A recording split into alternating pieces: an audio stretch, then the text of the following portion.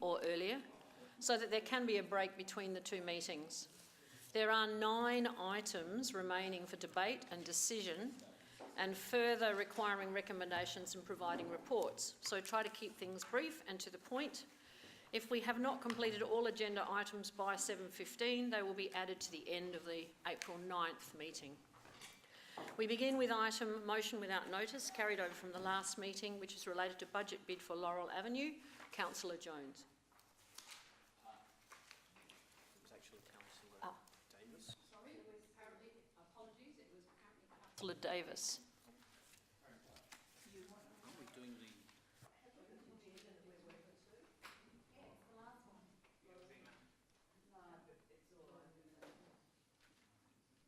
We finished with the budget.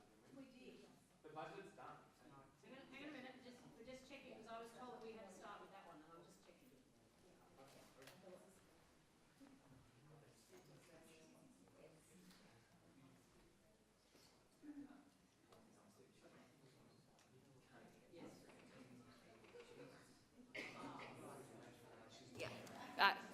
The story is that it was Councillor Jones's motion, but Councillor Davis, you asked for some information. The information can now be provided to you from the CEO.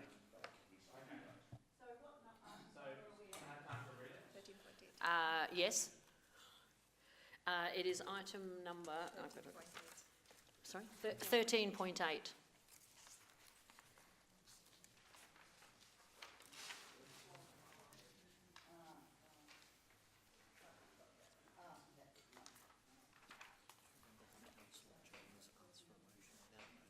Yes.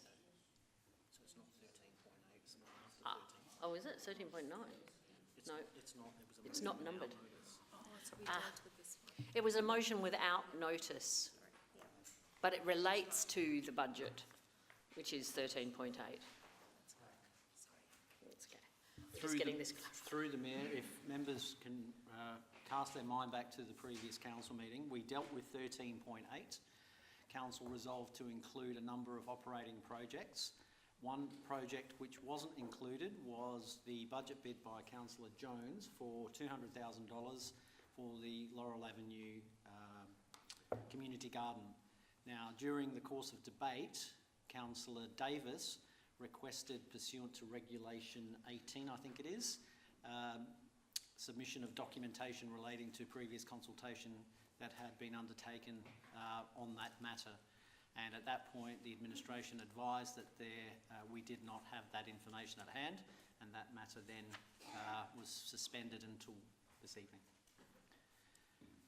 So in response to Councillor Davis, there has been no consultation undertaken previously in relation to Laurel Avenue in respect of a community garden.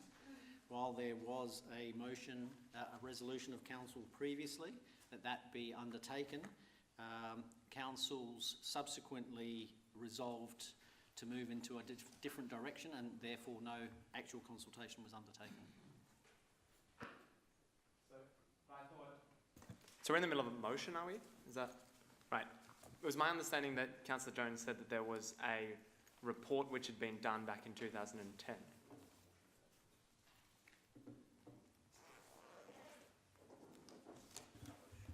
My understanding,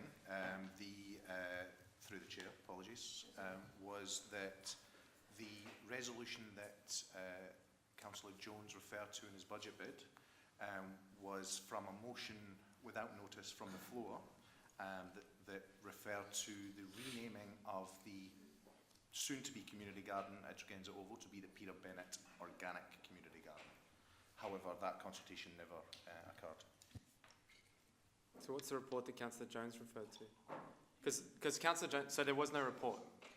There were 2 resolutions I quoted. There was a June one that said we'll have a community garden, and there was a September one that named it after Peter Bennett. Through your worship, yes, there were several resolutions relating to this at the time, but no community consultation at the time. Okay, so my question was, I wanted the report, and I refused to vote on it until I had a chance to consider the 2011 report that Councillor Jones had relied upon to say that the council had done everything they needed to.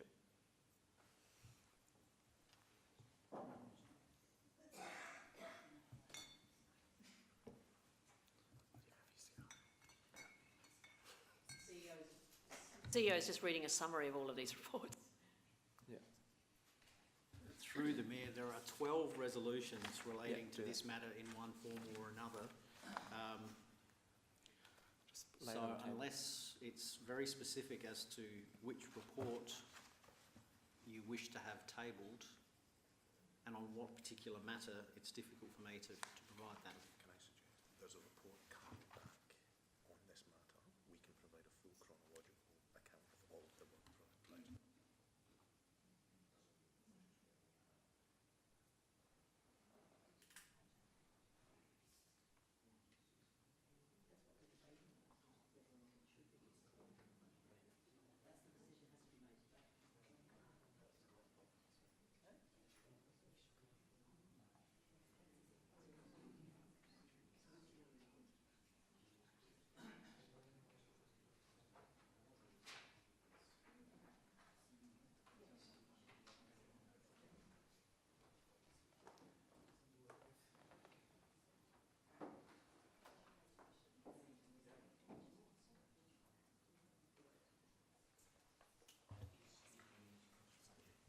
You wish to ask a question? A suggestion, I just wondered whether it was, if we were to perhaps lay this on the table, would give Councillor Davis time, perhaps we could pick it up in the second meeting tonight. Is that an option?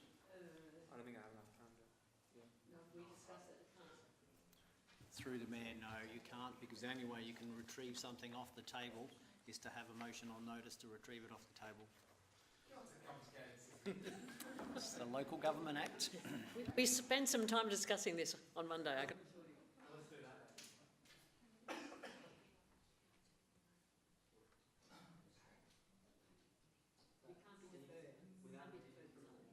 It can't be deferred to another meeting, till a later meeting tonight. It must be dealt with. Can we put it on the table and then a motion on notice can be brought back in 2 weeks' time? Where does that leave the budget? Can I just ask where that leaves the budget process? If the motion was discussed in 3 weeks' time?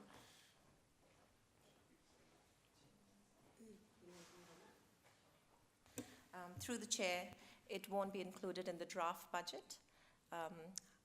It can be included in the final budget, which will be adopted in June. So essentially what's going to happen is it won't be in the community consultation version, but it can certainly be included in the final version in June. Alternatively, it can be included via budget review next year in 1920, Budget Review 1. Could I just, we actually approved the draft budget in that meeting, do we not? So it's unusual probably, but are we not able to put things in last minute on that night? Through the chair, we can. It might affect the consultation period, but we can certainly work around that and extend the consultation if required. Through the Mayor, probably the simplest thing to do is for Councillor Davis to highlight the report that he wishes to have tabled. He has the chronological list of resolutions from 2008. If you can highlight the one that you want, we can print off that report. That's going to take time to go through. The other issue I have is that there's a report undergoing now, I understand, as a result of a previous resolution. I'm going to want to see that report. That's the one Barry was talking about.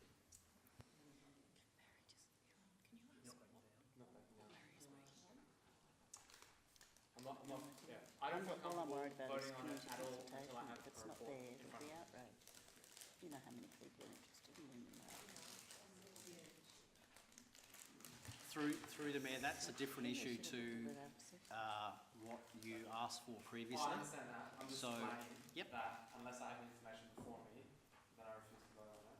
And one of those things is the report that's currently being undertaken and the ones which were previously referred to. Through the Mayor, you can't ask for a report to be tabled that hasn't been prepared yet. It could have been partially done. But we still can't do that. It's only documentation that exists today. So if there's a report that's contained within that chronological list that you want, we can provide that, but you can't refuse to vote on a matter on a document that doesn't totally exist at this point in You time. can choose to vote against, so. So in order to work this through, can I just, so it is possible then that Councillor Davis could tell you exactly what, that's not me, sorry. No, it's actually, it's meant to be Councillor Davies speaking. Oh, so it's my turn. I'd have a problem with this being deferred and not included in the public consultation, knowing the amount of community interest there is. And so I think we have to make a decision to make sure that this is included in what goes out for public consultation.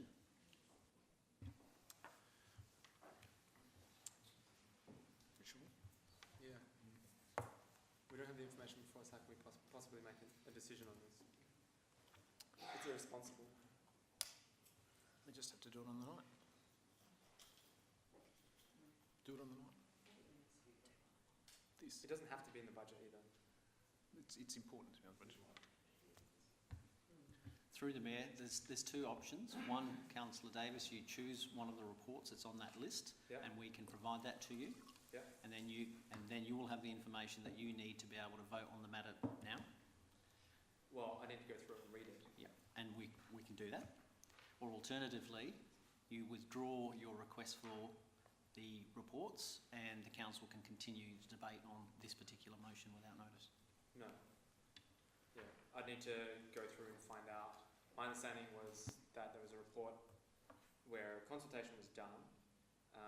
That's now not the case.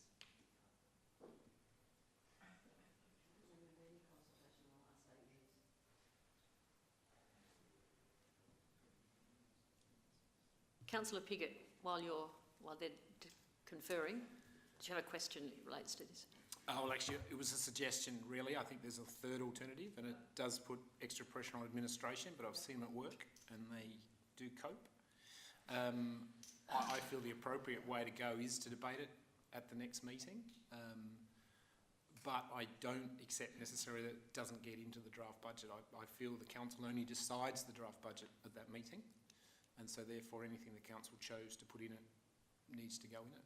And so, and I feel perhaps it's a very specific issue, so I guess there could be a with and a without version.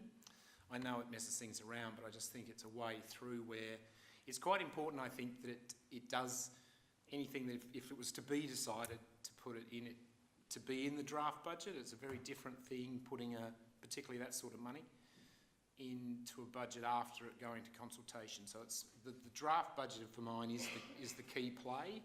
You've got to have a very good reason to change it thereafter. So if that was acceptable, I feel that's the way forward. We do need Councillor Davis to be quite specific about what reports he needs, and assuming he can get them, we could then discuss it on that night. Let's go with all of them. That's right, yes. That's the way forward. We're just concerned that it may impact on the overall rate recommendation, so that's what we're talking about at the moment. And I'll get Karishma Reynolds to just speak about that.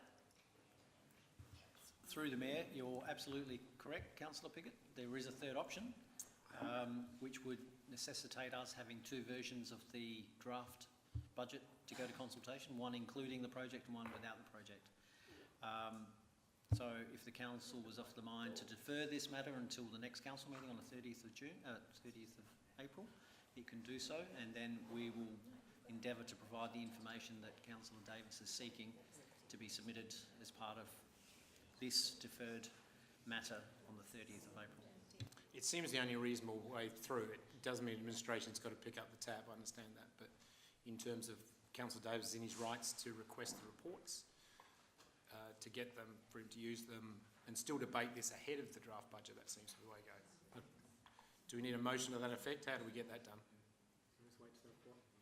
So we need somebody to move that item is deferred until the meeting of the 30th of April. I'm happy to move A that. formal motion that moves that recommendation, and a seconder, of course. So you're happy to move it, Councillor Piggott? And is there someone who wishes to second it? I don't want to second it because then you can't talk on it. Thank you, Councillor Lemon. That's the right procedure. I'm told that that is the correct procedure that we need to follow. And this will be, you haven't lost the opportunity, this just means it's being deferred, decision on this will be deferred until our next meeting, which is on the 30th of April. And there will still be an opportunity for this to go into this year's budget consultation. Correct? That's yes. And if this motion gets voted down, can we vote on the motion?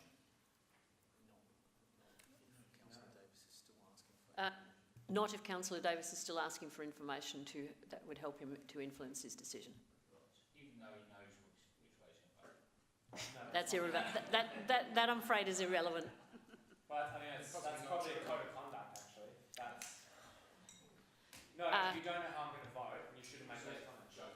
It's not a joke. Councillor Hughes, you've been dying to... no, you can't. We've got a formal motion on the table. We have to vote. Right. Those are in favour of the moving it until the next meeting. So that's the meeting of council. Of the 30th of April. Yep. So we've got 1, 2, 3, 4, 5 at the moment, 6, 7. Those against? 1, 2, 3, 4. Carried. So that motion is now deferred until the meeting of the 30th of April. Right, the next one is 13.2, the revocation of the Arts, Culture, Heritage and Recreation Policy. Councillor Davey, you withdrew it last time, so I'm going to give you the opportunity to speak on this. Thank you, Your Worship. Thank you. I'll just very quickly move that the report be received, that Council revokes the Arts, Culture, Heritage and Recreation Policy, and that 3, that Council develops a heritage policy in consultation with elected members for consideration by Council in 3 months or sooner. And the reason for that is that I appreciate the arguments made in the report, but however, I think because we value our history and heritage so highly in Burnside, I believe that we need to develop a standalone City of Burnside heritage policy which addresses overt support for the preservation and maintenance of the city's local heritage and character, its built heritage and its natural heritage. We have about 750 individually listed heritage places in Burnside, as we proudly outline in our website in A Day of the Life of Burnside. So this ranges from buildings such as the Regal Theatre, the Burnside Ballroom, the Toll House at Glen Osmond, the original council chambers, reserves such as Beaumont Common, Hazelwood Park, Constable Hyde Gardens, Penfolds Reserve, Ferguson Reserve, the Atunga Gardens at Burnside or Rose Park, war memorials.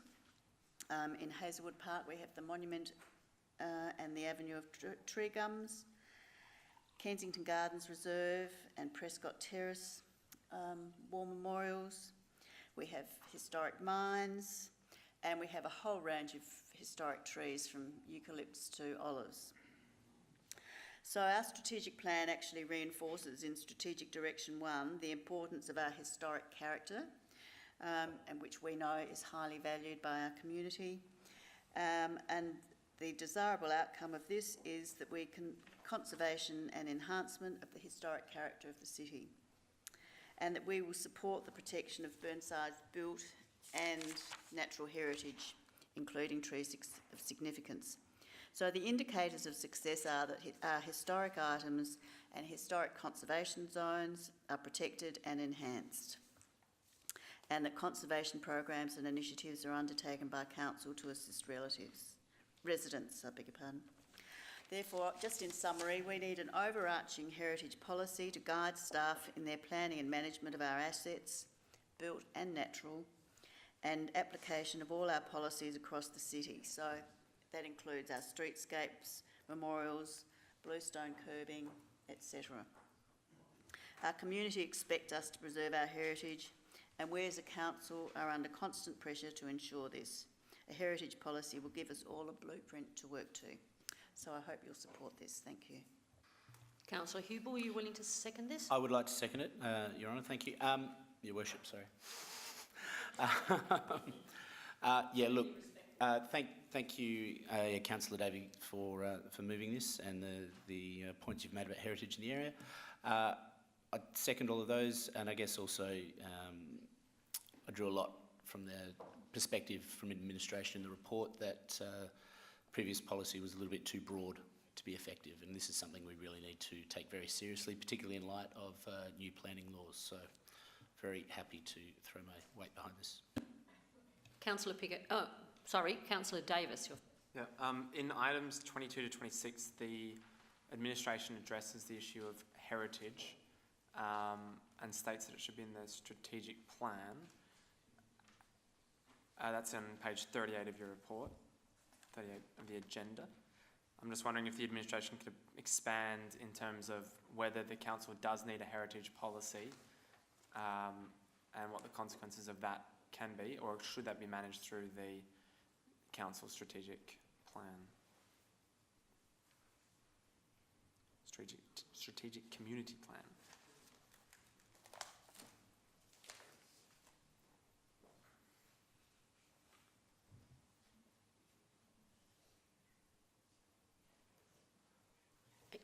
Are you happy to answer that, Mr. Schroeder?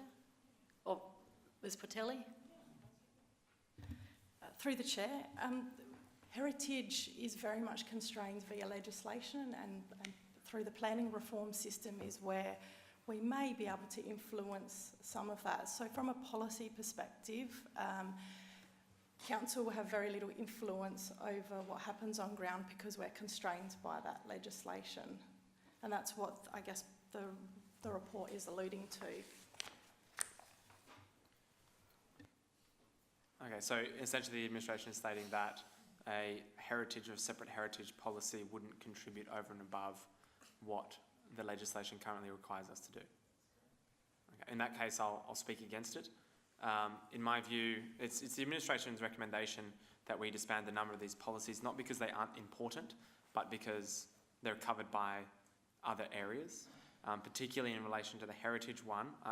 My intention is to move the officer's recommendation. My understanding is that in the heritage one, that's addressed in paragraphs 22 to 26 of page 38 of the report, is that our heritage policy wouldn't go any further or really differ from the legislation. So if you want to look at what the requirements are in terms of memorials, for example, then that's already addressed through other council policies.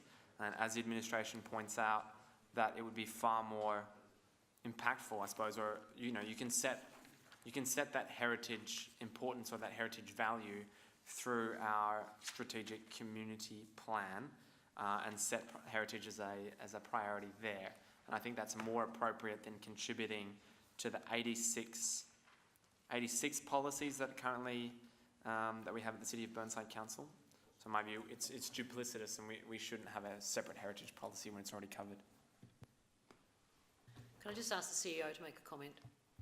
Through the Mayor, there's probably a misunderstanding as to what perhaps Councillor Davies is actually trying to achieve, which is perhaps not capturing heritage but historic character. And a historic character policy which doesn't include items of heritage, whether state or local, could be developed, and that could potentially capture the matters that Councillor Davies is actually referring to. So it's not a heritage policy which can't override state legislation, but it's a historic character policy which is a broad policy that covers historic aspects of the City of Burnside, whether they be public realm, within reserves or whatever it is. It's about retaining historic character rather than preservation of heritage per se. Councillor Cornish. Thank you, Mayor. Yes, I'll probably speak against this motion as it stands, even with the definition recently received from the CEO, purely from the fact that we do have a streetscapes policy that has historic character and preserving that in there. We've got a bluestone curb policy to preserve that and keep that and retain that heritage in those areas. We've got conservation management plans for all of our big parks that mean something to the city of Burnside.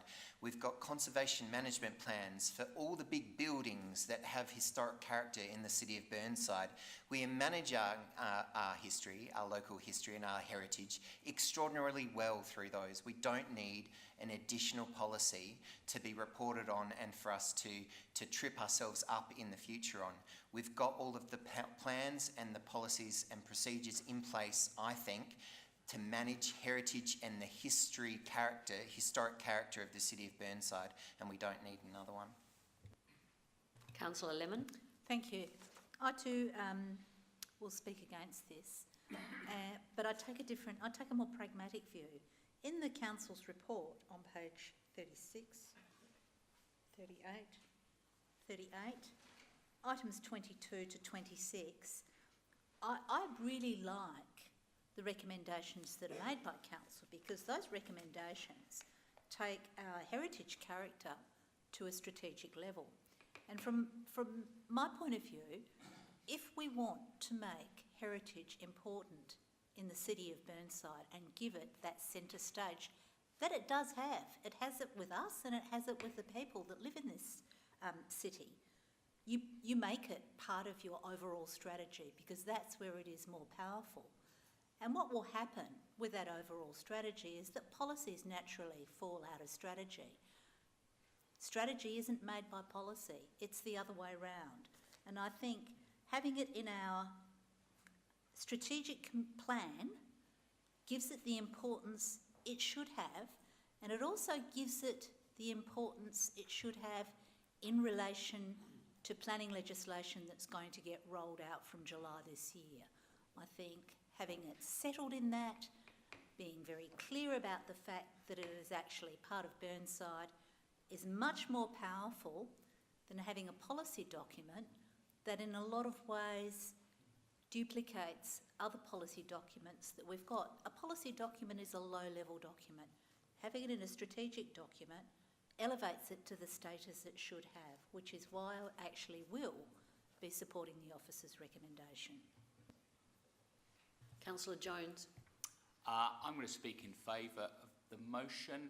I don't deny that it should be in the strategic plan, but as we discussed at the Strategic Directions Workshop, the current strategic plan has got 58 items in it, of which heritage would be just one. So I don't really think you're saying being one of 58 items is really, really important. And we've just talked about how we may very well decide we want a new, more hard-hitting strategic plan.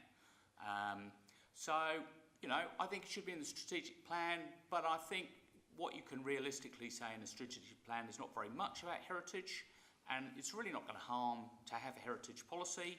And what I'm worried about is that the paper as it is let's abolish the existing policy, and then sometime down the track, let's come up with something about heritage. And I think Councillor Davies got it right. We should make sure that heritage is covered. So that's all I've got to say. I'm going to support the motion. Councillor Pickett, you took yours off just as I was about to read it out. Okay. Is there anyone else who wishes to speak on the matter? Right. Back to you, Councillor Davey. Thank you, Your Worship. Thank you, everyone, for your input. I still think while a strategic plan and a review of our strategic plan when we get around to it is very high level, and it's great to show commitment to heritage and historical and cultural significance. All of that is tied up together. The administration has significant leeway in its management of our assets, and they make all sorts of decisions about maintenance of them, changes to them, all sorts of things. I just think we need a blueprint to guide them, and so that they have history and historical culture and historical character right up front when they're considering a lot of the work that they're doing and the project development that they're doing. So we also need to, because I don't think we do anywhere near enough promotion of our historic character, our heritage and our historic culture, and I think this will help us allocate some funds. It's right up there in our communication activities, and I think we just need to, as has been mentioned, while we can have a strategic plan, we need to have an actual blueprint that's right before us so that we can actually remember that we are a city area of over 160 years existence, which has got many historical items and which is very highly valued by our community. So I hope you'll support this to have a policy. Those in favour? Those against? Carried. Next one is 13.4. Also, Councillor Davey, review of the city follows on logically. City of Burnside Strategic Plan.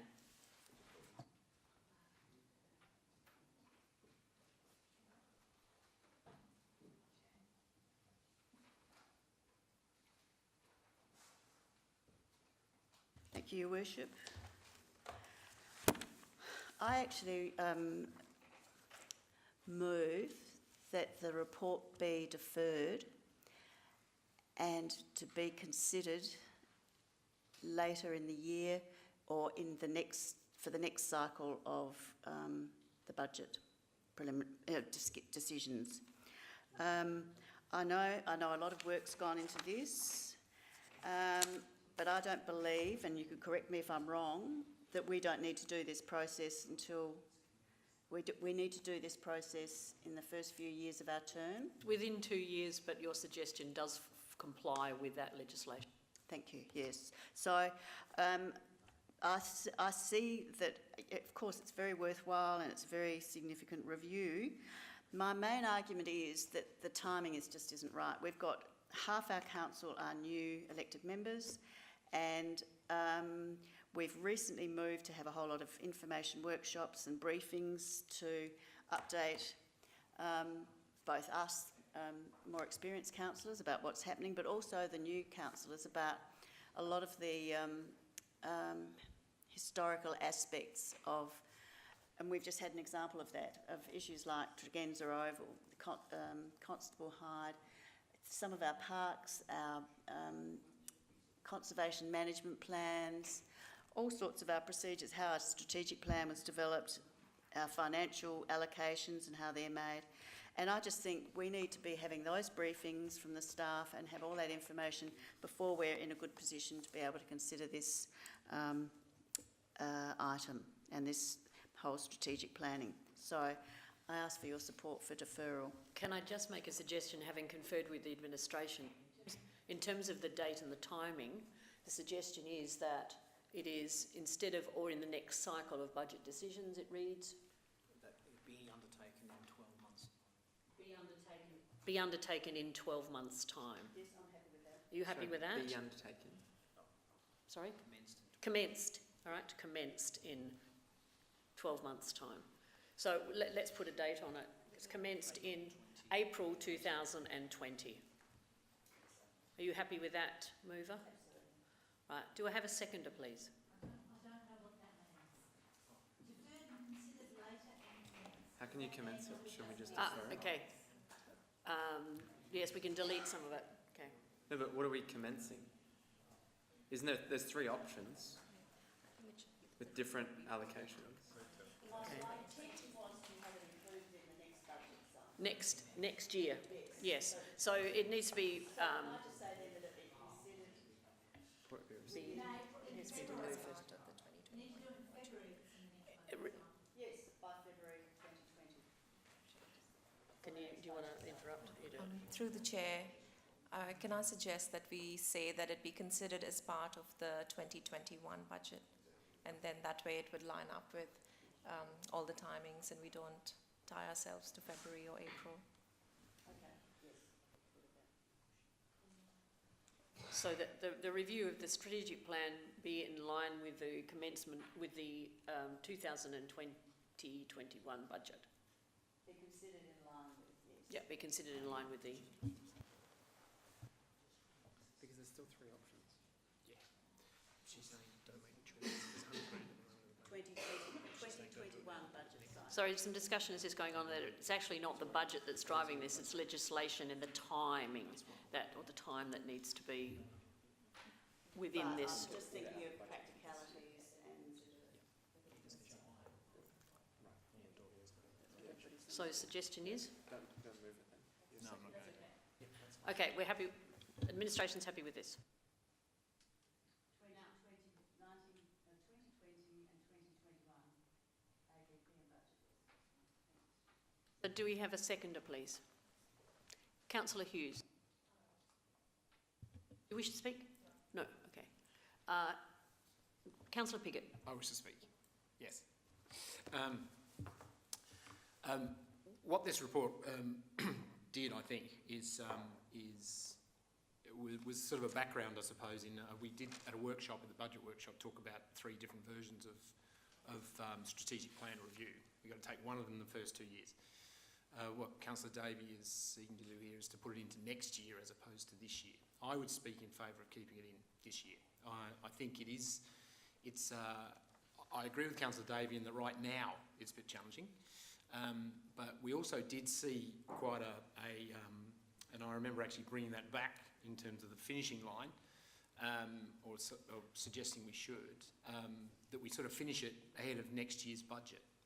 And I think that's what we should be doing. I think we should push the button on a strategic plan, whatever size. I would talk in favour of doing the complete overhaul. We haven't done that since, help me here, 2006 or something. So I'd speak in favour of that. I think we should put $100 to $1,000 in the consultation of the budget. And I think we should keep it in this financial year because we're not here for a long time, particularly. It's a 4-year electoral cycle. I think it's really important, actually, that we do find our feet as a council, but then we do the strategic plan pretty early because then that drives what happens in the last 3 years going forward. And so to defer it, though I wouldn't disagree with the sentiment and the reasons perhaps, but I don't think we should. I think we need to keep the pressure on ourselves to get to the point where we do have a strategic plan updated this time next year, which then informs next year's budget and all the ones after it. So I feel we should vote this down.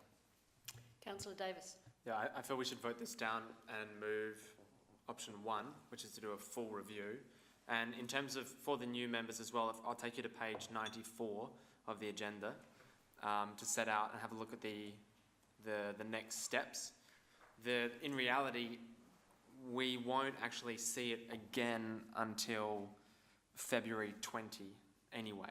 So by the time we actually look at what would be the draft plan for it, you'll have another year under your belt in any case. So by that stage, I feel like you should be, you shouldn't be swamped and you should have a better appreciation for what you're doing. And then we'd actually look at adoption of the final plan in May 20 next year. So you'd still have a full year to consider this process, so you shouldn't feel rushed. And I agree with Councillor Piggott in that it should inform every budget that we subsequently do, and so the sooner we do it, the more informed we'll be. So my suggestion would be to vote it down and move option 1. Councillor Lemon. If somebody could please explain, we're not making any other decisions in this motion except that the report is to be received. All other decisions about how we proceed with the strategic plan are being made at a budget. This, to me, says the report is received. That is the only decision.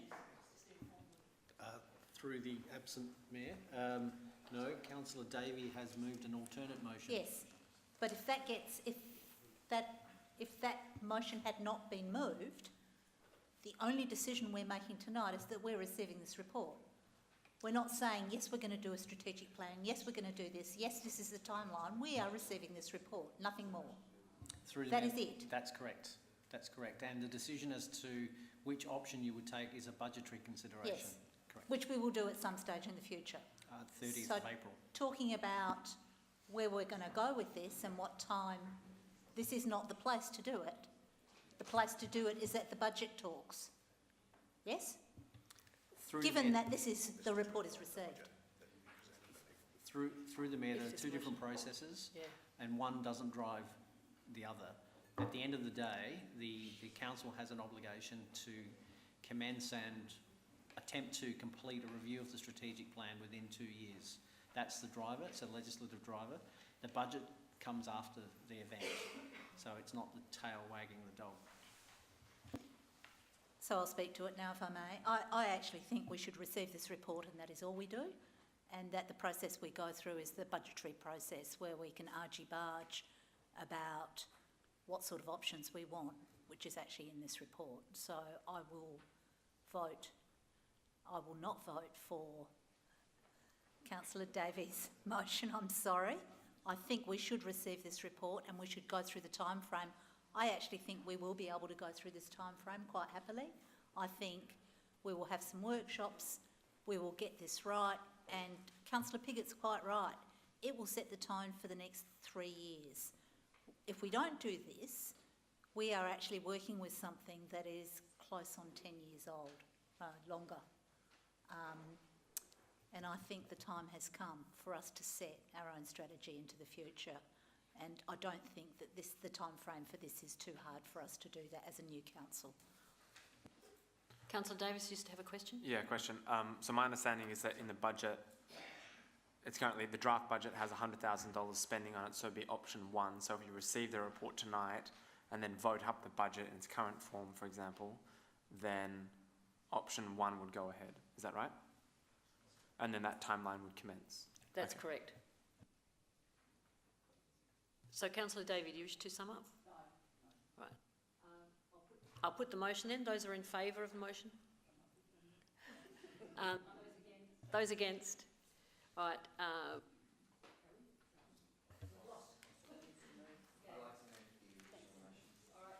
Councillor Cornish will remove the original officer's motion, officer's recommendation, that the report be received. And you don't wish to speak to it. Do I have a seconder, please? Councillor Lemon, do you wish to speak? Okay. Are you happy for us to put it to the vote? Right. Those who are in favour, please raise your hands. Those against? Carried unanimous. Right, the next one is the Risk Evaluation Report, 2018 and 2019 Work Safety Return to Work Plan. Councillor Davis.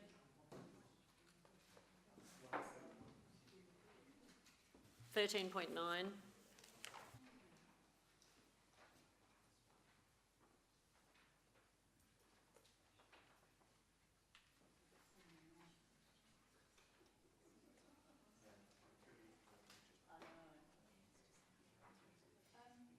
Thank you, Your Worship.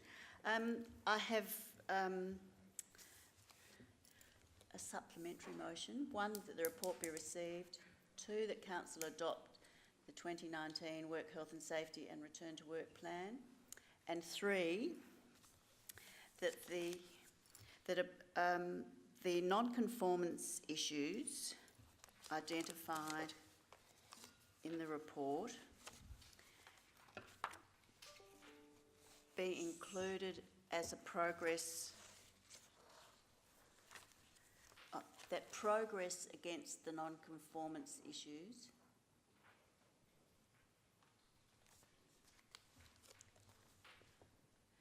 identified in the Work Health and Safety report, because that's the only one that's got them, be provided to Council in the CEO's report, in the monthly CEO's report.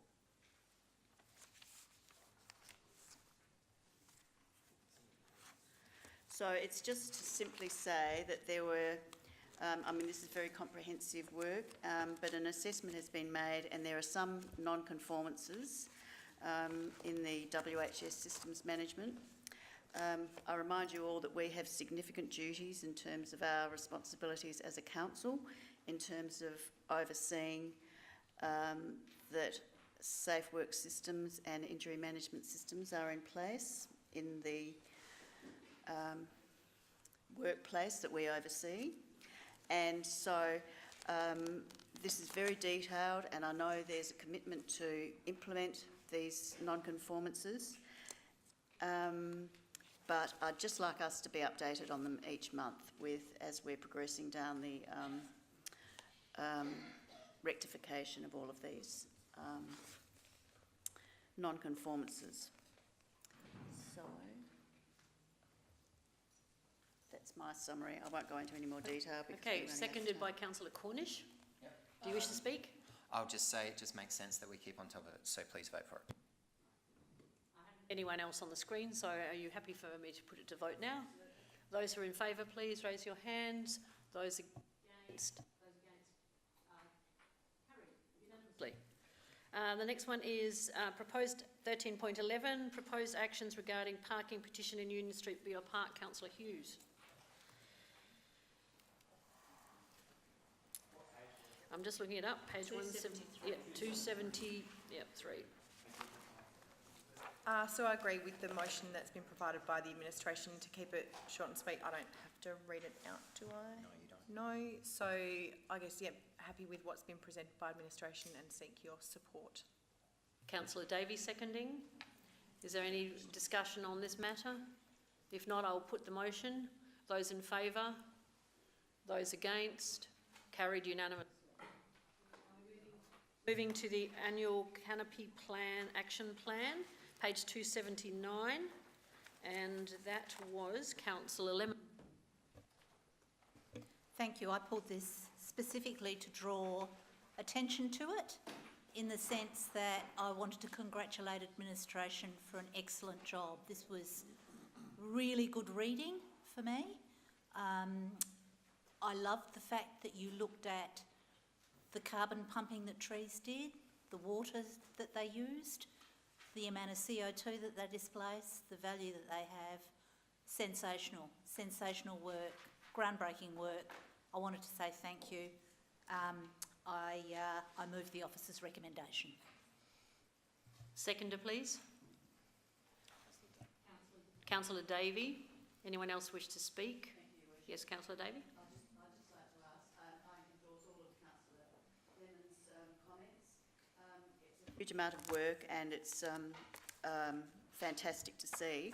The only issue that I need to know is what targets do we have for, or how are we measuring our targets in terms of improving our canopy? If someone could give.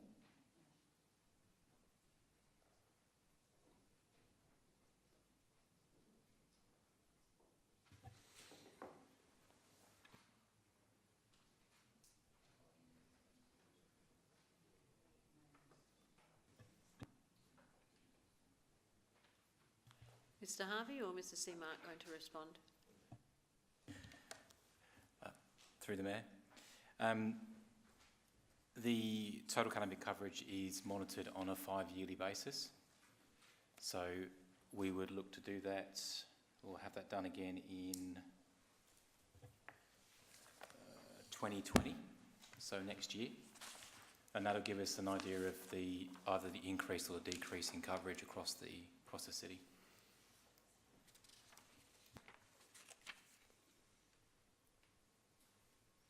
That was all you wanted to ask? Okay. Oh, Councillor Dawes, can you just turn your microphone off for one more question, please? Sorry. How do we know that we're improving our canopy and it's not reducing any further, and that we're actually incrementally increasing it? Through your worship, within the report, it actually states that we acknowledge that this is not a short-term fix or an immediate solution will be achieved. We have implemented several strategies that are covered within the report that are revised annually and presented to Council and endorsed by Council. The first heat mapping or the canopy cover assessment were only a few suburbs within the city. The next assessment has recently just taken a citywide approach, and we'll be able to get a much more accurate position of our actual canopy cover across the city. Right now, we cannot tell you if we have increased or are still decreasing. I would assume that we potentially are still decreasing, but we will look to have long-term targets as part of the next review of the Canopy Action Plan when it comes back to you. Councillor Dawes. Thank you, Mayor. I just wanted to, first of all, I do agree with Councillor Lemon about the excellent report. I do congratulate the administration for that. Under 36.6, it talks about river red gum, highest value economically over $64,000. We just had one of those trees removed at 49 Hallett Road, Burnside. It was a tragedy, but it dates back to December 2017. So there's a lot of education involved here, a lot of compliance, and I do see it's going to again be talked about in 13.4 of the next council meeting shortly. But I was pleased to see that figure there because, as you're probably aware, that the Burnside ward that Jenny and I represent, Councillor Temple and I represent, had the highest number of removal of significant and regulated trees last year, more so than all the other wards combined. So it's certainly a major issue for Councillor Temple and myself. Thank you. Thank you. I don't have anyone else on my screen, so are you ready for me to, do you wish to, Councillor Lemon, do you wish to speak again? Right, shall I put the motion? Those in favour?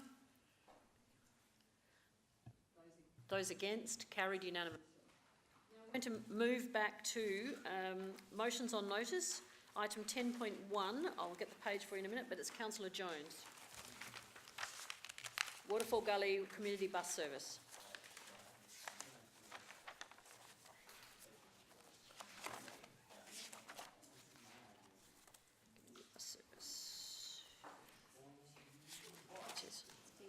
Yep, page 11. Right. Time is short, so I'll be brief. This motion does what it says on the tin, really. There's a problem with parking in Waterfall Gully.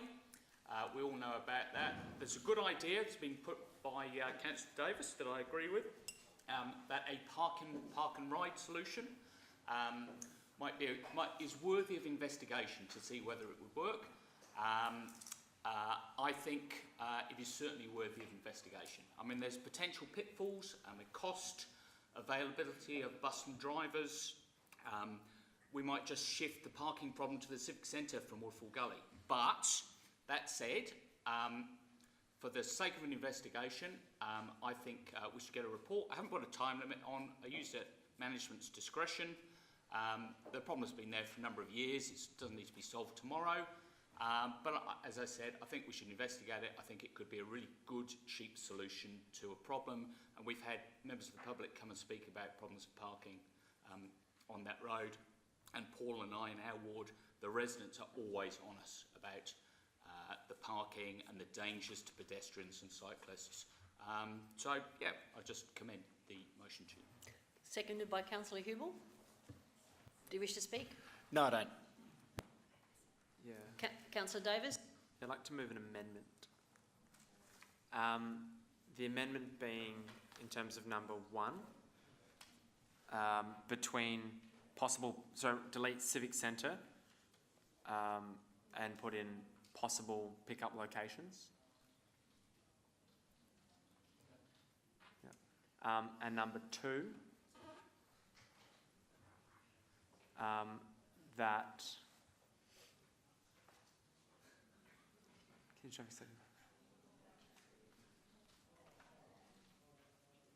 Oh, actually, just put it in number 1 at the end, so just put comma at the end of gully and put in potential smart city technology, or the possibility of using city technology to reduce traffic congestion in the existing car park at Waterfall Gully.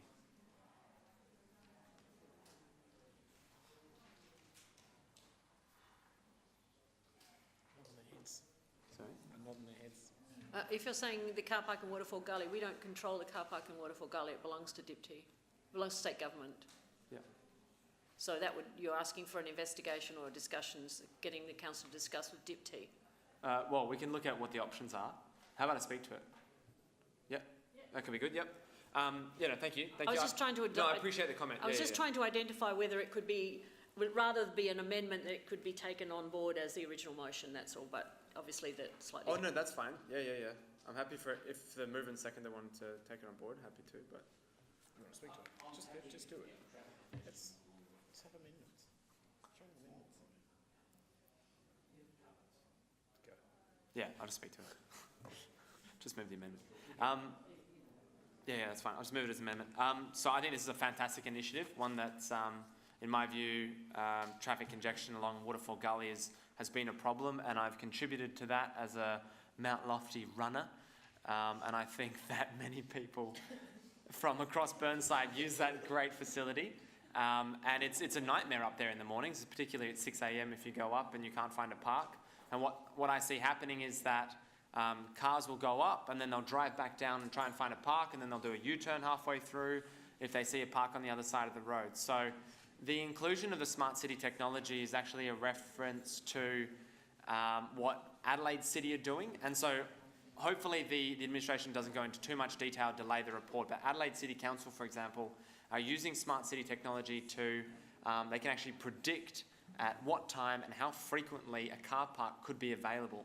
So you can actually make it available on an app, and you could live see whether there's a car park available, or potentially what probability there would be a car park available within the next 5 minutes. And they can actually predict that to 80% accuracy. So in my mind, we're actually solving two problems, because we do have a car park there already. So we, of course, do want to encourage people to make use of that car park. But essentially what you're going to do is stop people going up, turning around, and then having to go back. And in terms of other locations, I think the location of the city centre is fantastic. But there are other possible locations, which could be the depot, for example, which has a large amount of parking, so it could be partially opened up, or that parking in front of Cascada or in front of the depot. So I'd like the administration to consider that as well. But I thank the, I'll say disrespectfully but lovingly, the Beaumont boys for supporting it, because I think that it will massively improve the situation that many of us lofty runners have at Waterfall Gully.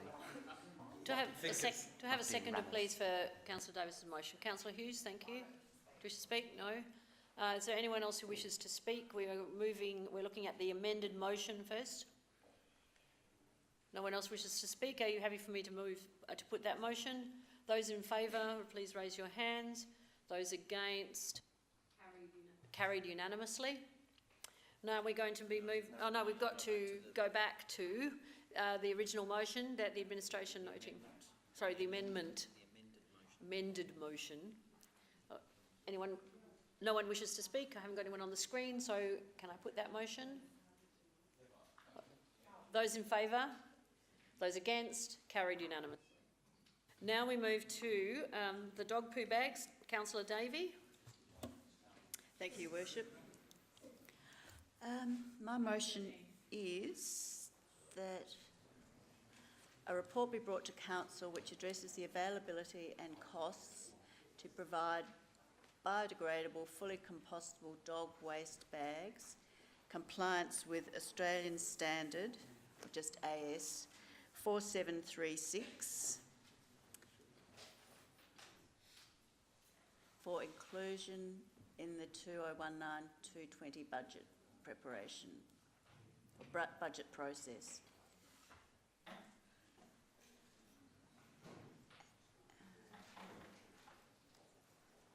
Okay, so, I mean, this is pretty straightforward. I've been approached several times by fellow dog walkers who are concerned that Council does not ensure that dog waste goes into our recycling and composting system. They are really concerned that it is removed from landfill. So I believe the administration are already looking at the fully compostable dog waste bags that are available. But I just wanted to ask that a report come back to us to actually show how this can be done, that we can formally fund it in the budget.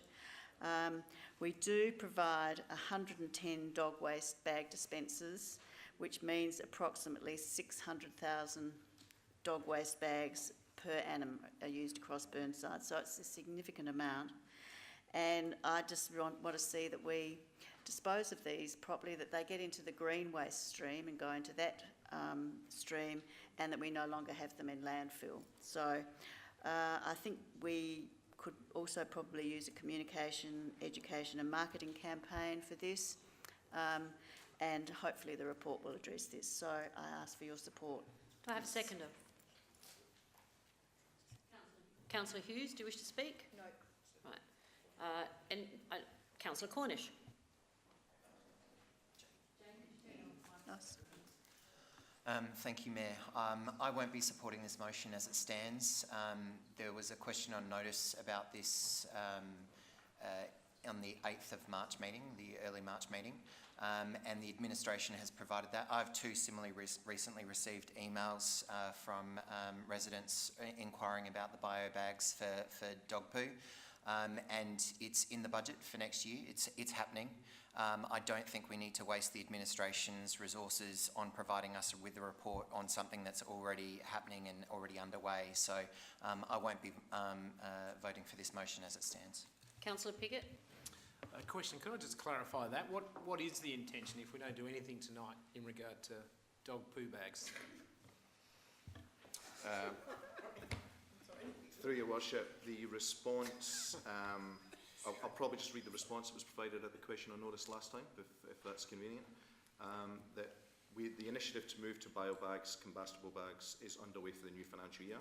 While this will come at a slightly higher cost to council, it is the recommendation of the administration that council should be moving towards fully compostable bags, and improved education and marketing will be required to ensure that they are disposed of correctly. So we will trial it in a couple of locations in the next financial year, and then we'll look to roll it out across the city. Okay, well, that said, it does strike me that this is in motion. It's a relatively operational matter too, I feel, although obviously emotive, but I feel that it's not appropriate to, I think we should let administration do what administration are doing without actually asking for a report. We do have a motion on the table, though, that does require a vote, or unless somebody wishes to withdraw. I was speaking against it. Yeah, no, I realise that. Yeah. Yeah, no, yeah, no problem with that at all. I have next Councillor Davis. I agree with Councillor Cornish. Councillor Carbone. Question, Your Worship. So these biodegradable bags, that's all good and fine, but does that mean that in all parks and gardens we'll have to have two bins, one for green waste, which includes these, and then one for just general park rubbish? Through your worship, yes, that's probably the best outcome, and that's why we would trial it at a couple of our highest used sites, for example, at the Conningham Street Dog Park, and just to ensure that the education and the process is sound, and then we'd look to roll it out across the city. But yes, the best treatment would be a green bin in all of those locations as well. Councillor Davey. I just have a couple of questions, Your Worship. One is, in hearing the comments around the table about that this is already in motion, are the bags we intend to produce or to procure Australian standard bags? Because that's my intention, that I'm very keen that we actually have because there's such a huge variation in what is biodegradable, compostable, and all of those differences. There is an Australian standard, and that's what my intention is, that I would like that to be utilised in Burnside. And my other question is, yes, what sort of green bin provision will be able to be made? I heard about the trial, but this is what I would like addressed in the report. But if you could just outline those two matters, thanks. It's difficult to respond to your first question about whether or not it's specifically to Australian standards, but we will specify within the tender documents that the bags are suitable for use with respect to product life and suitability within the city, but it's a standard contract inclusion that we look for local products if possible within all of our products. Oh yeah, but we will meet the standards, ASA standards, with respect to compostable bags. With respect to your second response, the issue with current fully compostable bags just now is that when they go to landfill and they are not accessible to oxygen, then they don't fully combust at this stage anyway. So to ensure that the product works properly, we will need to provide green bins in those locations, so that would be our intent. Councillor Carbone. Sorry, Your Worship, a follow-up question. I heard this actually from the public, so it's probably best to raise it now. With this trial, with the green bin and the hard waste bin trial, would there also be a recyclable bin as well? So would it be a 3-bin system in the trial?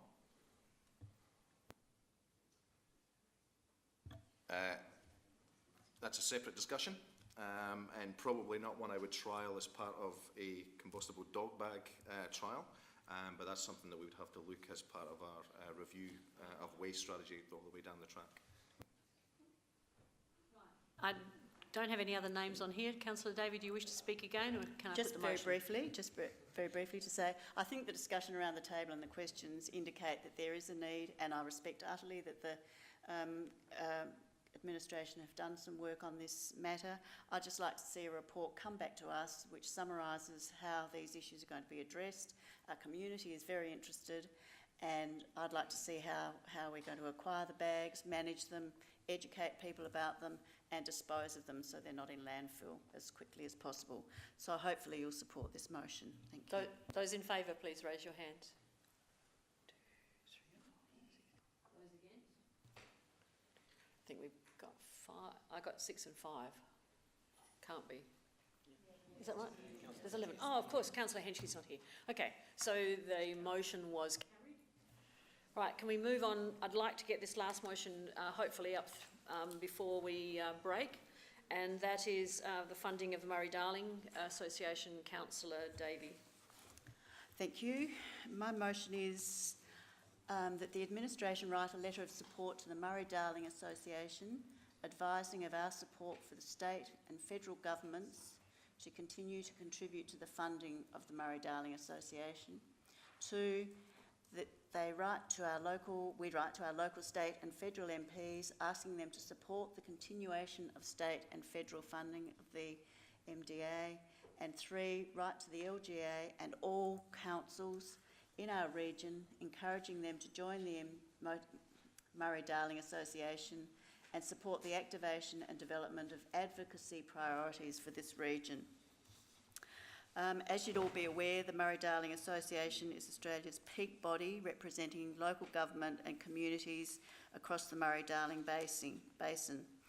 The Productivity Commission's Murray-Darling Basin Plan, 5-year assessment inquiry report, and the Murray-Darling Basin Royal Commission report have made findings on the need for effective consultation and engagement and the need to restore trust. And I think we've all seen the publicity about this. They've also recognised the success of the Murray-Darling Basin Plan, and the long-term viability of our basin communities is dependent on all governments working together. By definition and in practice, this must include local government, which requires resourcing and capacity.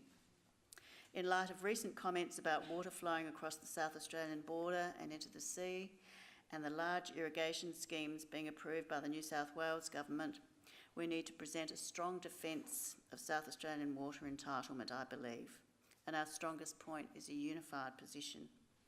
So this is to ask that we actually are members of the Murray-Darling Association. We have been for about 8 years. I don't think we've been active in it, but I'd like us to see us become more active and to contribute to this lobbying. So I hope you'll support the motion. Thank you. Councillor Hubel, you wish to second? I do wish to second it. Look, I think this council and the previous one have done a good deal of thinking about water, particularly on how we can ease, doing our council doing its bit to ease the burden on the Murray River and the water we take from it. But also, on the other issue, I do feel that it is within the purview of council to advocate for issues that may not lie within our borders particularly, but do affect the region as a whole. And Councillor? Yeah, what is the council's involvement with the... I was hoping the administration could tell me some more information on the Murray-Darling Association, what council's role in it is. Through the Mayor, we have very little involvement. We are a member and we pay our membership fees, but we're not an active member at this point in time. How much are our membership fees? $3,000 per year. Okay. Can Can I just say that I did attend, I was contacted by the council, Mitcham Council, who is this year chairing the Murray-Darling Association Region 7. I attended their first meeting of this year, and this discussion was, apart from a number of other events that, or other things that they talked about, and I did send you all a report on this, they discussed this issue of supporting, as a region, all regions of the Murray-Darling Association that go right along the river, right up to the source, in terms of the concerns that we have about the supply of water to South Australia, and the fact that irrigators and political decisions that have been made in the eastern states that tend to be more powerful are making decisions that impact on the water supply that we receive via the pipelines, via the Murray, but most importantly the impact it has on the Coorong and the opening of the keeping open of the Murray mouth. So this, I've actually got a letter here that has been sent by the Mayor of Mitcham asking us if we are willing to support this as well. And I was asked at that council meeting to, at that MDA meeting to bring this to the council. That's been done through, thankfully through Councillor Davey, and thank you for Councillor Hubel for supporting this. I think this is an absolutely essential. Hold on, I don't mean to influence, sorry. No, I appreciate the information. No, I wasn't going to say I was going to influence, but we do have a very important role to play in decisions that are made in relation to the Murray-Darling and the Murray River and our source of water. Yeah.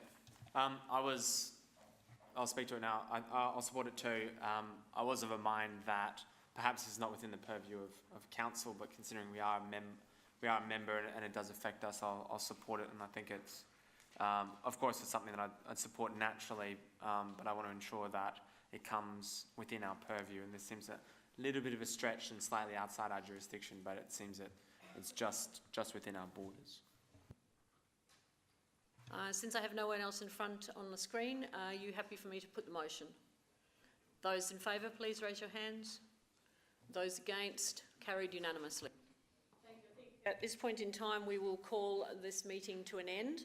All items, as I said at the beginning, all these remaining items, item 11, 12 can be combined into April meeting, and items 14 through to 20 will be included into the meeting that we will resume at 7:30. Just for the sake of the... Yeah, I was just going to explain to the audience too. I just wanted to explain to the audience, this was a meeting that we had that was carried over from our last council meeting, which we didn't finish in time.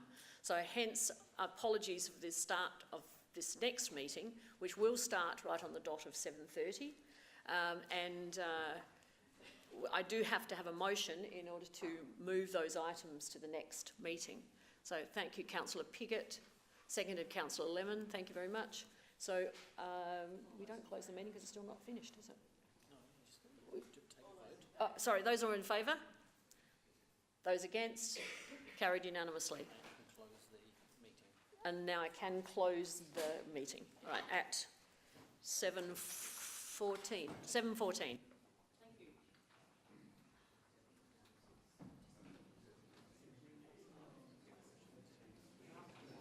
Excuse me, can I make it at 7:25 that we start again? 7:25.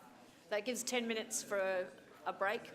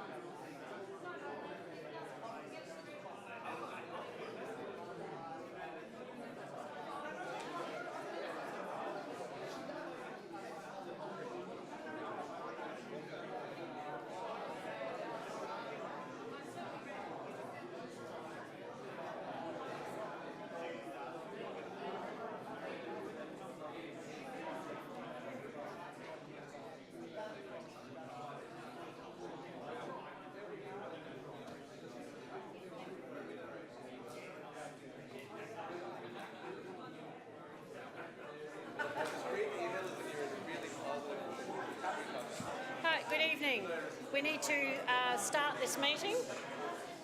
So I'll ask you all to take your seats. Thank you.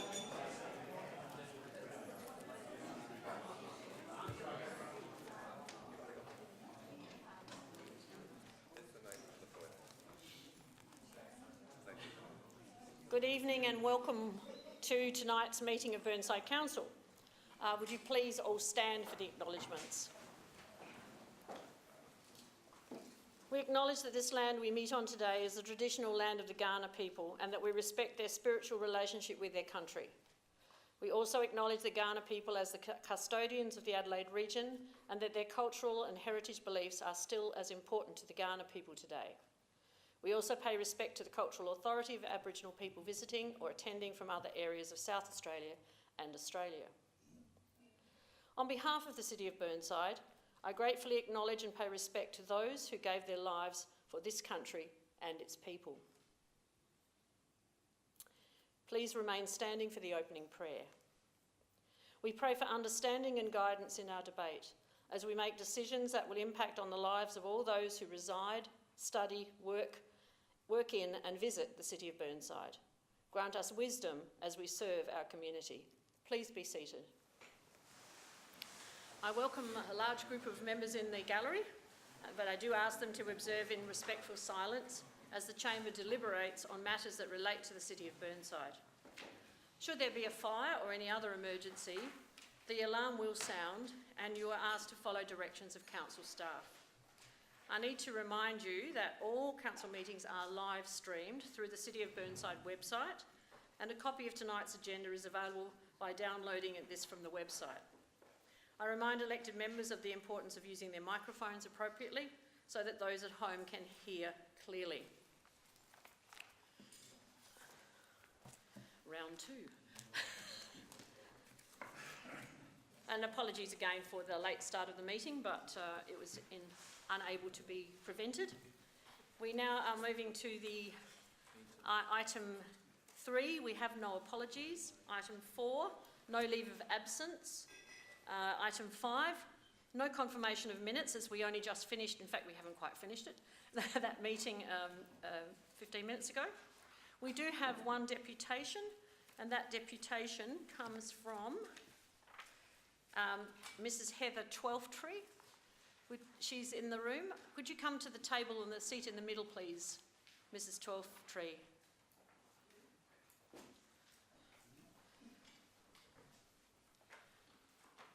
In a moment I'll turn my microphone off and then you can turn yours on by pressing the speak button and then you will be heard and I will be silenced. Just before you do start, you have 5 minutes to deliver your deputation. There'll be a warning bell at 4 minutes. At the end of the deputation, there may be some councillors around the table who would like to ask you some questions. If that's okay with you, then if you could remain seated while those questions are asked. So it's over to you. Just press your button now, please. Thank you. Your Worship, the Mayor, members of Council, good evening. My name is Heather Twelftree. My husband and I live at 46 Alexandra Avenue, Rose Park. We're very pleased that the Council is looking at the parking restriction in ours and the adjacent streets of Rose Park and Dulwich. We do, however, disagree with the recommendation for trial parking under consideration at the moment. We have perused the Council's proposed changes to the current parking situation and are surprised at the prevalence of unrestricted parking proposed. We presume that the rationale behind having restrictions at all is to prevent all-day parking by commuters. However, by interspersing unrestricted areas, this will become an available option and will soon be taken up. Maybe not immediately, but it won't take long. People soon suss out spots where they can leave their cars on the fringe of the city. We agree, however, that the parking in the small area of Whitby Lane adjacent to Rose Park Primary should remain unsigned as it is used by the staff who take up those positions fairly early in the morning, and they've done so for a long time. There's very little parking for the school staff. The current parking allowed in front of our house is a flat 2-hour limit, 24 hours a day, 7 days a week. This is most inconvenient for our visitors and the occasional tradesman whose stay may exceed the 2-hour limit. Many of our neighbours are also retired, as we are, and face the same concern when entertaining on the odd occasion. Our suggestion is that the time allowed be increased to 3 hours, Monday to Friday, 9 till 5, Saturday and Sunday on event days only, when there are things happening at Victoria Park, which are interspersed through the year.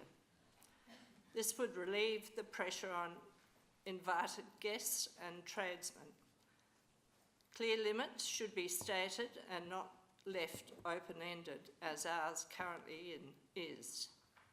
The technical officer for traffic considered that parking inspectors would find it difficult to monitor variable signs.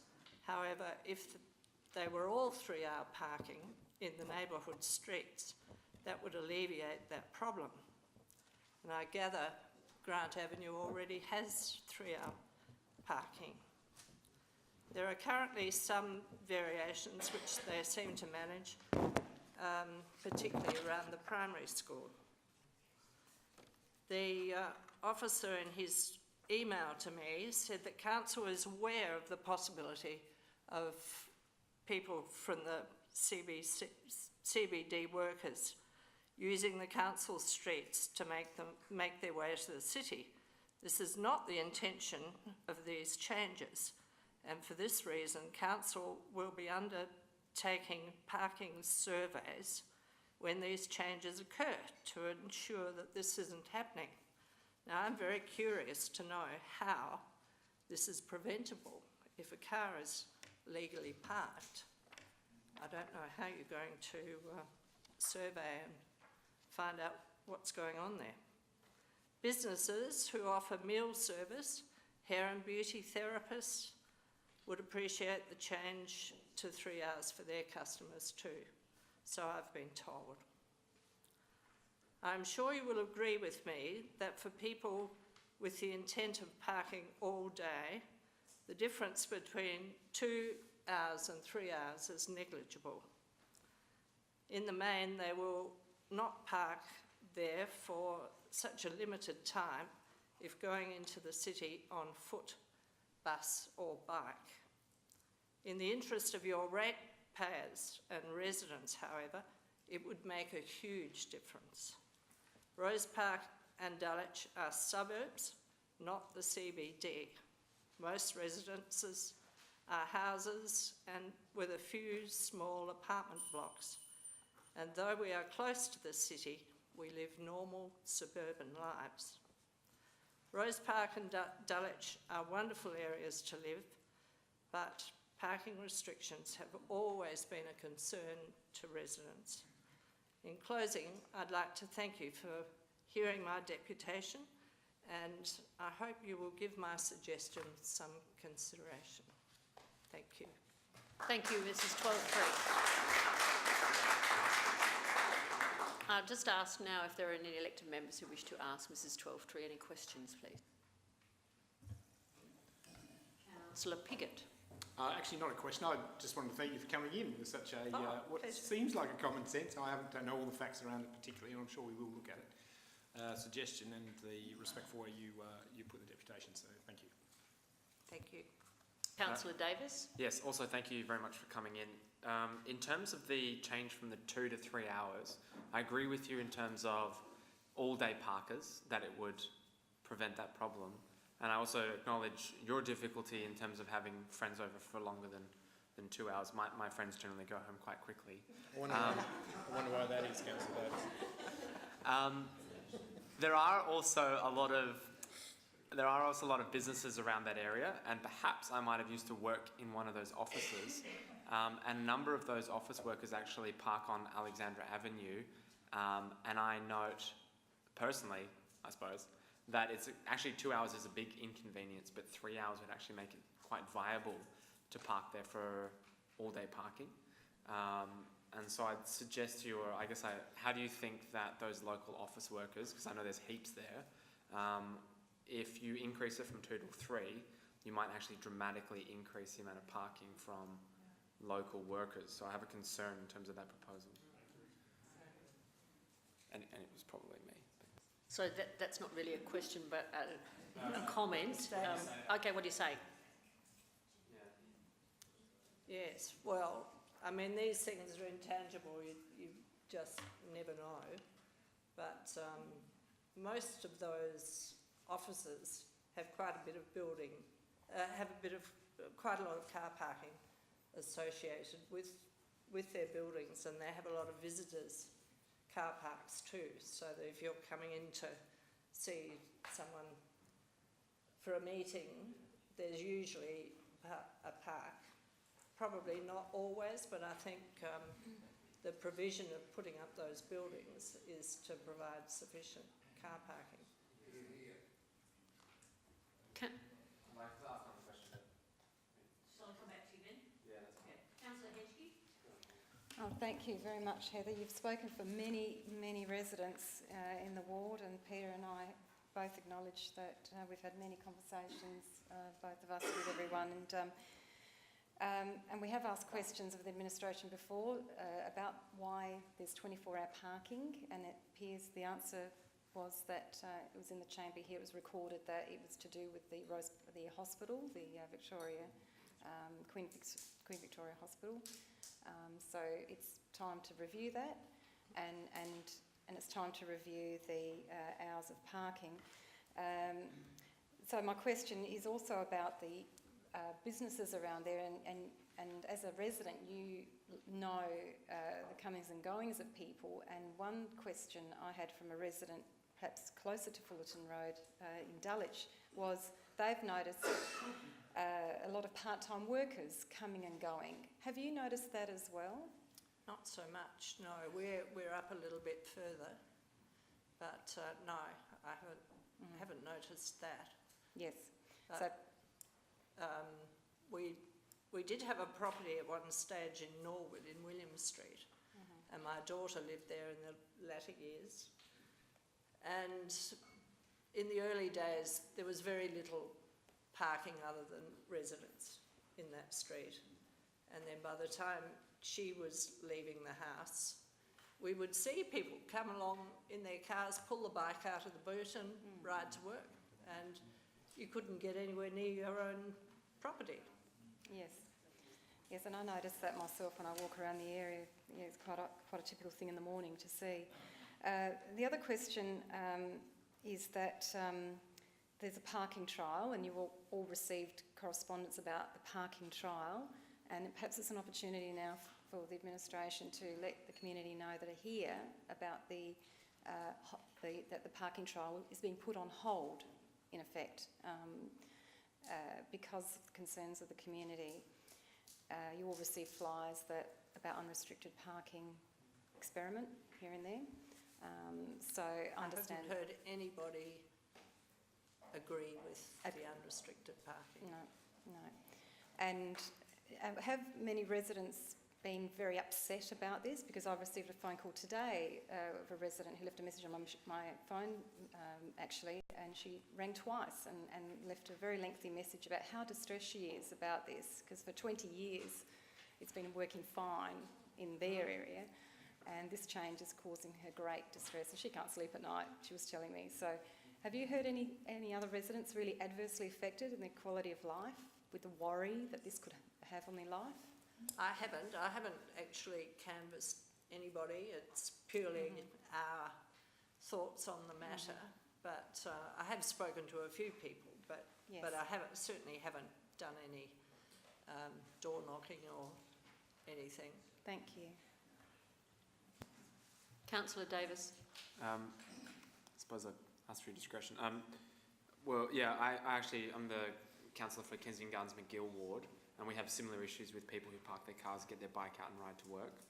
That's something we're dealing with as well, and that creates a huge amount of congestion. I suppose I just urge slight caution, because in my understanding is that those office blocks just on Alexandra Avenue, parking is at a premium underneath, and if you increased it to 3 hours, it might actually make it a lot easier for people in those office blocks to park along that street, and it could make things a lot worse. So I'd just like to raise that point. Yeah. Councillor Cornish. Thank you, Mayor. I'd just like to thank you very much for coming in and copying basically Councillor Piggott's sentiments that you've handled yourself extraordinarily well. It's a daunting task sitting behind that desk, so thank you very much for doing that and sharing your experience. Thank you. Thank you very much. Thank you. Thank you for coming in. And I'll just help the audience understand that the questions that you have lined up, they'll come into public question time, which is in a couple of minutes. We just have some petitions to deal with first. The first petition is road degradation, noise and safety issues on Greenhill Road. Could I have a motion to accept the petition, please? Councillor Davis, you have your hand in the air. And a seconder, please. Councillor Carbone. Those in favour of accepting the petition? Those against? Unanimously carried. 7.2, the Dulwich and Rose Park parking restriction change petition. I'd like to move the motion, but I'd like to also ask a question of the administration. Yes. Councillor Henschke mentioned that the trial would be put on hold. I was just wondering if the administration could actually explain what will actually happen given this petition has now been received about the changes to the parking zones in Rose Park and Dulwich for the gallery's benefit. Excellent idea, Councillor Cornish. Through your worship, our intention having regard to the petition is to proceed only with phase A of the trial and then stop for now. So to be clear, phase A is just about removing the 24-hour restriction and then stopping at that. So in the case of a 2P, 24 hours, that'll be changed to a 2P. We won't change that number. We'll leave it at the 2, and if it's a 3, you'd leave it as a 3.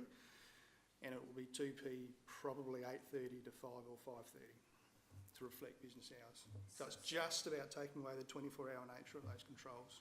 And But then it stop. is, so that's the phase 1, and that's all that will be changed. So along Alexandra, Grant, bits of Swain, bits of Hewitt and bits of Watson Avenue, where there are 24-hour restrictions for a 2-hour park, it will now be a 2-hour park, but between 8:30 to 5:30 Monday to Friday. So that's the only changes that will be made in the area. No changes to the time limits at all. There will be no unrestricted parking going in at this early stage. That's correct. And will there be another report coming back? Obviously, we are voting on a report coming back in May. Would that be then up to the chamber to decide how the zones, the rest of the rollout would actually occur? Through the chair, yes. We won't do anything until after that meeting, and we'll do whatever we're instructed to do, if anything at all. Thank you. Any other question? I'm going to seconder first. Seconder for that motion, please, to accept this petition. Councillor Henschke, thank you. Does anyone else wish to speak? Right, those in favour of the motion? Those against? Carried unanimously. Now we move to public question time, and I have given out some numbers. The questions, the way this works is that there are 5 cards given out with 5 questions. I believe a number of those questions do relate specifically to questions in relation to the petition that has just been placed before us. And so I'll just call them one number at a time. What you'll do is come and do exactly this as Mrs. Twelvetree has done. Come to the centre to the chair. So just number 1 first, thank you. Sorry, there's some questions to be answered first. Yes, from the previous meeting. But by all means, remain seated there. There's some answers to be provided from the previous meeting first, and then I'll ask you to just let us know who you are and what suburb you come from.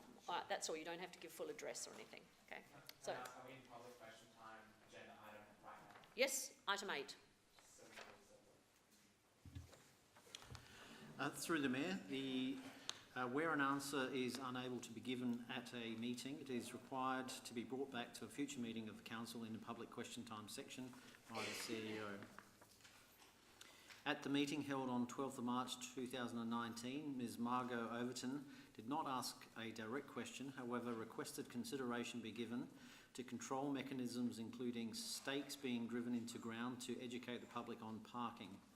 In response, I can advise that the administration has obtained further information and clarification from Ms Overton and now understands that the area of concern is at and near the entrance to the Woolshed Gully track. This area is defined as between 102 and 110 Waterfall Gully Road, Waterfall Gully. Parking is not legally able to occur in this area as it would contradict various Australian road rules. The rangers, particularly the weekend ranger, will patrol the area to educate drivers where appropriate in the first instance or expiate if deemed necessary. This will be done once no parking signs are installed to reinforce the Australian road rule in relation to not blocking a driveway. At the meeting held on the 26th of March 2019 and adjourned to this evening, Mr Jim Jacobson of Fruitville asked, why does this council continue to try and keep its community in the dark by using one-word explanations as the agenda items for the minutes of, quote, secret meetings? In response, requests for a special meeting of council are dealt with in accordance with the provisions under section 82 of the Local Government Act 1999. Subject to the Act, a council may, by resolution, order that the public be excluded from attendance at a meeting.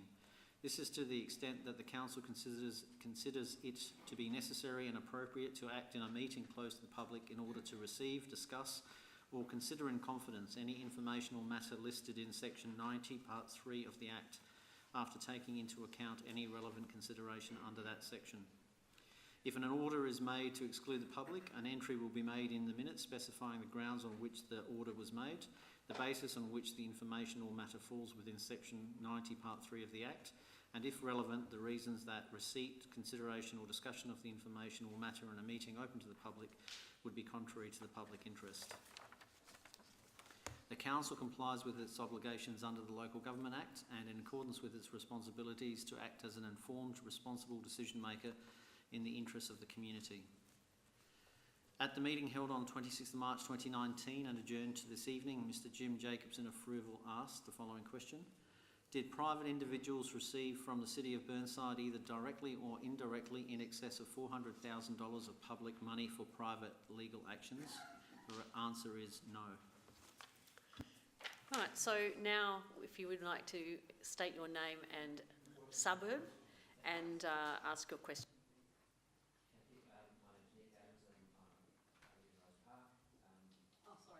Oh, turn the speaker on. My name's Nick Adams and I live in Rose Park. Thank you very much for hearing me. We've just had a fight over which ones of us will come and talk about this, and it is about the parking matter, and it sounds like some of that has been deferred for further community consultation, which is one of the big things I think everyone was seeking. The main question that I had was around the issue related to our feeling that it's predictable that 24-hour parking would allow, would enable much more parking of commuter traffic. For example, Whitby Lane is always full. That's the one spot which is unrestricted parking.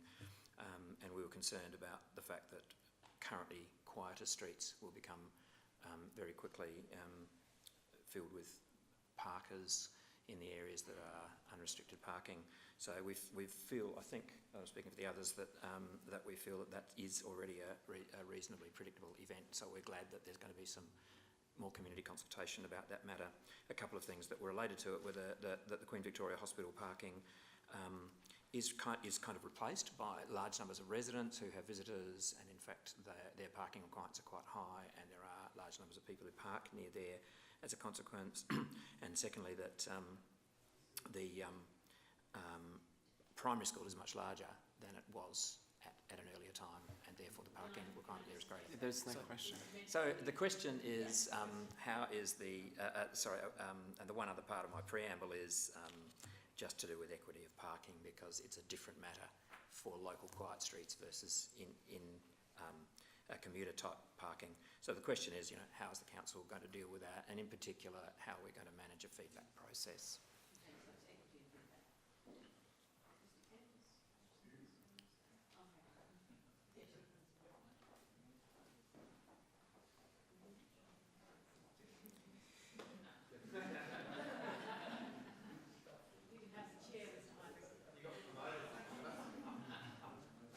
For those at home, this is Mr Heinrich from Council Administration. Just repeat the specific question for him to answer. The question is, how is council going to deal with the concerns of the residents that are closer to the parklands in relation to the concern that 24-hour parking, we believe, the unrestricted parking is likely to lead to a lot of commuter parking and a lack of spaces available for residents, and also the feedback process involved in it. Through the chair, I think the best answer to that is that we'll need to consider that question as part of the report process. And there's been a lot of feedback, including that feedback. So I think it's best that we effectively take that question and possibly others on notice and include discussion around the answer in the report that the council has sought in May. So I know that's a non-answer, but it's probably the best one at this stage. And obviously various options that you're looking at will come in the report for all of us as councillors to consider, and you would be, of course, welcome to attend that meeting. Which would be likely to be? Likelihood? Second meeting of May is the most likely. Second meeting in May, which most likely. Fourth Tuesday. Fourth Tuesday, the 28th of May. Okay. Thank you very much. Now, do we have question number 2?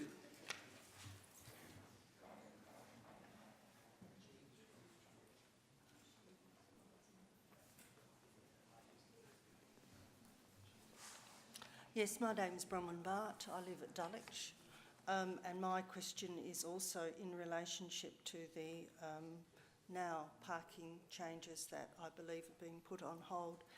And in particular, I would like to ask in relationship to the information that was sent out to us, it was noted that there have been ongoing surveys in regards to parking in the Dulwich Rose Park area. I'm interested in the type of data that was collected and whether that data is available for residents to be aware of so that they can perhaps be better informed as to why some of these decisions were and now are on hold.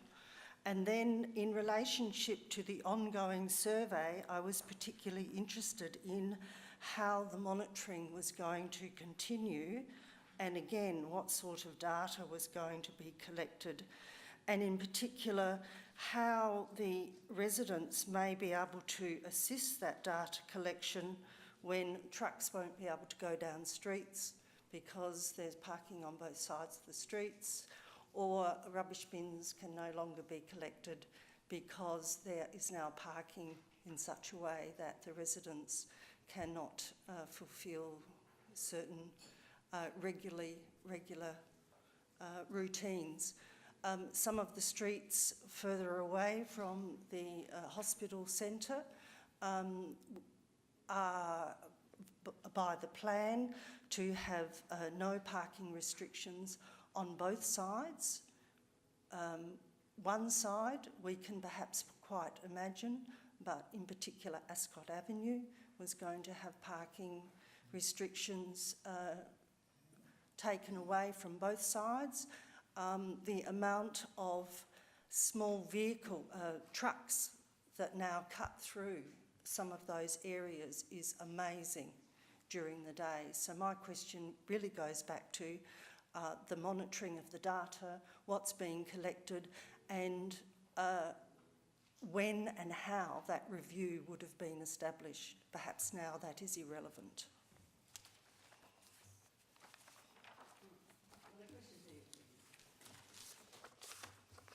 Through the chair, probably out of order in terms of the order they were asked in, but I think it's probably a good idea that we do include the data collected as attachments to the report for the benefit of the members of council and the community. And that data includes over a number of days someone physically being there, counting cars, actually ticking off on a plan where they were, and where possible, noting if that car had a parking permit on it. So that's the kind of information that's been collected. But that'll be available in the report, I propose, when it comes back in the second meeting in May. Thank you very much for asking your question. Number 3, please.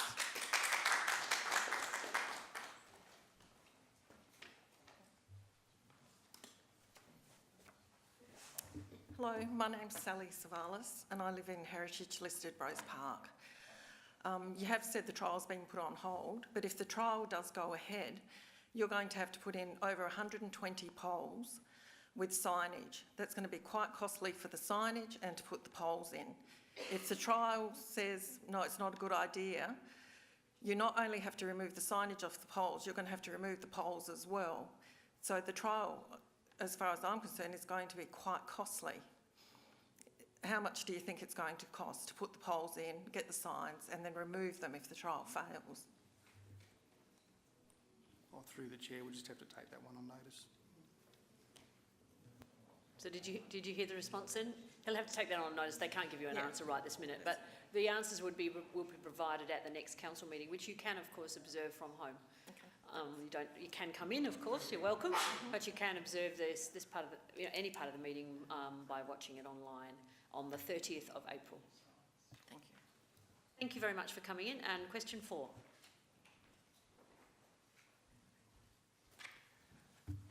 Thank you, Your Worship. Bernard Booth, 27A Alexandra Avenue, Rose Park. Maybe the horse has bolted on this one from the staff.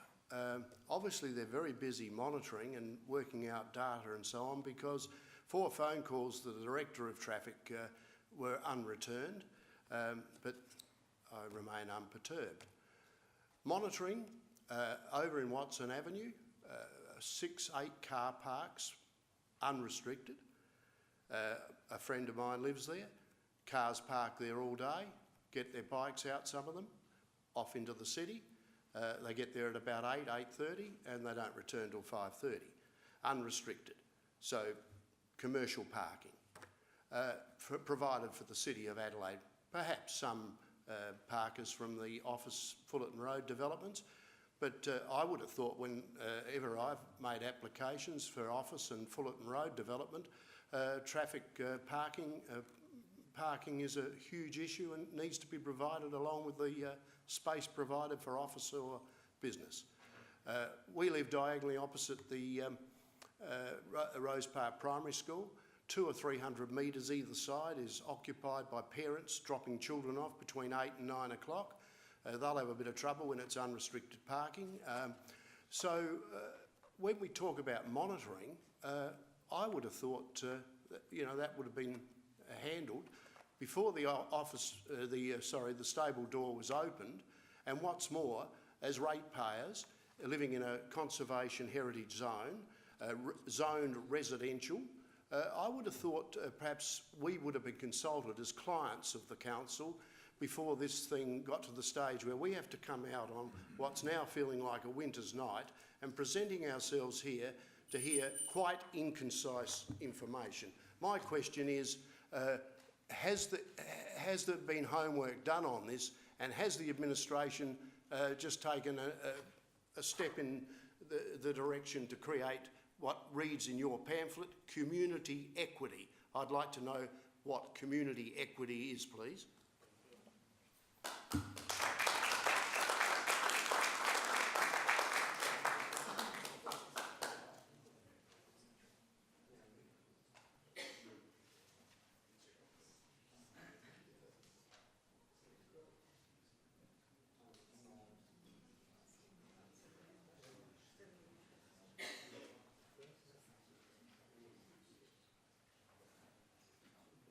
Through the chair, picking up on the question about community equity. It's there to recognise that there's a diverse range of people in the community that need and like to park, and they include residents, possibly commuters, possibly workers in Fullerton Road, possibly clients of businesses in Fullerton Road, and also people who want to visit residents in Rose Park and Dulwich.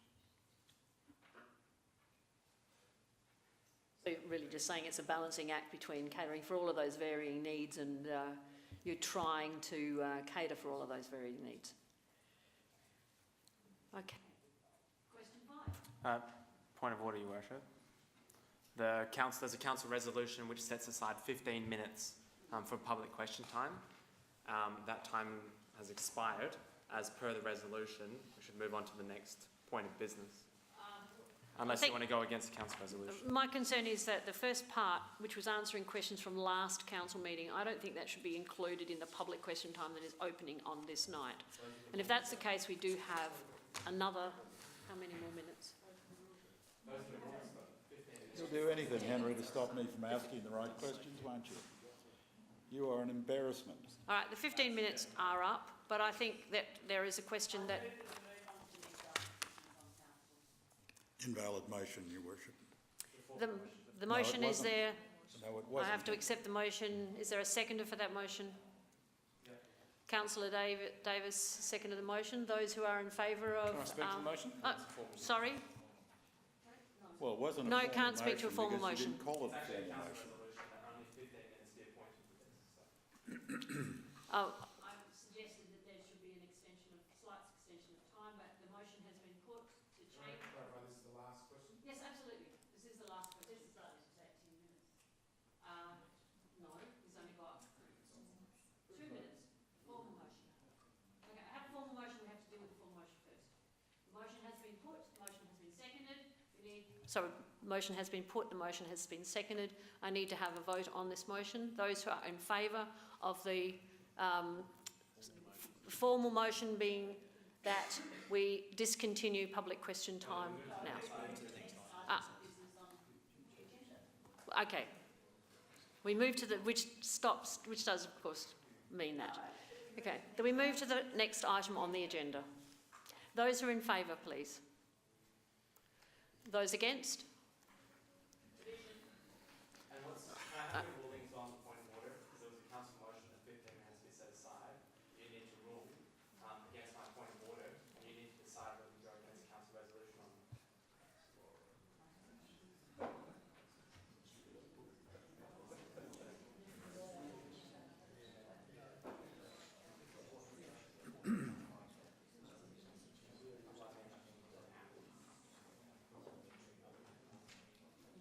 I don't think they do. The reason that I disputed that is because that I do have a concern that answers to questions that came over from last meeting should not be included in the public question time. Now that is not clear in our rules for that's not clear in our rules for public question time. All right. So, you wish to say something? Oh, I just was. Is there some way I can help to actually move this forward so we can have the fifth question and move on? Are we okay to do Yes, I'd like to just move forward. Thank you. Yes, I appreciate that you called a division. So those who are in favour...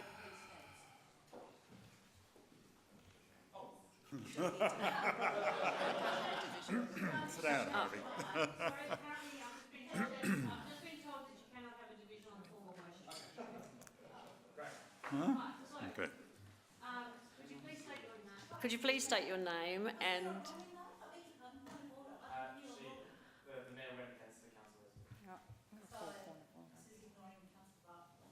Because I believe that the rules were not clear enough in terms of the time. Okay.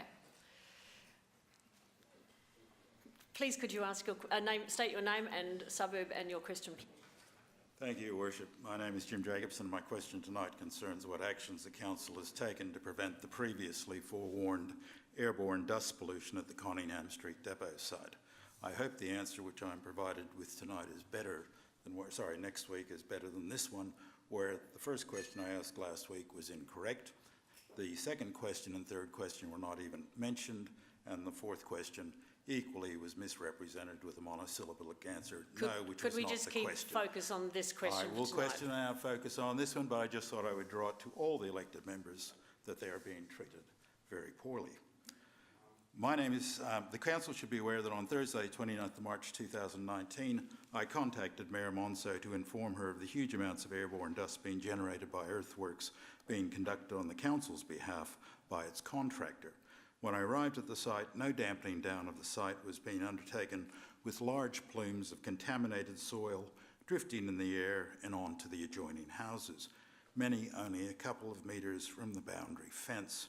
Eventually, as I was leaving, having taken my photos, a water truck arrived on site and started to try and damp down the dust from one of the driest summers on record.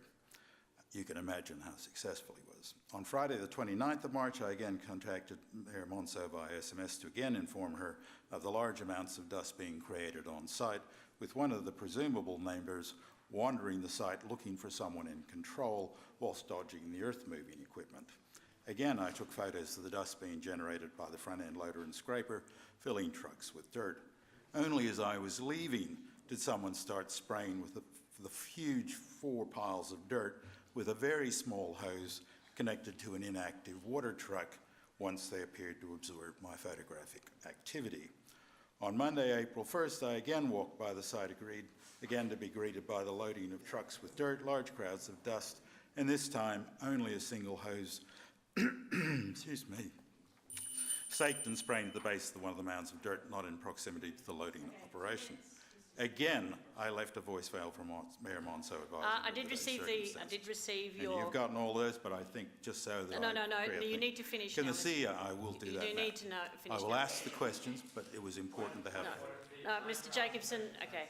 The answer to that question is, I did There receive... wasn't a question, and you've done all those things. No, This I isn't understand even the about question. you. I did receive the email, I did forward the email That's good. on to I'm council. sure you would have.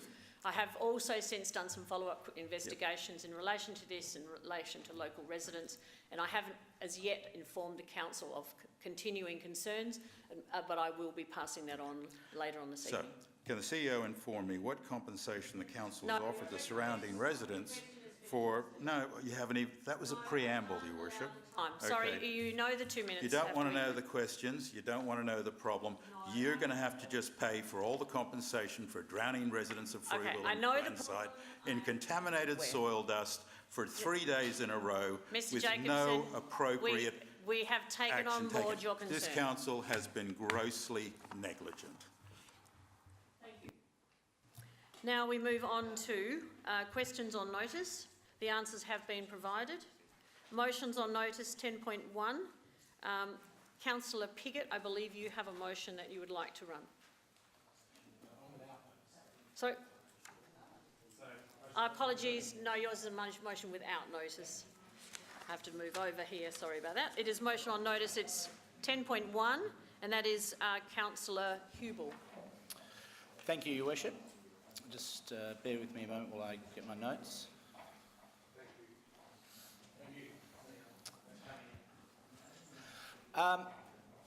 Councillors, this is a motion to rescind a decision we made 2 meetings ago about the proposed discharge of an LMA on land adjacent to Delbridge Court, Beaumont.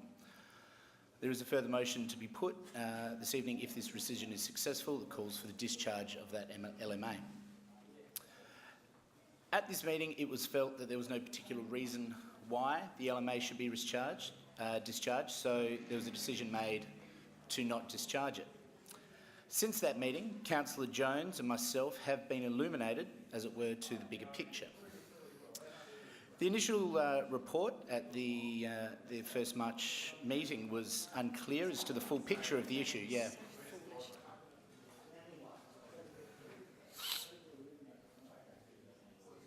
Going to shut the door? Okay.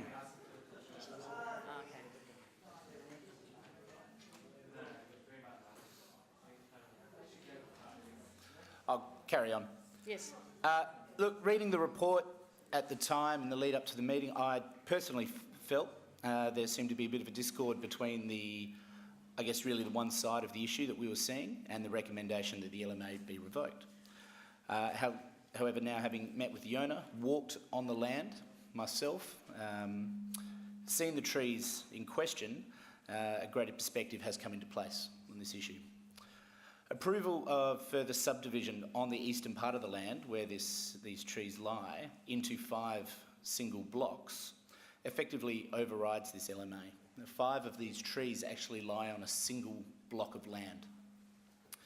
And you can imagine that would make it nigh on impossible to develop if the LMA was upheld and those trees needed to be protected. And this block would be completely unusable. These trees, just as a point of discussion, are not high quality specimens.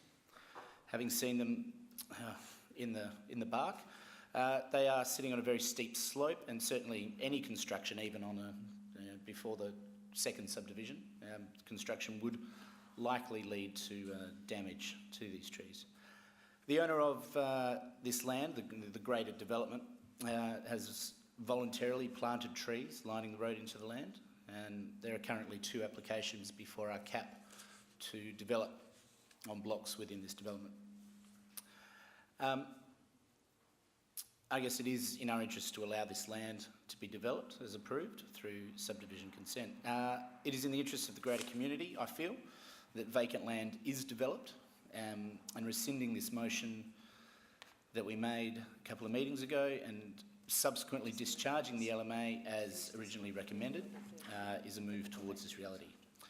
I hope that you're able to see the thinking behind this motion tonight and see it within yourselves to support it.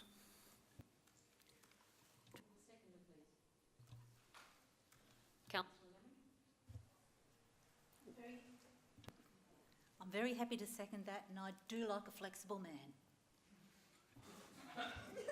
Councillor Piggott? Yep, I will support this rescission. I have to make the comment, though, that I feel that the information given to us tonight by Councillor Hubel, and I congratulate a flexible man also, but was all available to us at the time, I feel. And we have a responsibility as a chamber, actually, to do the work ahead of that time and get it right at the time. Having said that, it's important to get it right eventually, and I do support it, so thank you. Councillor Davis? I was going to echo what Councillor Piggott said, and I think it is important to do it because I think that this chamber needs to be very informed about the decisions that it makes, and off-the-cuff statements can have a huge impact on our decision-making process, particularly fear and particularly very short, sharp sentences. And so the words that you say here matter, and they matter a lot, and they can have, whilst this one I don't think there's going to be any negative consequences for the city of Burnside, sometimes the words you say here can cost us a lot of money and cost people a lot of pain, and you should choose them incredibly carefully.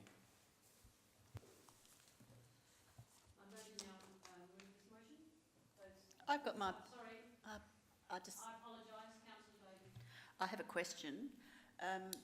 Notwithstanding the information that we've just been given, is this rescission motion in order in terms of the fact that the motion was made, the resolution was last council meeting, is that right?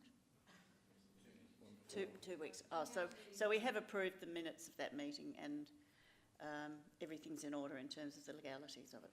Okay, thank you. I'm happy to acknowledge the comments that have been made. I think they apply to us all, and I think in the heat of discussion, sometimes we do say things that we might wish later that we didn't say, but I believe we all have good intent around the table, and I think if we make a mistake or an error, there are avenues to address this, and I'm happy to support this tonight to address that error. Councillor Dawes. Just to help me, Mayor, I have 2 questions. I think that McCag had this land for a long period of time. It's a question to administration, so I'll ask the CEO. I think there was a long period of time, early 2000s, so nothing's happened for a long period of time. But also I remember there was a value attached to the trees as well, and I just wanted to be reminded what that value was. Oh, to Magnus, sorry. Through the chair, $70-something thousand is the value, I believe. $75,000 to $78,000. Each or? Oh, cumulatively, through the chair. And the first question was, when it's been some period of time that McCags had this land, was it early 2000s and nothing's happened since? Can you recall that? Oh, through the chair, it's at least 20 years. I can recall a court case involving this land in the late 90s, I think. But things have happened in that time. Some land has been developed. There's a road and then some allotments created, and there's even some buildings in there. The trees in question are on the eastern side of the land, which is as yet undeveloped or in progress.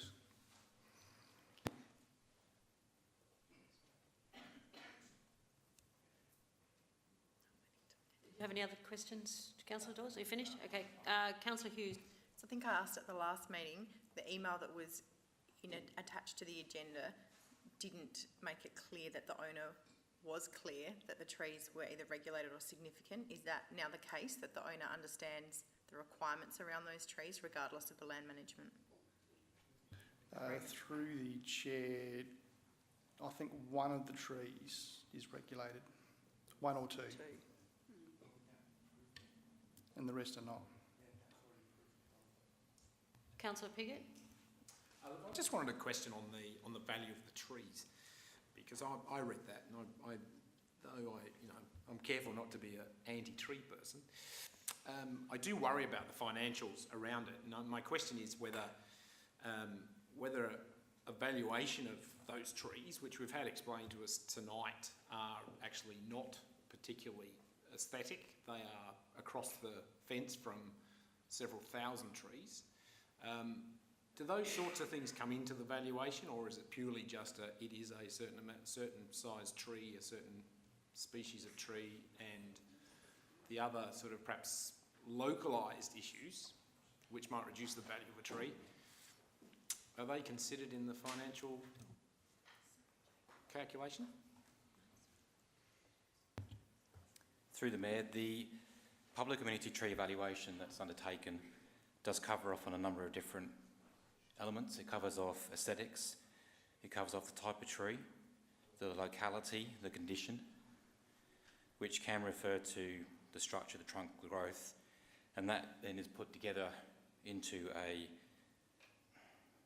description of the tree, whether it's poor, otherwise good, and then an amenity value, which is an equation that sits in, I can't remember where it exactly sits, but that equation then is produced and produces a value for the tree. So the assessment is qualitative and then produces a quantitative outcome. Right. So in actual fact it does. I'm just struggling to see where the value of $76,000 comes from these specific trees. But yep, thank you. You answered my question. Councillor Henschke. Thank you, Mayor. I'm always uncomfortable about trees being removed for development, and there is a significant tree. But Councillor Hubel, you said you didn't believe that they were of high value. Is that because the arborist said that, or is that your opinion when you saw them? I can't. You can ask the question, but he can't reply until he's summing up. Oh, I see. Okay, so all the information we have is from one arborist report. Was there a second arborist report done? It's a question for the administration. Thank you. Through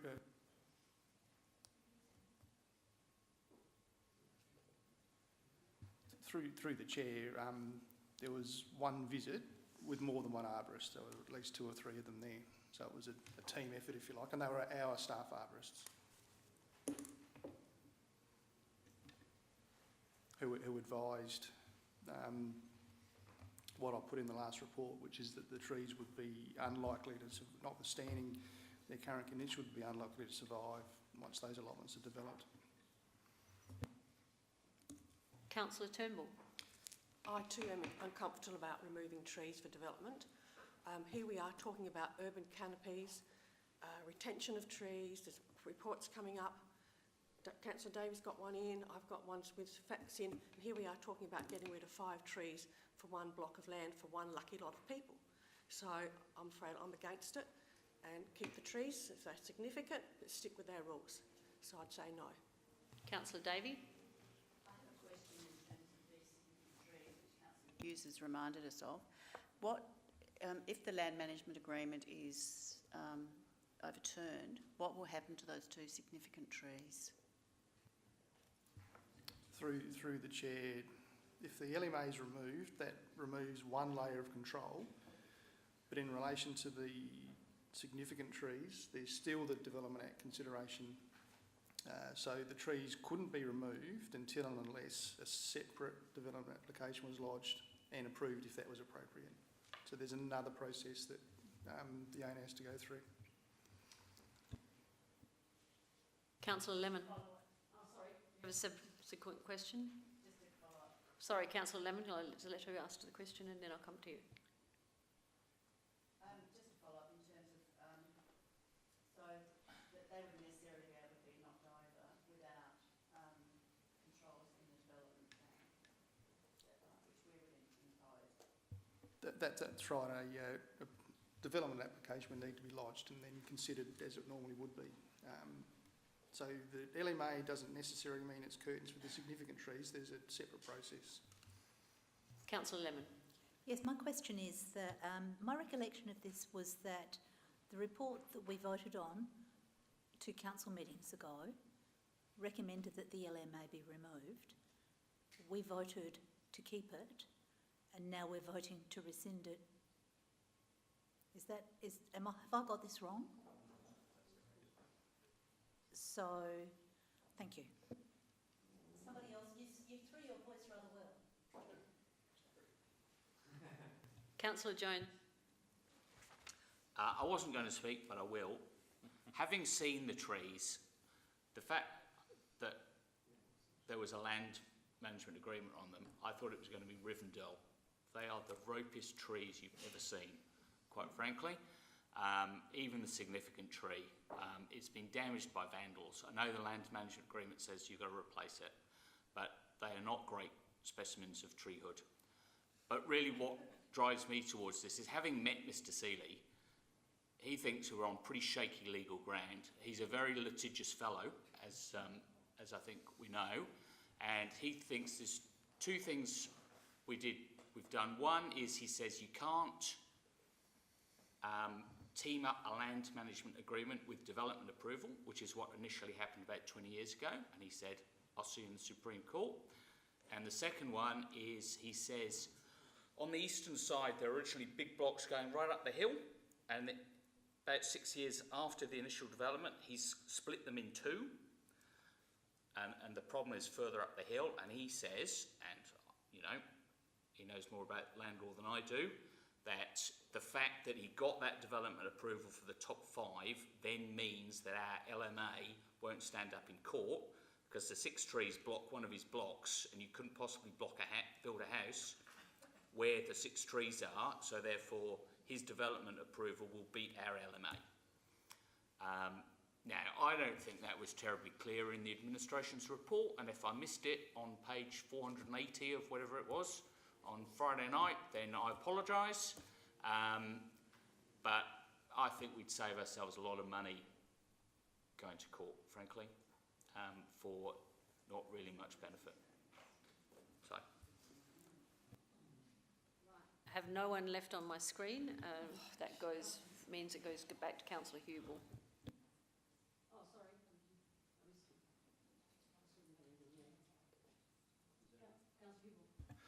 sorry. Thank you, Worship. Just quickly, summing up. Look, I think there might be a feeling, that we, going back on ourselves. Look, I think this represents us gaining clarity of the situation and then, changing our thinking accordingly. I think we want to be transparent in our dealings. I feel the process of revisiting this based on new perspectives that have come to light is something that shows we are open rather than closed-minded as a council. So I'm leave it there. I'm conscious of time, so I hope to get your support on this. Those who are in favour of the motion, please raise your hands. 8. Against? Carried. I'm going to move now to 13.1 and defer the 11 and 12 until later, hopefully. I'll just go through all of these motions and ask for those who wish to withdraw them for debate. Starting with 13.1, Chief Executive Officer's report. Sorry? Oh, was there? Oh, was there? Second motion on notice?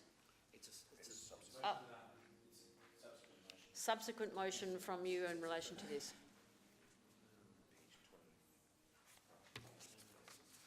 Page 26. Sorry. Right, page 26, there is a subsequent motion to this land management. That report will be received, and that is moved also by Councillor Hubel. Sorry, I only saw the first page. Yes, Councillor Hubel, do you wish to move that now then? Very quickly, I think given in light of the discussions we've had around the first motion, this should be fairly straightforward, so I hope we can move on with our evening. Seconded by Councillor Lemon. Turn the page over. There's a subsequent motion. Because of the rescission motion, there has to be a motion to put back into play the action that was required in the first place. It's the original officer's recommendation. Yeah. So we have a... Councillor Hubel moved it. Was it Councillor Lemon seconded it? So Councillor Davis, you wish... Yeah, I'd encourage all members of this chamber to consider the legal implications of your vote.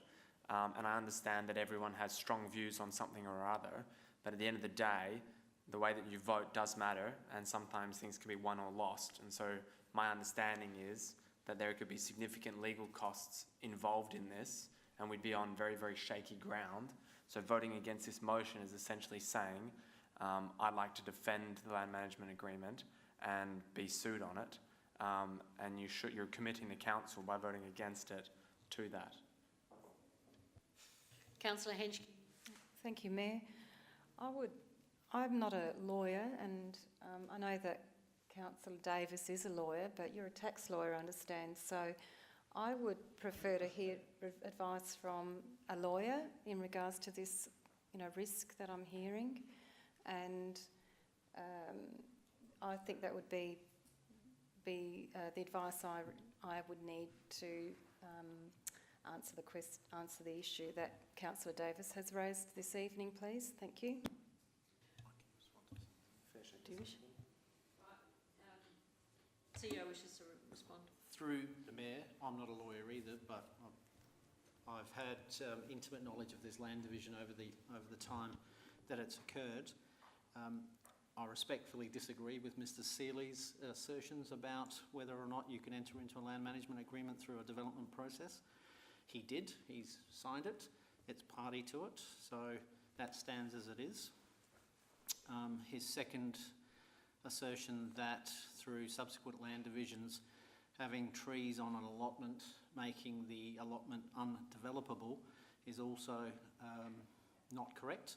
There are plenty of cases where allotments have been created with significant trees on them, which have rendered them potentially undevelopable, but you go through a process. That said, it's not really a matter of the legality of the land management agreement, it's simply a matter of pragmatism and whether or not the tree should be removed via the rescission of the land management agreement. Thought I had some on the screen, but they've disappeared. Is there anyone else who wishes to speak on this matter? Otherwise, I will go back to the mover of the motion. Right, Councillor Hubel.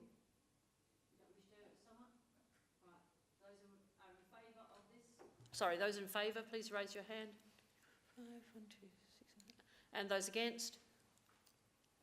Motion is carried.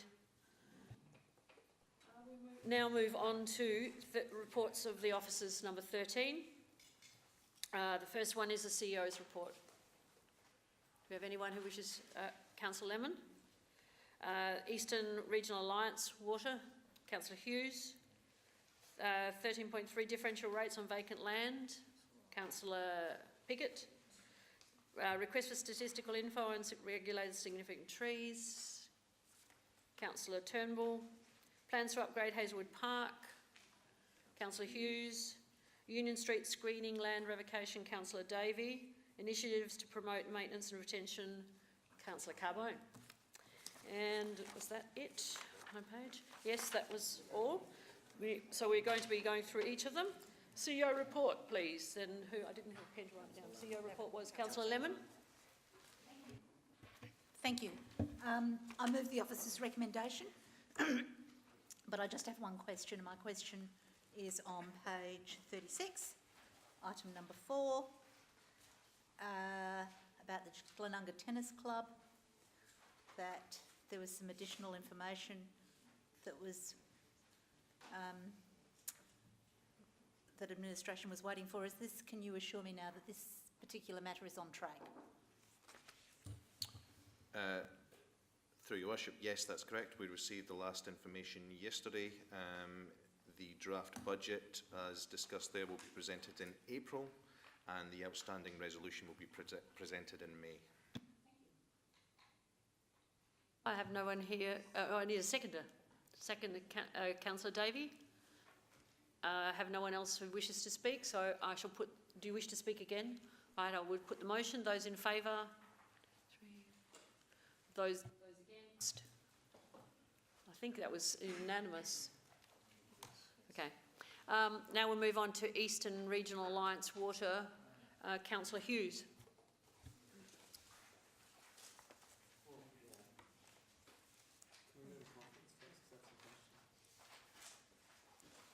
Do you need to do that?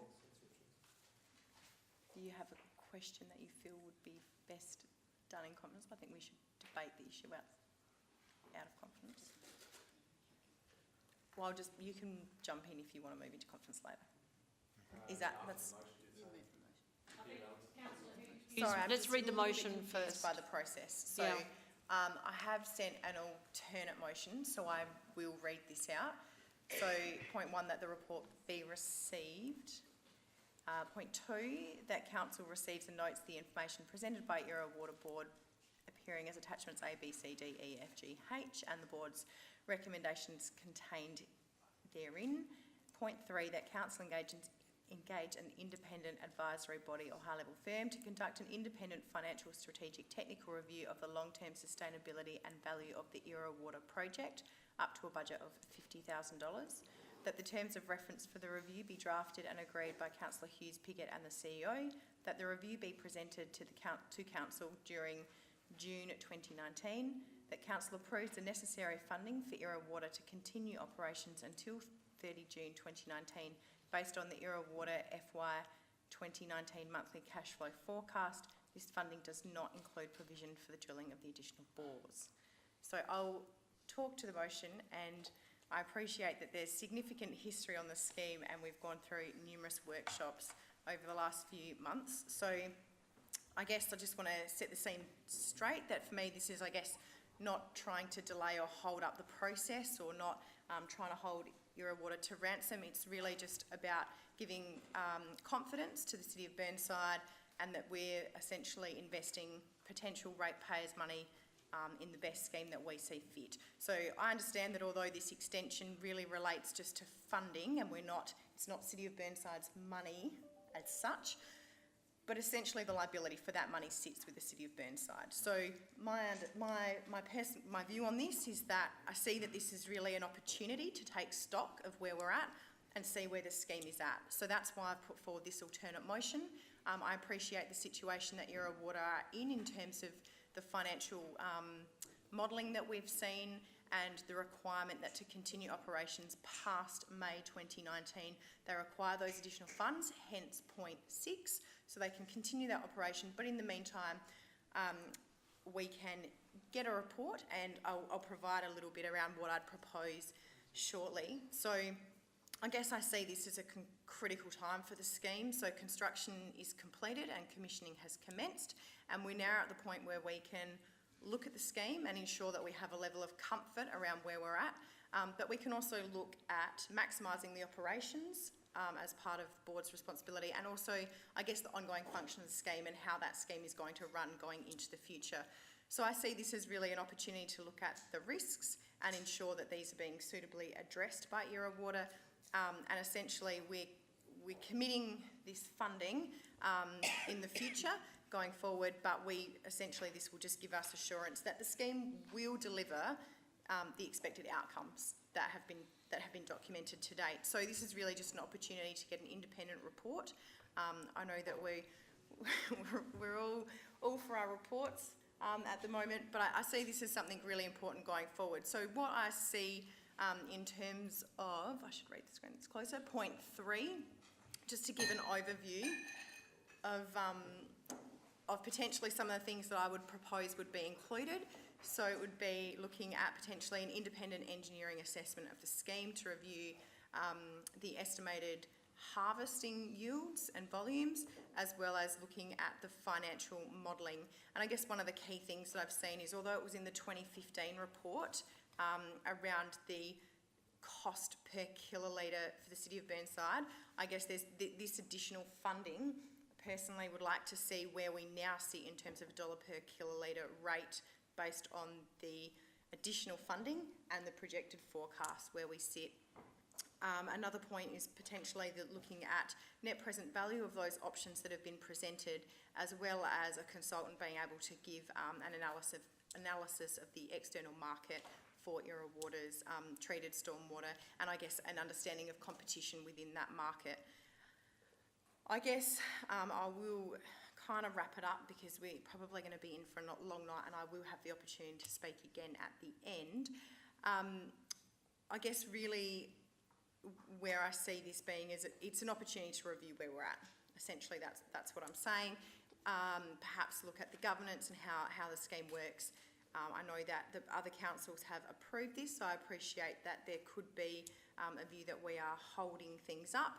And hence that's why I've said option 6. And I guess you could say, well, why don't we just approve it and get the report done and then come back to it? But I think this is really, there is no difference. We can say, let's go and get the report, let's have funding until, approve funding to June, and then we have the opportunity to come back and review. And I'll be the first to admit that perhaps that report will come back and we do increase the funding, and then we'll all have a level of confidence with where we sit. But I think the number of questions that have been thrown around over the last, I don't even know how long we've been talking about this for, potentially 4 weeks, I don't know, I've lost track of time. But there have been a lot of questions, there have been a lot of answers, and potentially there may be some more unanswered questions. So I think a level of independence around this report would perhaps give some of us a level of comfort with where we sit.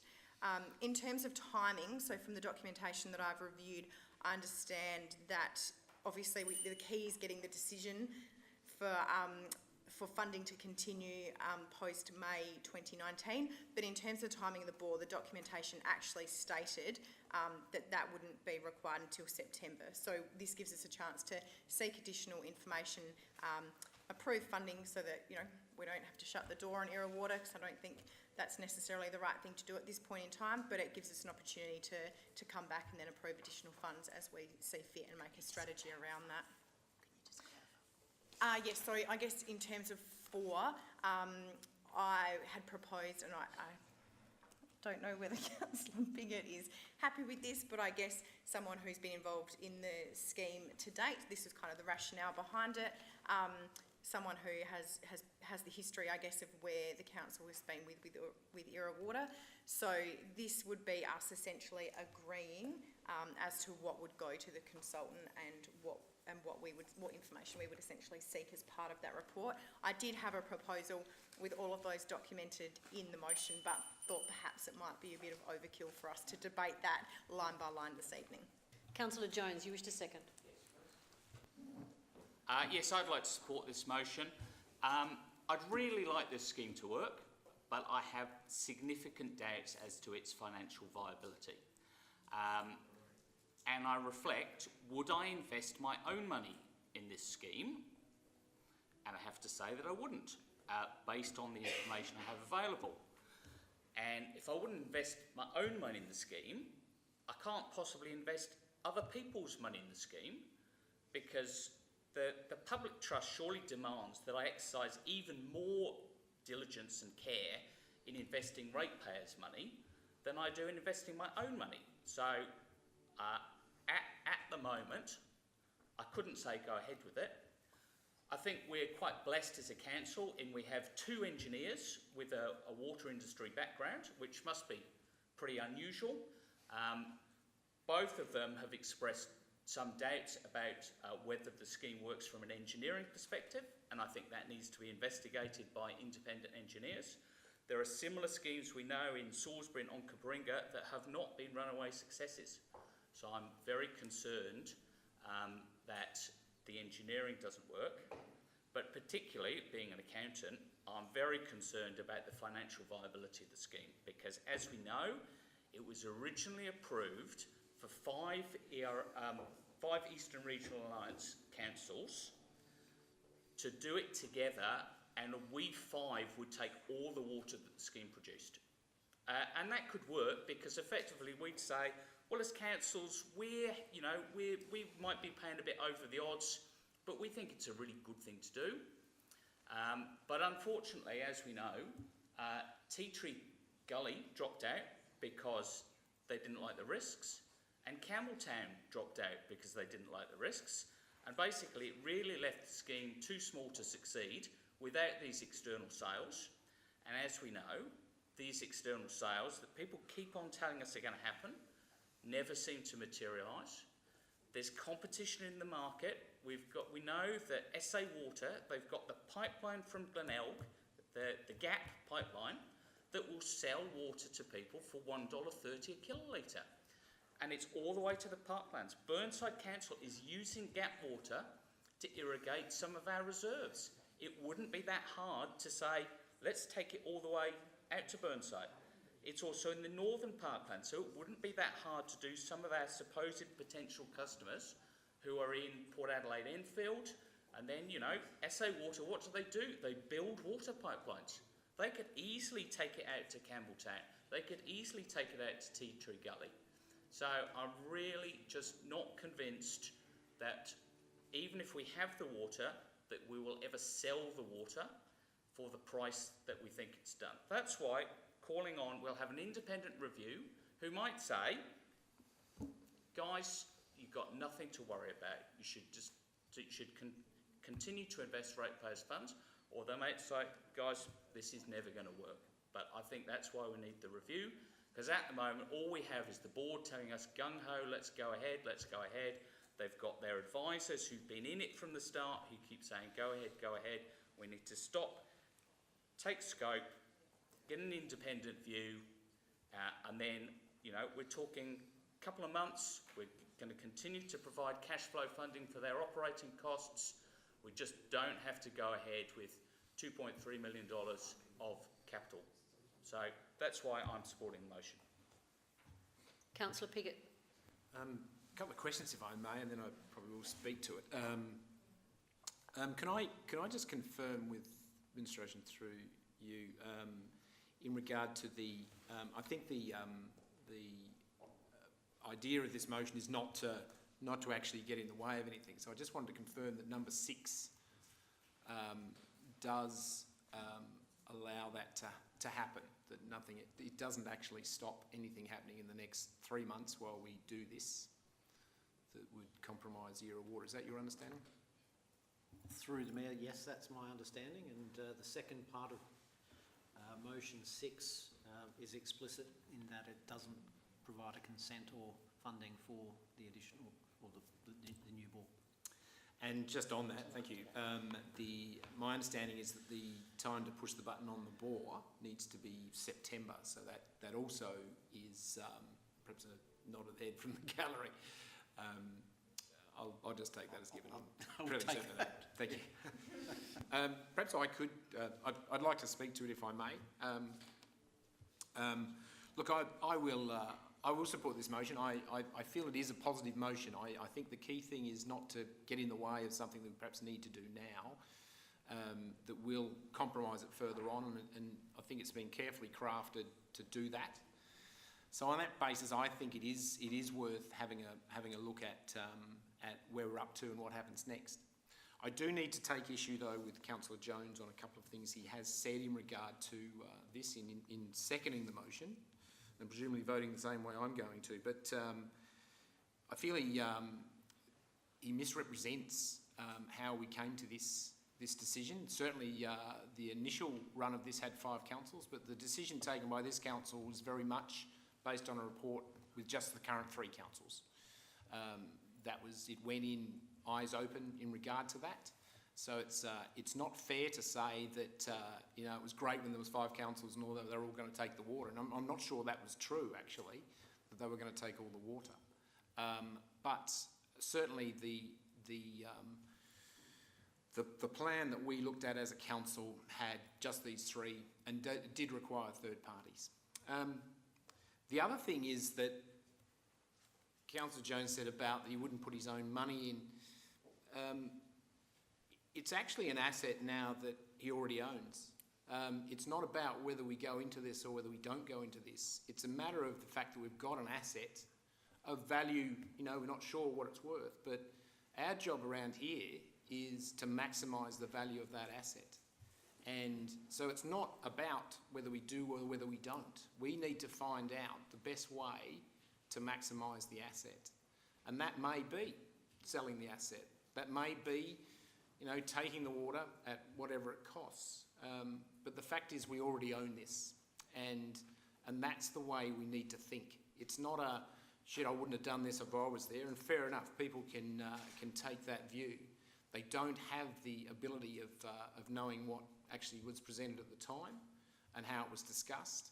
One point that is lost here is that one of the assets that this brings is it actually harvests 500 plus megalitres of stormwater and stopping it going out to the sea.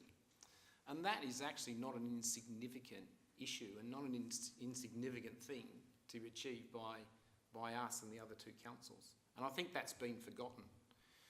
I think this is a good idea. It obviously invests up to 50,000, which is not an insignificant amount of money. But when you're looking at an asset that is worth, hopefully, 12 million, we are looking to have to carry it for a few more years in regard to whether, even with, as presented by the board, going that way. I think it's actually a good investment of money. So I think it's very much something that we as a council have all the way along actually been far more putting the spotlight on this subsidiary than the other 2. And we continue to do this. We're spending our own money to get to this report, but I think that's the right thing to do. I am happy to be at the table. I think the terms of reference need to be, pretty specific. You can go off in all sorts of areas here, but in actual fact, the questions needed answering here are relatively limited, albeit big, and not easy to answer. And I think we've all learned, well, I've certainly learned a lot more about fractured rock aquifers. I'm not sure I fancy one actually, but at every stage of the process there are risks involved, and we do need to understand where we currently sit. It doesn't get in the way of, as I read it, of Era Water continuing for the next 3 months doing what they would have done anyway. And in June we'll have to bite the bullet and ask and really make the decision at that point. But we will be armed with some independent, can't hurt, advice in regard to where we're up to with this project. But we do own it. It's a matter of maximising its value. And we should stop talking about whether we would have or whether we wouldn't have. We own this. We own a third of this, and we're responsible for making the best of it. I will support it, and I think it's a very good motion. I congratulate Councillor Hughes. Councillor Cornish. Thank you, Mayor Monceau. I'm still in 2 minds of supporting this motion at the moment. I actually think the motion itself is a risk in itself to the project. If we're not playing ball with other subsidiary councils in approving collectively for the project to go ahead. I will say that I think that Era Water is a fantastic idea.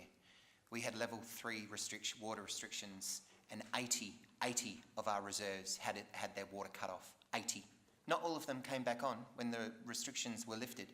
We've got lots of our reserves that are now no longer watered and no longer looked after well enough for our animals, for our trees, for our biodiversity. This is a very important part of the infrastructure of this state to ensure that reserves and gardens and the ratepayers of this beautiful city that we so lovingly put towards our trees and our biodiversity, that we actually make sure that we protect that for the years to come. I am concerned that if we don't do something and we hold this project up any further, it potentially may mean that we delay possible sales of water later on down the track if we can't get the actual water into the aquifer as early as we possibly can. I'm very heartened to hear that the September date is the date for the additional bore, but I think we need to give a nod to the Era Water board as quickly as we possibly can about whether or not they can actually drill for additional bores or not, because you can't sell water that you don't have, and at the moment we don't have enough water to sell. So all these theoretical contracts, if they were actually in place, we'd be running a Ponzi scheme. And we don't do that. We're a public authority. We can't sell product that we don't actually have right now. So let's actually make sure that we've got the water first. I wonder whether or not doing the independent review at this point in time is a little premature. I actually think we need to actually make sure that we've got the water to sell, and then that's probably the better time to actually do that independent review, to actually, the financial modelling. Once we've actually got a better understanding of the water that we're collecting, the water that we can actually sell, and the water that we can actually use from this project. And I'm being pretty pointed here. I am concerned that we are not playing ball with our other subsidiary partners, and the problem is that everyone has to agree. So the other ones are probably going to have to go back and agree possibly with us, this slight change if whatever happens. So I am concerned about that going forward. I could be still talked around depending upon the debate and questions that may occur, but I just thought it important to raise my views on this particular matter, that it is a concern for me, and I definitely want to make sure that Era Water goes in and ahead. I will never sell it for this purpose. We need to be in control of this water. This water is for our ratepayers and our residents for the next 70 years, and it needs to be for our gardens and parks and reserves. And I do not want to sell this to a third party who can say, well, Burnside, I can sell it to this other council for a lot more money than you're going to pay for it, because we signed this agreement ages ago. This is a public resource that is a must in the driest state, in the driest continent that's habitable on this planet. It's a must, this project. So I could be talked around later on, but at the moment I think this motion as it stands is a bit of a risk, not going with the officer's recommendation. Councillor Cornish, I just wish to say that I don't think anywhere in here this motion actually says anything about selling the project. I know, I've seen it.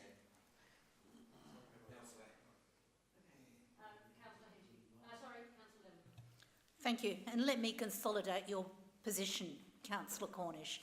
Let me consolidate where you're sitting right now. Do not waver. 5 years ago when we made the decision, or 6, or was it 7, we were new councillors like everybody else sitting in this room.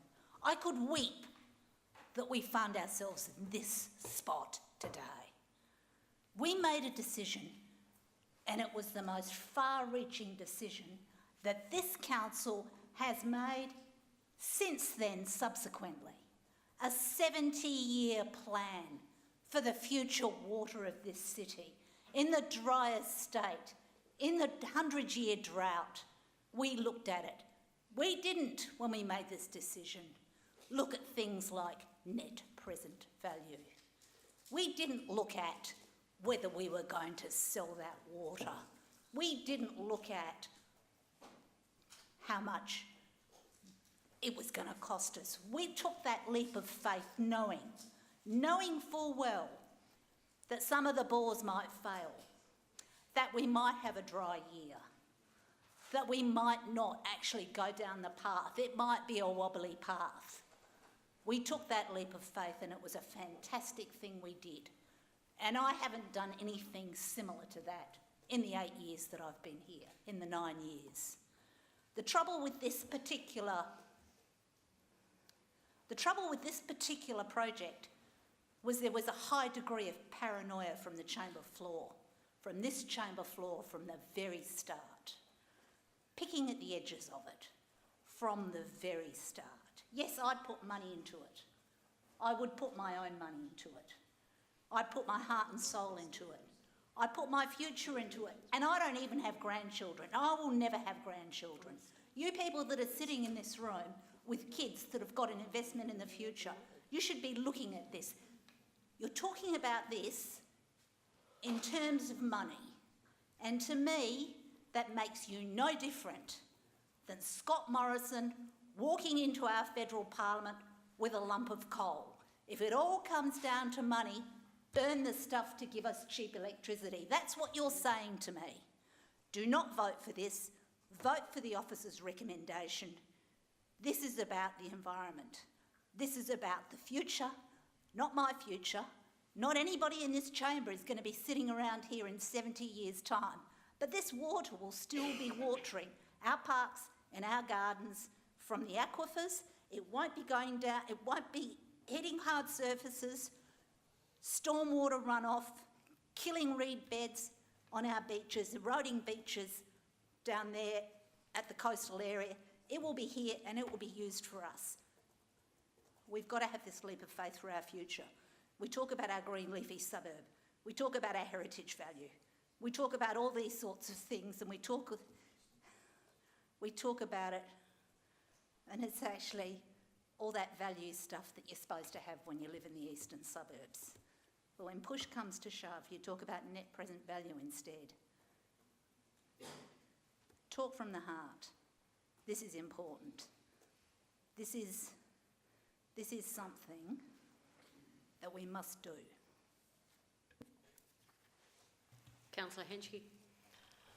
Okay. Thank you, Mayor.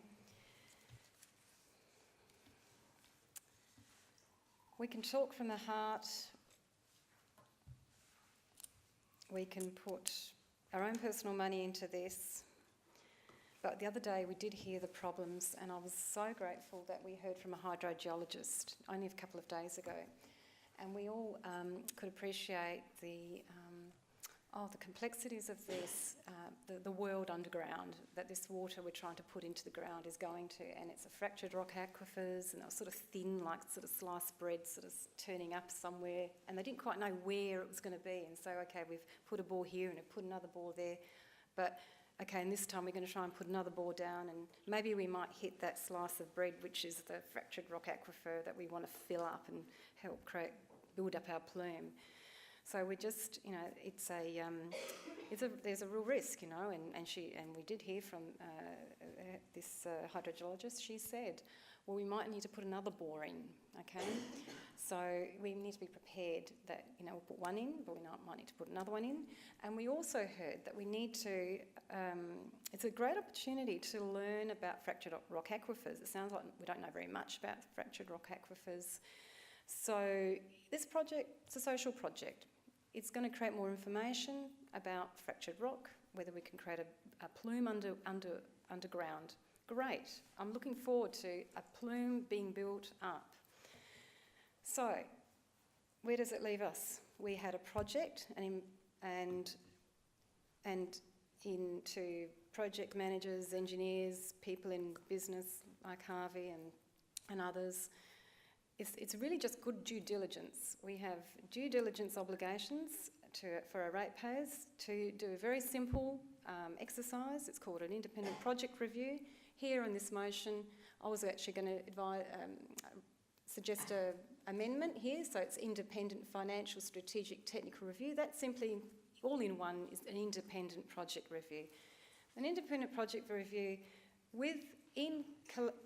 coordinating that with the external auditor, as the chair of the audit committee has already acknowledged in the audit committee, he has said yes, an independent project review is something the external auditors should look at, yes, and we'd have to engage an external auditor to do the independent project review. They know what an independent project review is, they've done many of these before. And yes, you know, the internal auditor, yeah, they should also put this project on their internal audit plan. So I suggest we amend this motion to do the due diligence that is required for any investment, and that's an independent project review.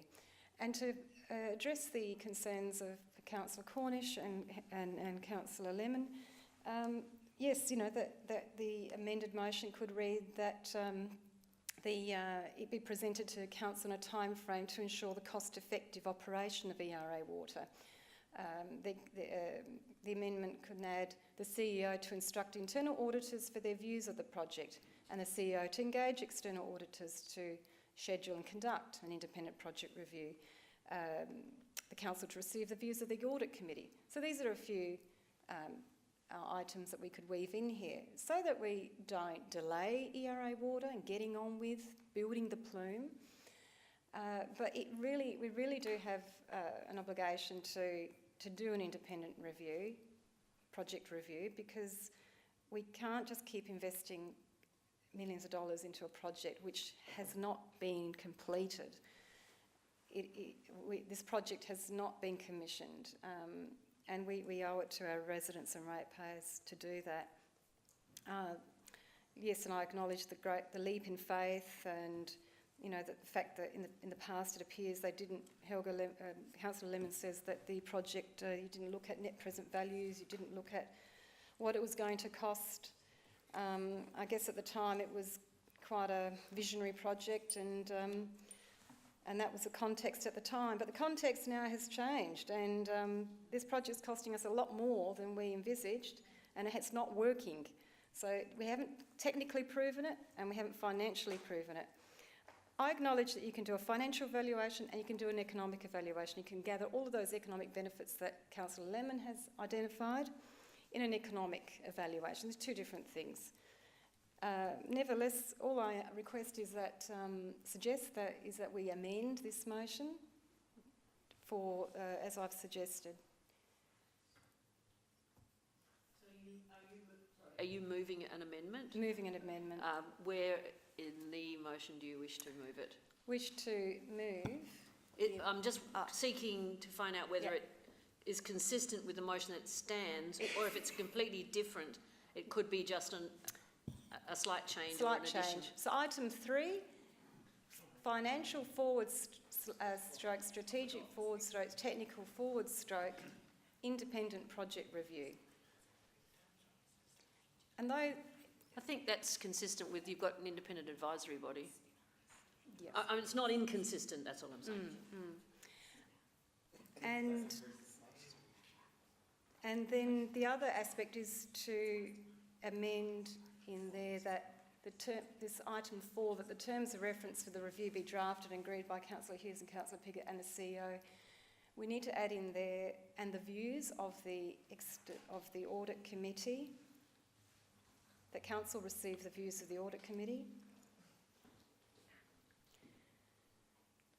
and that the CEO instruct internal auditors for their views of the project, and the CEO to engage external auditors. But that's Audit Committee, that's not external. To conduct item 3. Yeah. I just need to point out the external auditors can't do this or can't be involved in this because they are the auditors of ERA Water. So there's a conflict straight away. Internal auditing, however. We don't have internal auditors. We don't have an. What about our audit committee? I think that's what you're suggesting.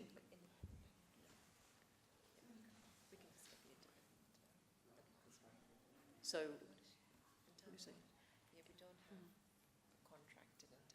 we don't have a contract for an internal auditor, no. But we can go. We can go to an audit firm. So is that acceptable? That's correct, I mean, procedurally, that the CEO instruct internal auditors for their views. And just to address Councillor Cornish and Councillor Lemon's risk, which they've quite rightly identified, that it all be done in a time frame to ensure the cost effective operation of ERA Water. So I'm just making a slight change here. Councillor Hughes, you just wanted to have a look and see if this is consistent with yours, or is this majorly different? Because I either have to accept it as an amendment. But I personally would rather just keep it simple, get the report, and if we want to go to the audit committee, I feel like that potentially potentially could be a separate motion at a separate time and just keep it as simple as possible for this evening. It's kind of where I'm at. So therefore, if you're not accepting this as a slight alteration that you could accommodate into yours, it's an amendment, therefore it would have to be run as amended motion. Okay. So is that clear to you, Councillor Hedgeby? That it should be a separate motion. A separate. No, you can move an amendment, but it can't be included into this motion. It would have to be a new motion. Sorry? She can run the amendment. Yeah. It's just that Councillor Hughes is saying She doesn't want it incorporated into hers. Yes, that's what I meant. And then if that comes up, we go to that. If not, Yeah. we go back. Yes, Yeah. correct. Right. So that's your amendment now. We need a seconder, of course. And that We need a seconder. the time frame for cost-effective operation of ERA water. Oh, sorry, you had some more change. Yep, that the above findings be presented to council in a time frame to ensure the cost-effective operation of ERA water.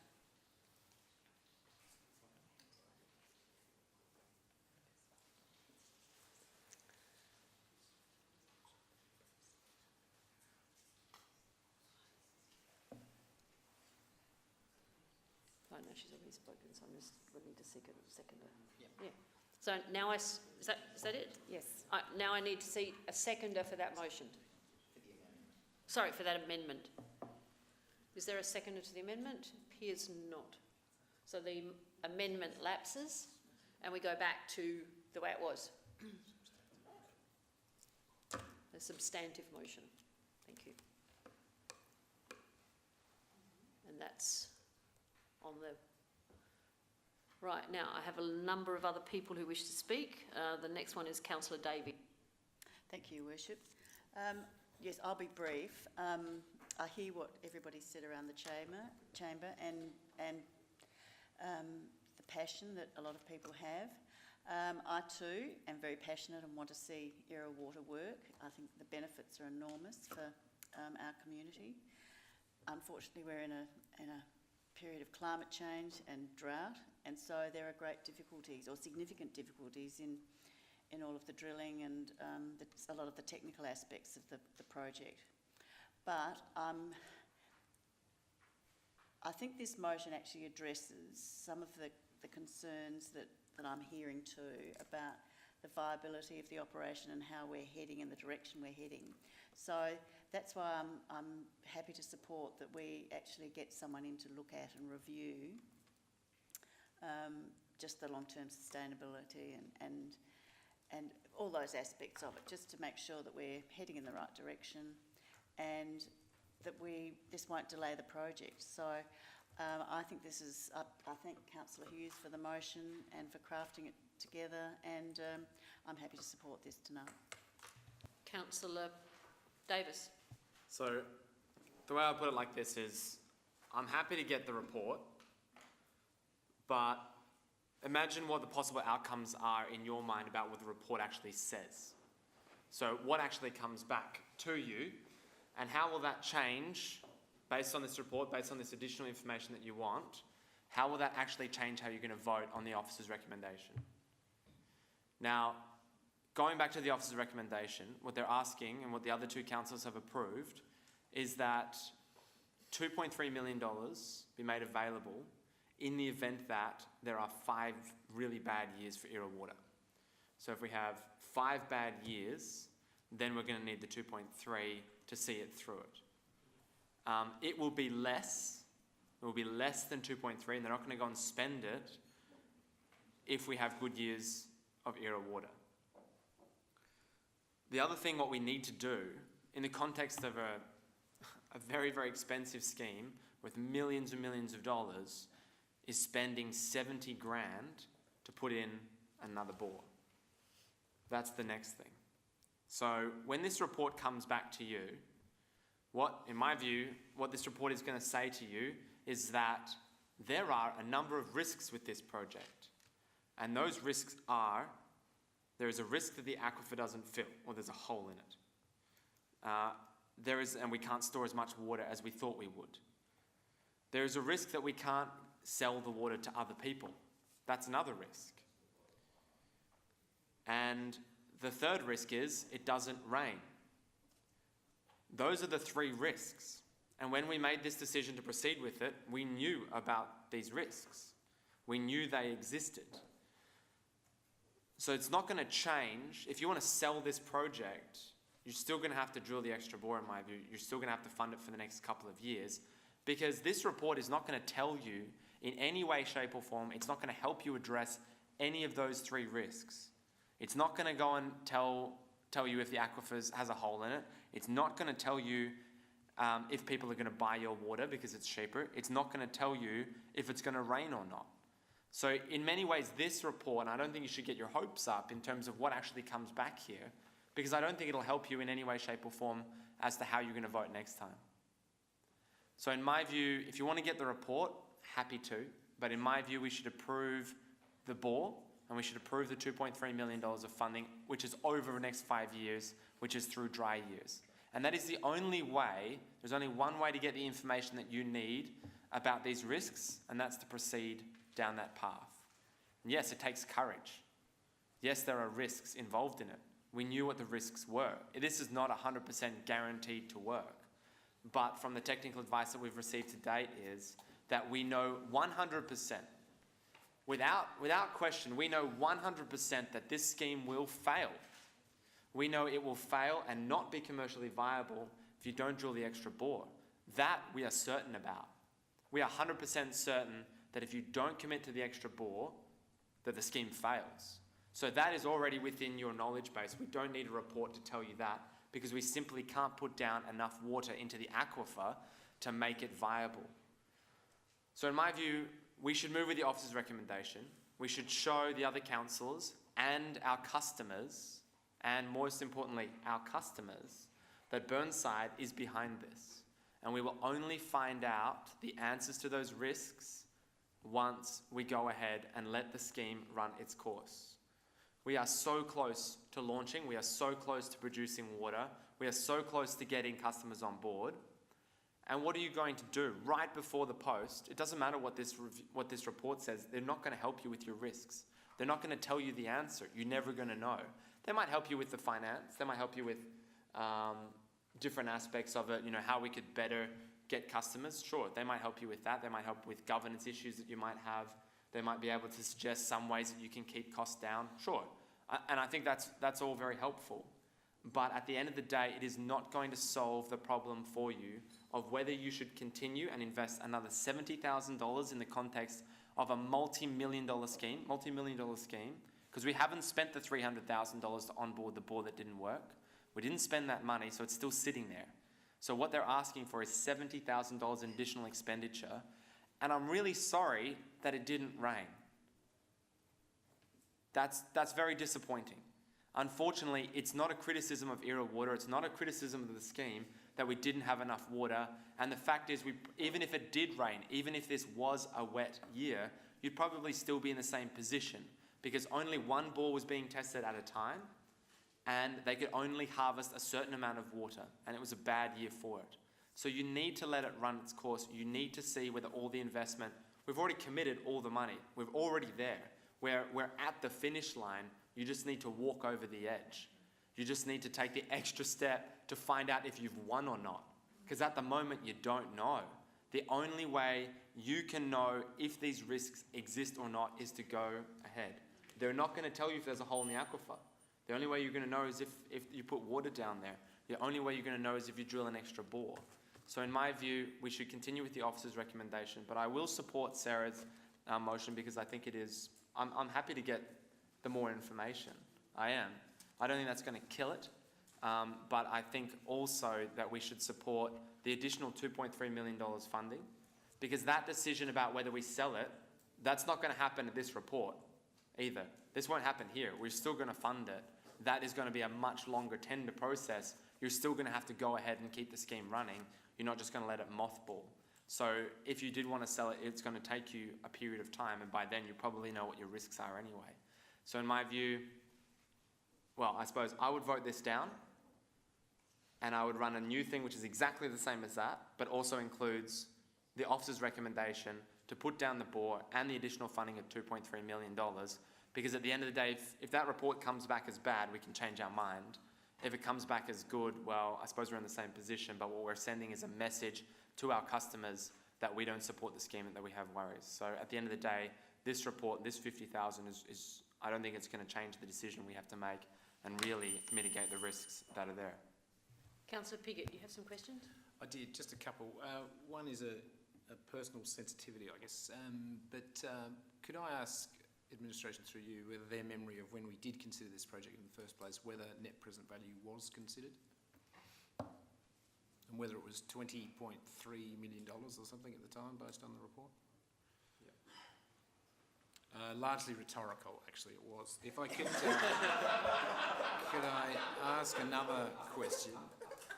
And this is perhaps a little unusual, but could we use any of the resources in the room to confirm that the drop-dead date, the date the decision is needed to push the button on the bore, the additional bore, is September 2019, because I believe that is what Mr Jenkins sent back to me to a question I asked in the last 2 weeks.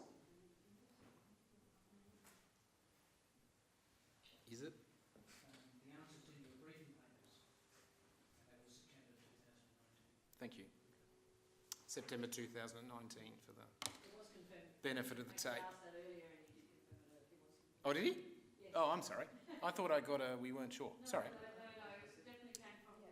No, it definitely came from the So CEO. we just need to give them the money prior to September 2019 to still If we allow are the to, board yes. to go forward. We'll make that decision later. Yeah. Okay, now, Councillor.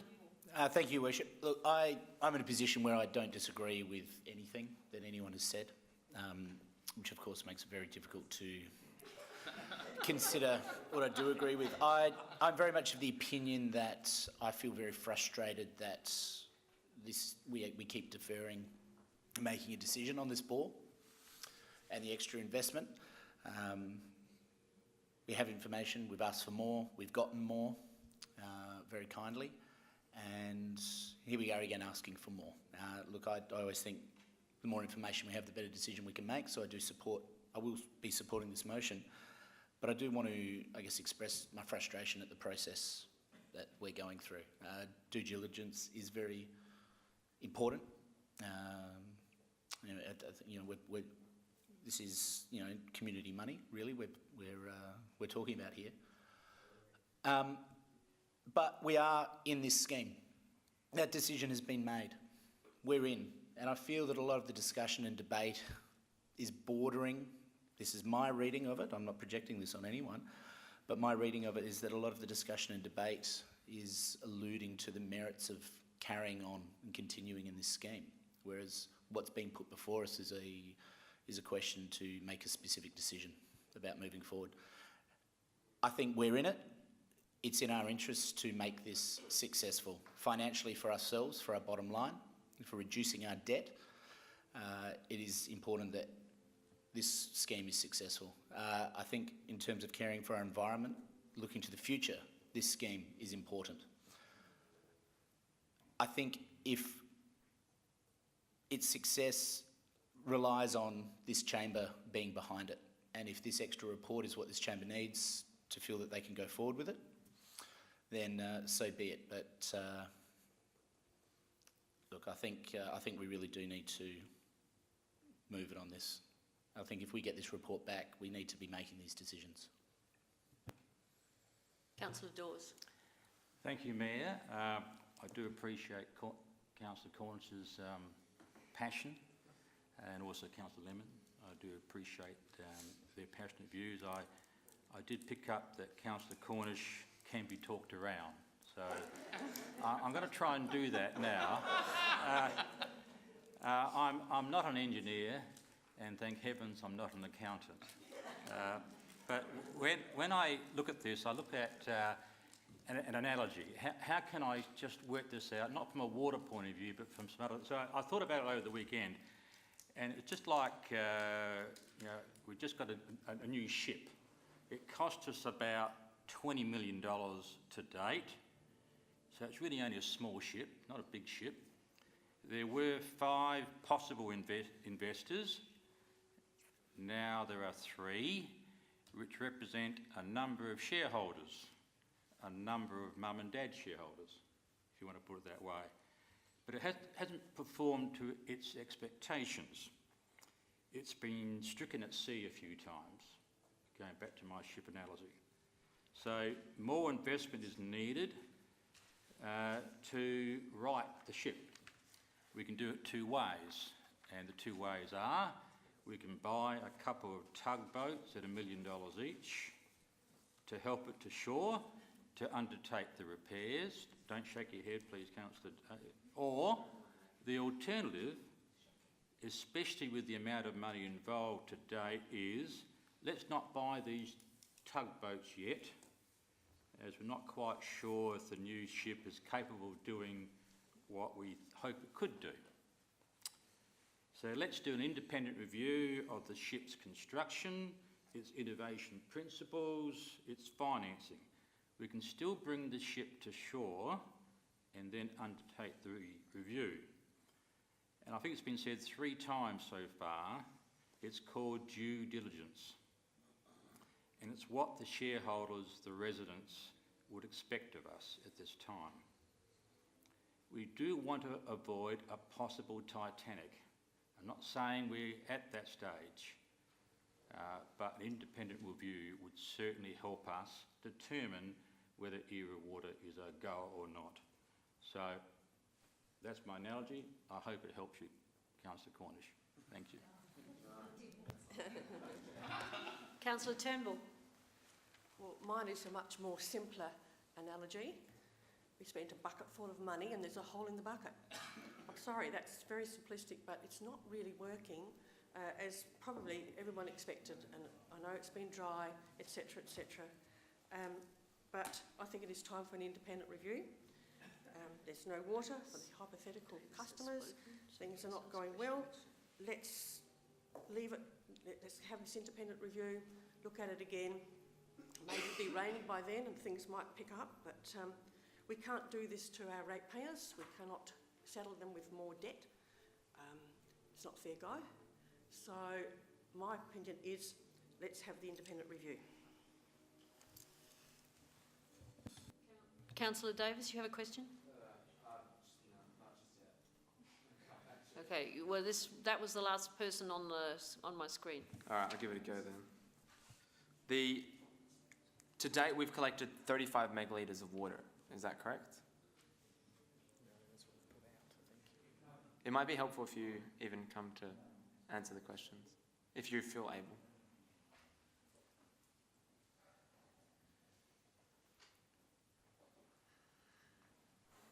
From the top of my head, we've harvested about 138 megalitres, Right. we've injected 86 megalitres, and the recommendation in terms of the engineers that with the 86 that's been injected, it would be prudent to limit the use in the next irrigation season to 35 megalitres. Okay. Right. So we've injected. Sorry. We've injected 86. We've collected 140. Part of the 140 was used for onboarding of the system. Is that right? That's right, for the commissioning. So for how long has the system been operating at maximum capacity? Oh, in terms of maximum capacity, it hasn't been operating at maximum capacity throughout the commissioning period. So the system has never operated as intended? No. It's to operating its maximum as capacity. intended. The key goal up until December was for commissioning. So the basic approach that was taken by the engineers was to test each bore to make certain that each bore was operating effectively. On the basis of that information, that indicates that the constraint in the system, they've been through all the components in the system, is that the maximum capacity can operate is at 60 litres per second. Yep. The design capacity we need is 80 litres per second. But to do that, we need one additional component, and that's a new injection bore. Every other component of the system has been commissioned and can operate at the 80 litres per second. So it's just the one component that's missing. Right, so we've heard tonight from certain councillors, and they've stated that the system doesn't work, that there's problems with it. Is that your view of the current system? With the exception of the injection capacity, the system is working. With the exception of the injection system, the system is working? Correct. Okay. The $2.3 million that we're not looking at, my understanding is we're not looking at spending it. What's that $2.3 million increase in the debt ceiling for? If you look at the cash flows that were presented in the appendices for you, that indicated two things. One was the expenditure that was needed with respect to the bore and the connections of that bore into the system. Yep. It also indicated the connections that would be needed to put in place external customers. And it also represents the delay in receiving revenue, so that you need more working capital until you get to the stage that you would have sufficient revenue to cover all of your outgoings. Okay, so it's essentially tying the system over for how long? Like, let's say we had a wet year. How long would the funding last till? I suppose how long would we need it to before the system sustained itself? I mean, the analysis you've got for an average year, Yep. And that indicated that it would take 3 years before you became revenue positive. Right. Okay, and how much would that cost? That's between 1.2 and 1.5 million additional in working capital. Right, so in 3 years' time, that's the plan, is that we become Can I just interrupt?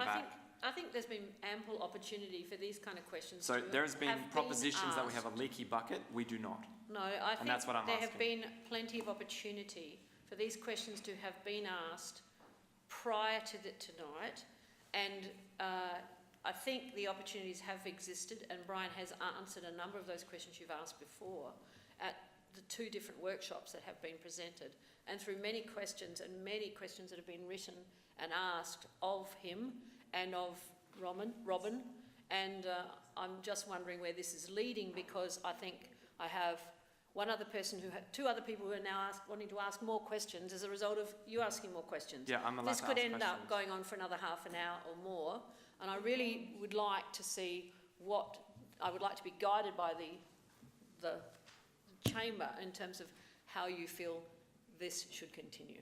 Well, I'm fully entitled to ask my questions. My question is, I've got an opinion on that, could I? Sorry, yes. It's not really up for debate. I feel what's happened perhaps is that it's not usual perhaps that we would have Correct. Mr Jenkins, so I think that's perhaps not appropriate. Can I ask one more Perhaps question? if we stop that, it might... Yeah. That is exactly... Well, they were here last week, so that's... Yes, because we organised it, but he was really brought in. I mean, I'm pretty sure it was invited. the debate was well advanced before he actually came to it. Can the motion be put, please? You've already moved an amendment. You've already spoken. You've already spoken.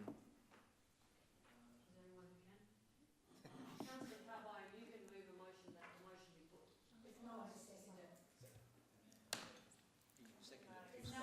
Yes, no, okay. Anyone can second and can't move. Let me ask So, one more question. Councillor Carbone, you... interest of keeping things moving, I'll move the motion be put. Thank you. Do I have a seconder?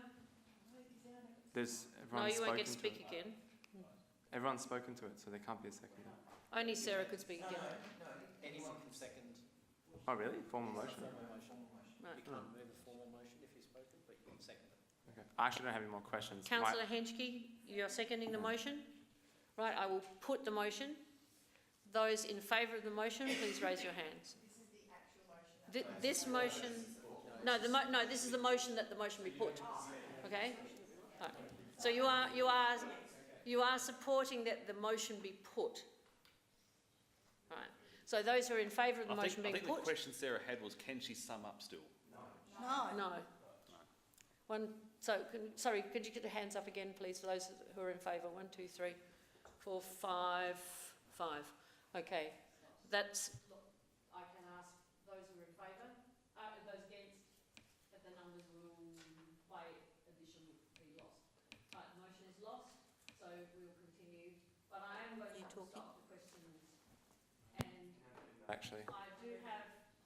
Sorry, I have one more question. No, no more questions. No, I don't think you can do that. Unless, the question is of... No, it's not. It's of the administration, however, whoever chooses to answer it. Okay. My question is, why haven't we signed contracts for potential purchases of water to date?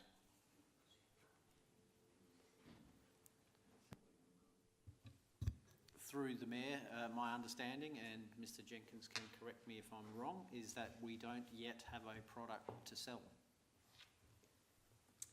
Right, now I'm going to put it back to Councillor Hughes to summarise.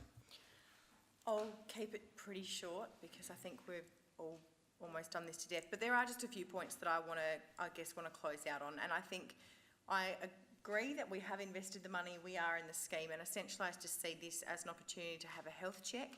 I understand the concern from Councillor Davis around the message that this may send to our customers, but I think we also need to think about the message that we want to send to our ratepayers as well.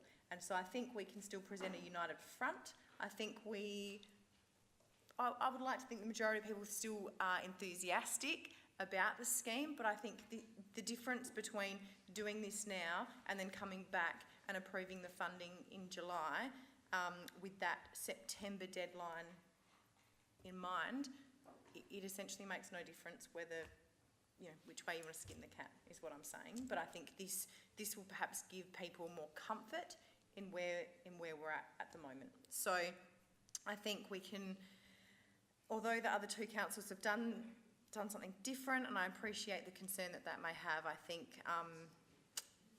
of a project of this size that we have invested in, just to let it run its course, this is really a chance for us to stop and take measure of where we are at.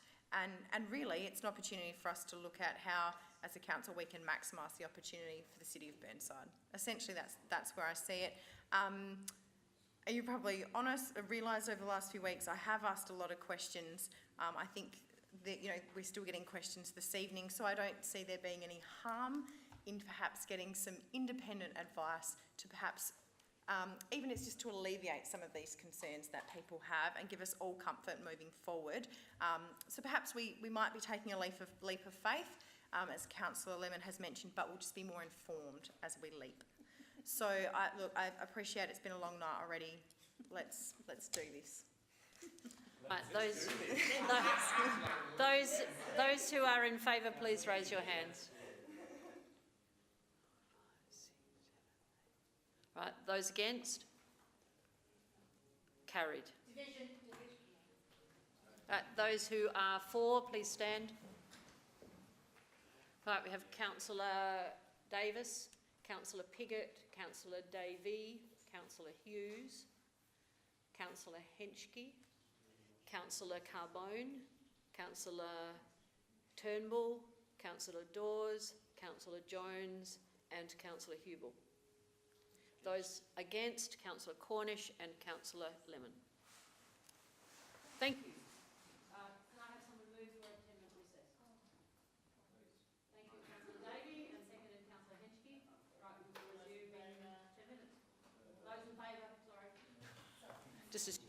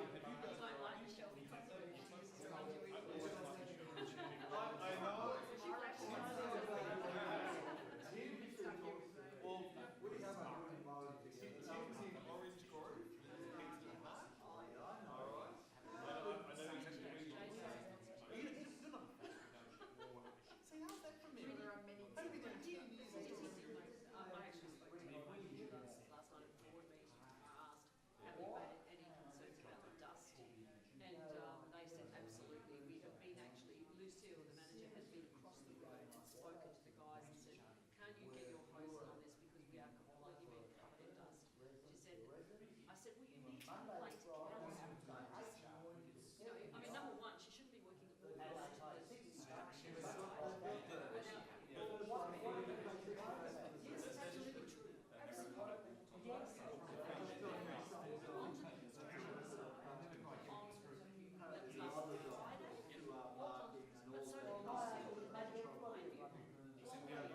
She went on as well to speak to these guys to say it's time to put the But just from the Burnside village, you say you've got half the meetings, is that true? They're talking about visitors. last night. You've got someone popping over to drop off. But we now have two to complain about the dust. And that is a real safety issue.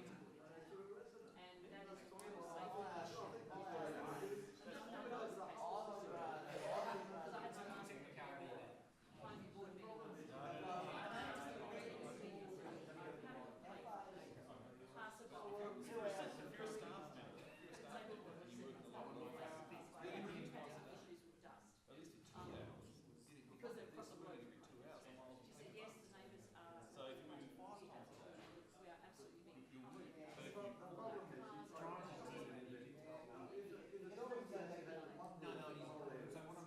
So I think it's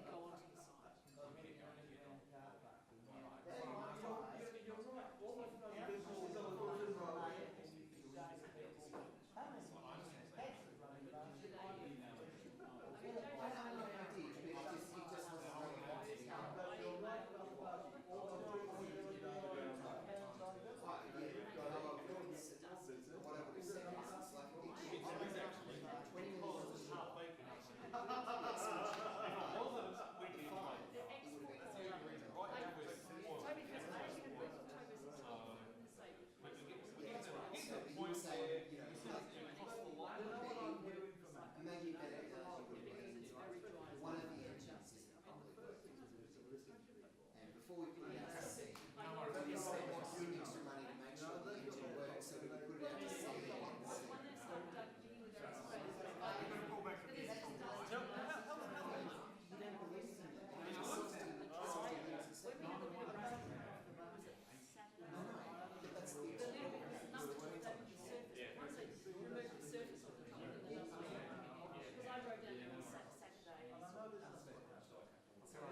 months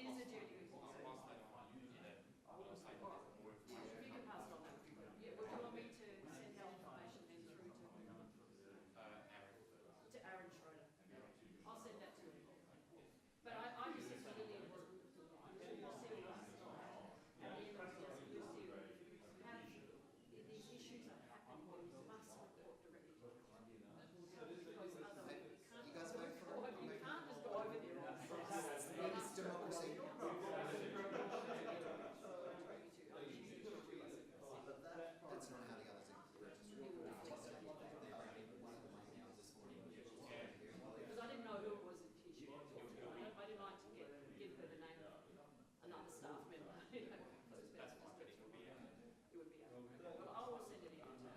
Lucille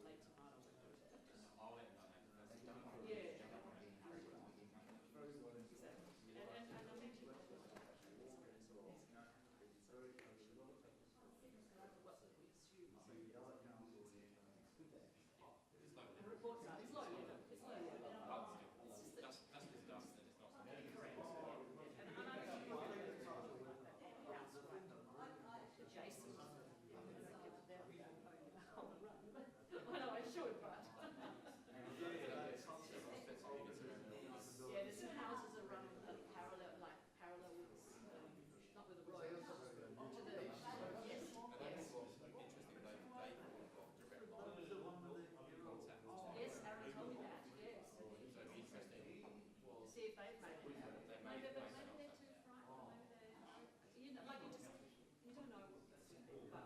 mention that.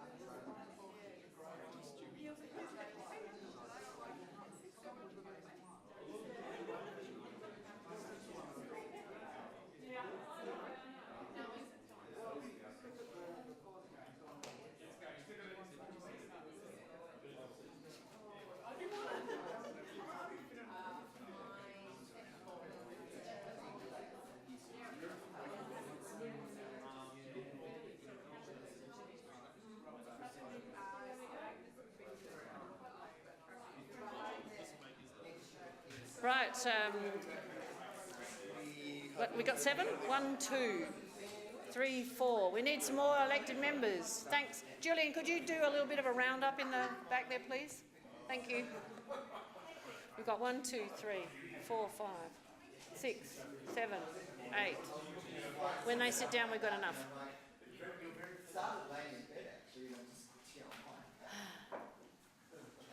All right, we now are moving to Councillor Piggott, I think it is.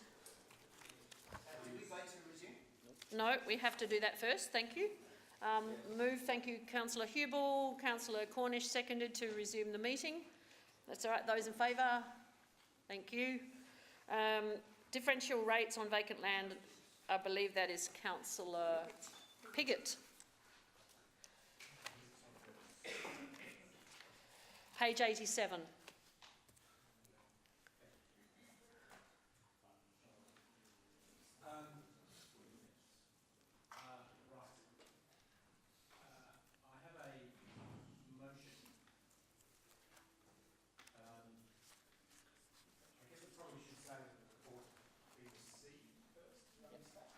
Yes. But that's all right, we put that in there. Thank you. And then I'm proposing that we include the increase of the differential rate on vacant land to 200% as part of the consultation of the 2019-2020 annual business plan. And the council wishes for administration to consider it as a separate item for consultation and not be redistributed across the various land use categories. Should council determine to include the increased rate, any additional rates received would be included in the year's operating surplus.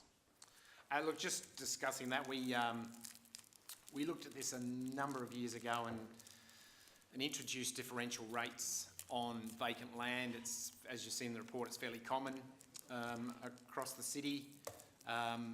We put it in at 150. And here we are. The report is probably pretty neutral as to whether it affects decisions made by owners of vacant land and hurries them up in terms of developing them. It certainly didn't go the other way. Certainly the numbers seem to be in favour slightly, but I'm not here saying it's a definite. You know, if we do this, it'll increase or speed up the development of this vacant land. And it really came into the focus just recently, actually, when one of my residents in Adelaide Street, McGill, talked of there's four vacant blocks there of, you know, various levels of progress, should I say, but no development. So I think it is the right thing, actually, that if you've got a vacant block of land in Burnside, I think it's not unreasonable that you do pay differential rates. So as to what should the rate be, look, I think I'm not sure there's a lot of science in that. It's interesting though, Unley is 202, and very specific.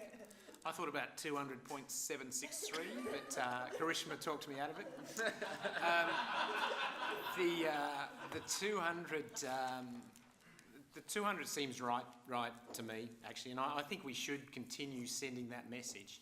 We're really keen for people to use their land in Burnside and for people to be living it and enjoying it. So that's my proposal. Number 3 talks about sort of how we address it in the budget process. You've got 2 choices really. One is if we were to do number 2, you sort of throw that into the mix and you only want to put the rates up by a certain amount and you include that increase. The increase is around $200,000. The extra 50 would equate to. My view is we should look at it separately. I think we should go out to consultation and say this is what we want to do in regard to differential rates on vacant land. But we should actually look at the budget as a separate thing. And if the community goes with us and we go up to 200, then I think that extra 200,000 should drop into the surplus bucket and effectively reduce debt and not actually be in part of the other, which is a far larger calculation anyway. So that's what number 3 talks about. So I'm interested to hear your views, but I'd really like you to agree with me. Thanks. Councillor Carbone. Thank you, Worship. happy to second this motion. It is a pet project of mine that I hate, and that's vacant land, almost as much as vacant properties. There's a dirty word in the real estate industry, and it's called land banking. And as the name suggests, it's a style of investment where people buy land, knowing that full well it'll increase in value every year for them to do absolutely nothing with it. And it's a complete, it's done, and it's obviously quite done well, but it is at the total disregard of its neighbouring residents. So I think I have no sympathy for people who embark in land banking, and 200%, I think it should be more, because it penalises those who need to be penalised. But I have no problem at all in penalising these people with a 200% premium. Councillor Davis. I just had a question on something Councillor Piggott said. He said that the increase to the rating of vacant properties would add to the surplus. My understanding is the previous vacant land that didn't go to it was redistributed. Through the chair, that is correct. Previously, when we introduced differential rating, we redistributed that, which essentially meant the vacant land property owners paid a higher higher rate in the dollar, and the residential owners paid a lower rate in the dollar. Through this motion, what Councillor Piggott is suggesting is that we do not do that, so we don't redistribute, but we actually bank in that cash. So in fact, it's going to end up being a 200% differential is going to end up being a $400,000 extra revenue, because what we'll do is we'll say the rates proposed is 2.4%. We calculate the rate in the dollar for residential and vacant land owners at that 2.4%, and then we double the rate in the dollar for the vacant land owners so that it's 200% differential. What that would give us is approximately 460,000 extra in surplus, which of course then goes to reducing debt, or long term it does make council more financially sustainable, I guess. Right. So it had an income about 200%, 460k a year. So it's about 1% of rates. Slightly higher, because 1% of rates is 390. Yeah. Okay. Do you want to ask another question? Okay. Councillor Dawes. And I want to get this right. So the differential goes up by 50%. I just want to make sure that Councillor Piggott hears my question. It goes up by 50%, but you're saying not the 50% goes to surplus, but the 100% goes to surplus. Is that right? Was what you're saying?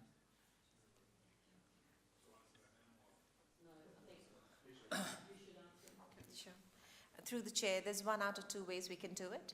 So one way of treating it would be to treat the 150% differential as it currently is through the redistribution, and the additional 50% that Councillor Piggott is suggesting goes towards the operating surplus, which is about 230,000.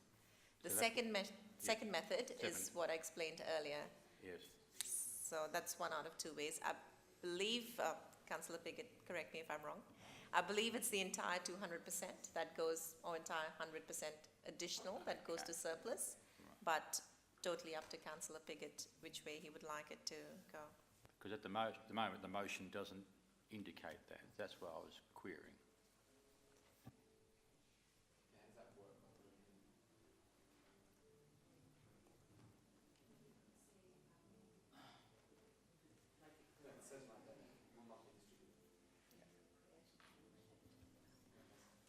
Through the chair, a suggestion I could make is maybe we do include that in point number 3, which says council wishes that the administration consider the entire additional 100% differential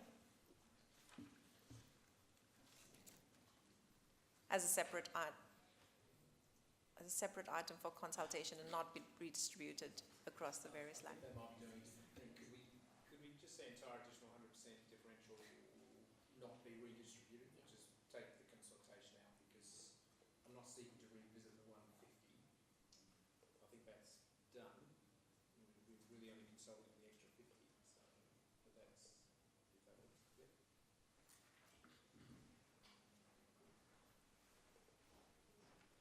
I will explain on some of that. Yep. You'll explain it later.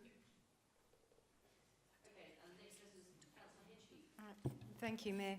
I've got a problem with this topic because I'm reading a few assumptions here. I mean, Councillor Caban, you assumed that the vacant landowners were land bankers, wicked land bankers, maybe. I don't know who these people are in our city of Burnside that have vacant land. Is it the family that have got the tennis court? Is it the family that have got a vacant block of land for their children to run around in, like I did actually when I was a child? I don't know. I'd like to have some confirmation about what we know about this vacant land, please. Can I just answer a little bit with that? I think some of the vacant land is when a house is purchased, that there's a demolition, and then that property, and we've had some situations like that up in McGill, where 3 blocks are left dormant, dust bowls, for a very long period of time. So I think that's one of the issues that is a contentious one. Now, some of that may be related to development applications, but some we believe are not. And there are also pieces of land that have laid dormant, like the corner of McGill Road and Glenburn Road, that has been vacant for the 8 years that we've been on council, or 8.5. So there are blocks, or there are properties that, whether it's deliberate, accidental, purposeful or what, there is evidence out there that we do have a number of differential properties that that appear to be deliberately left vacant, for whatever the reason. And you may be right in this, from land banking perspective, but it may be also other issues as well. But the issue is we've got them, and this is I'm not going to persuade, but I think this is a way for us to look at how we manage them.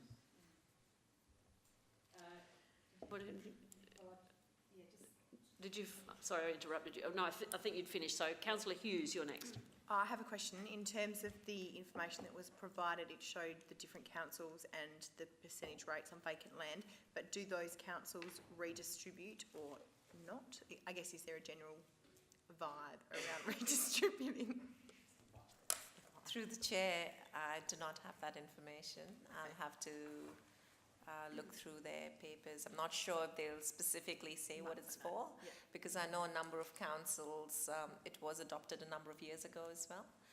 So there would be a bit of digging required. Thank you. Councillor Jones. Yeah, sorry, I just had a question first. I noticed that Playford have a quite heroic 597% rate differential, albeit for business properties. And I know Port Pirie got into some trouble with the smelter. Is this at some point where the minister steps in and says, this is ridiculous, guys? And perhaps Councillor Piggott can address that in his summing up why he chose 200 rather than, say, 598%? Because especially if it's going to raise lots of revenue from people Councillor Carbone doesn't like.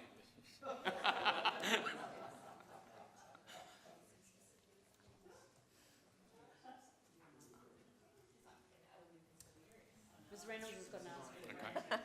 Through the chair, in short, I don't think they can. It's legislatively in the Act that you can differentially rate on a number of grounds, with the land category being one of them. There are a number of steps that you need to undertake when you're doing differential rating, included with the public consultation, the reasons for the differential rating, what you're going to do with that extra revenue. So we need to consider all of that, but I think it's as long as the council can justify why they are differentially rating and community consultation comes back with not a huge resentment to that, I guess. I don't think the minister can really step in and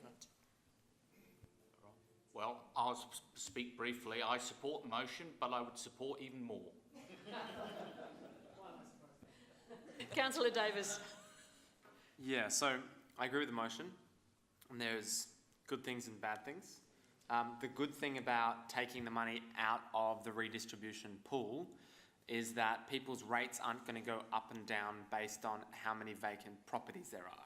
So if in a year there's more vacant properties, then people will be like, oh great, my rates are going down, and the next year they'll get hit if they get redeveloped after a period of time. So that's a good thing. It takes it out of individuals' community, their understanding of it, how it works. The bad thing is that it will actually look like we're running very large surpluses. And so the temptation for this council will be, well, shouldn't we cap our surpluses at 500,000, which is essentially giving it back to them in a lower rate increase. And then in a subsequent year, if this policy actually works, which is as it's intended to do, then you'll need to raise rates much more than you originally gave the discount to make up for the compounding loss of a lower rate increase. So, in my view, this council, we should adopt this, and I support it, but in my view, we should aim as a council to have, well, my personal view on rate increases is LGPI, but we should keep those two numbers very separate because this amount of money will fluctuate year on year, and we're not ever guaranteed that we'll have that many vacant properties, especially if it works. So if it's successful, then it will erode. So the higher we rate, the less money we'll get, ideally. So just something to bear in mind for when we come around to the budget next time. If this is included, we'll have a huge surplus, more than, and you'll then have to go and justify that to your residents. So there'll be a lot more explaining to do from our point of view in terms of why we're running larger surpluses. Councillor Davey. Thank you. I absolutely support the motion and thank Councillor Piggott for working it all out. I agree that I'd go for more. I'd have 300%. And I agree with Councillor Carboni that people do banking of land, but it's not so much in my area, in my experience, it's not the empty blocks with lots of dust. It's the big old houses, and I've got one that's been empty for 3.5 years. I don't know what they're waiting to do. I haven't even asked our planning people whether there's a plan to subdivide or what, but the house just sits there, weeds grow. Yes. They're what, subdividing? Yeah. It's a huge, huge land. But there's several of them, and around Hazelwood Park, and they just sit there. They're growing weeds. No, they're old houses that are just rotting and disintegrating. But we can't hit them with extra rates. It's about making land.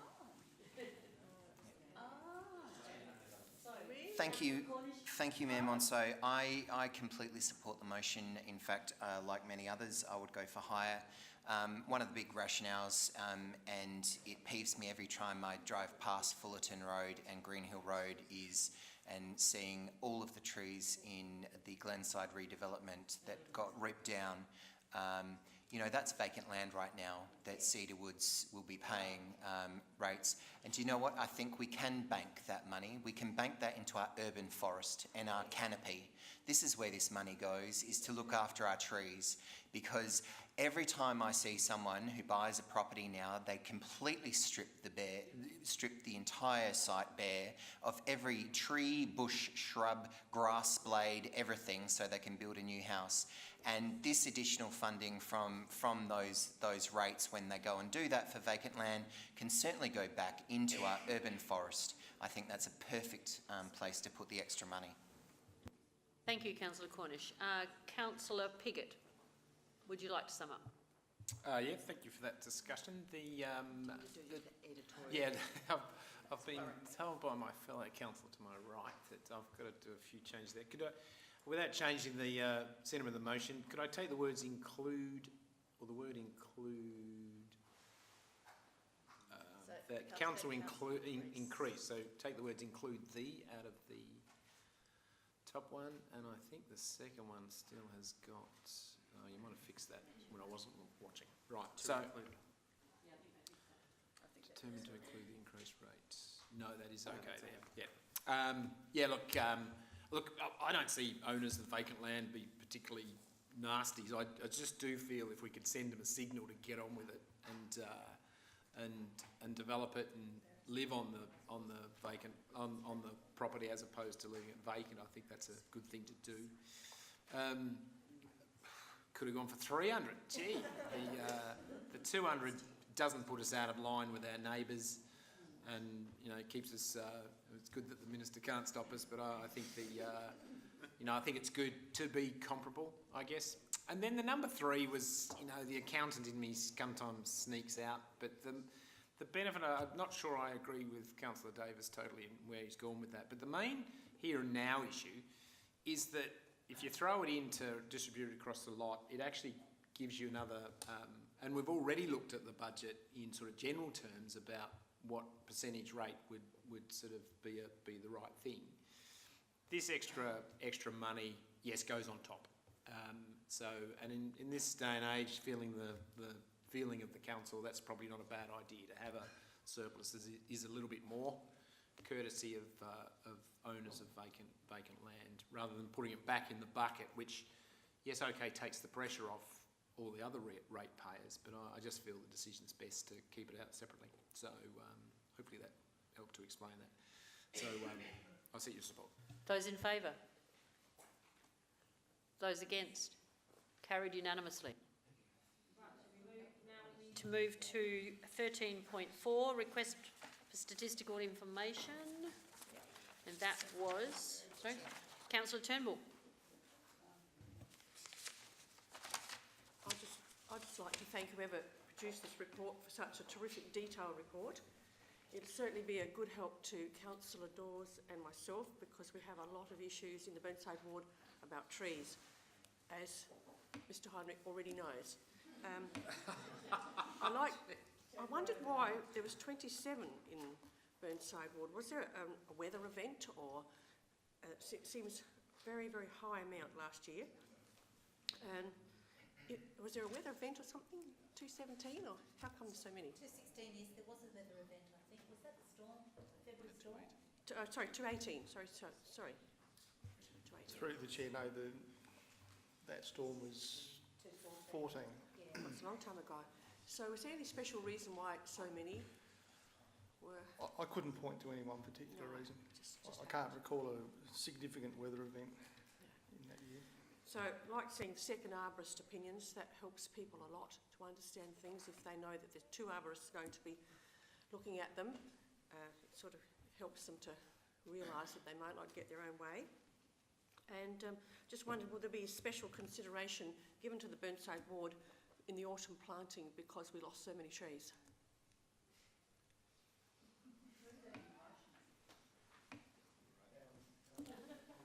Thank you, Ellen.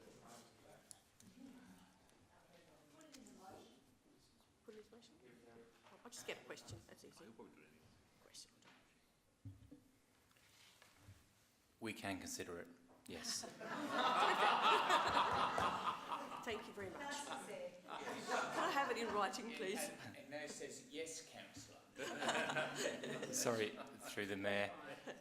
That would be obviously limited to the vacant lots that we have established within the public open space, particularly within street verges. There are a number of those across the city, and each year we do take a view on where we're planting. We can't do all of them once, so we certainly can look at the Burnside wall, but we do like to spread that planting across the city as best we can. Thank you. That's all. Councillor Dawes. Can I second that? Second that, yeah. The first thing I want to say is that the tables that you see on page 95, you can probably understand from that why Councillor Turnbull and I are very much worried about the tree canopy, because if you look at the number of trees for which development applications were received, the total in Burnside ward was more than the total of the other 5 wards. And last month, I think Councillor Turnbull told me that I think there were 5 development applications to remove trees in Wattle Park. So it's a never-ending battle. I did ask administration prior to the meeting, and thanks for the responses. What was the main reason? What was the main reason for 21 of the 27 in Burnside being approved? I know there was more second arborist reports than ever before, and I think that was a good innovation at the start of 2018, but the main reason given is safety. So we're in this very risk-averse culture nowadays where if a limb falls off a tree, we've got to take it down.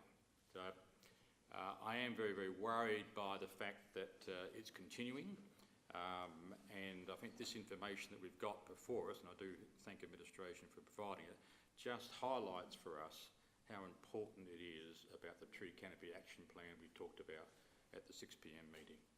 But I'll second that motion. Councillor Cornish. Just a few questions, if I could. And this comes from an incident that happened on the weekend. And I'll just broadly say that the administration did an amazing job with this incident, and the feedback that they've received from a member of the public has been outstanding. So I commend the administration greatly for this work. Is there a requirement, the question is there a requirement for anyone with a permit to take down a tree to actually to post it on their front fence or something like that, so neighbours know when it's coming down that it is coming down legally? Through the chair, no. It's the practice of some arborists to notify us when they are taking down a tree that they are able to do so without approval. So we have that on record, and if people ring, then we can say, no, we know about that one. So some arborists will do that, but there's no requirement for that information to be made public. It's helpful when it is, but there is no requirement. When the council assessment panel or the council planners actually approve a tree to be removed on a private property, is there a subject to clause that could possibly be added where the permit or the permission is actually taped or tied to the front fence, so that neighbours do know when they hear the chainsaws and they walk around, they could possibly see that yes, someone's got approval to remove that tree? Is that a possibility? We could look into that, but I would suspect that would be a condition that wouldn't be a valid one. But Okay. we can certainly consider that. Would it be something that would probably be handier? And I'm just doing this because a local neighbour heard the chainsaws happening at a property nearby, went out, spoke to the people felling it, and the people basically told him to go away. You've got no need to be here, and became quite threatening towards him, even though he was asking why they were chopping down this 80-year-old tree.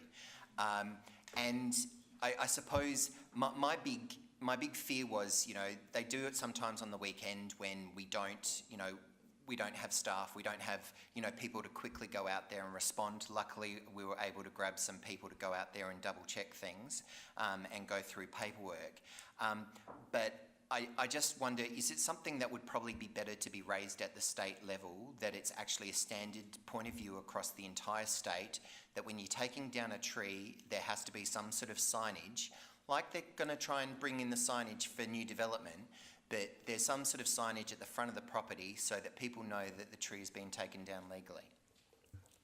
Through the chair, I would say yes, that's right. I mean, that's the sort of thing that's subject to regulation or legislation. Okay, I might bring that back to a further meeting at this council. Councillor Lemon. Just following up on our risk-averse society, I think that we need to be mindful of the fact that big and old gum trees do drop very big, heavy branches. And I just wanted to make the point that they do it especially in times of drought, and we do need water. I needed to make that point. Councillor Hughes.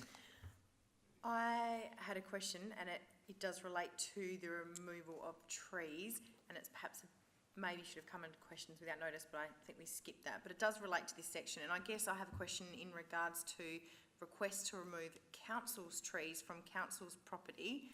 It has happened during the week in our ward, and a development application has been lodged with a request to remove that tree. I just want to understand the process in terms of whether council can reject that before it goes to community consultation, Is that clear? No, not clear. Through the chair, if there's a regulated council tree, Yep. it's a little bit like that thing before the LMA, there's 2 layers of control. So with a regulated council tree, to have that removed, there needs to be 2 things. One is the planning approval and the approval of the council, as well as the owner of that tree. And I maybe need to take this offline, but it's just, I would have thought that an application to remove a council tree, we have the opportunity to say no before that goes to community consultation. That's what I'm saying. Through the Mayor, as Magnus is saying, it's not about the community consultation on a removal of a tree is a council tree is category 2, but as the landowner, yes, before even an application is lodged, the council can say we don't want the tree removed, but it has to understand the risks associated. If someone makes a complaint about a tree, council as the landowner has to make a call first to determine whether or not it thinks the tree should come out, and if it believes the tree doesn't need to come out, full stop, end of story. If it believes the tree should come out, then a development application is lodged, which would then undergo the category 2 notification. Yeah, that's clear. It still doesn't confirm the situation I'm talking about, so I perhaps need to take that offline. Councillor Davey. Thank you. I've forgotten my train of thought. Sorry. Yes, sorry.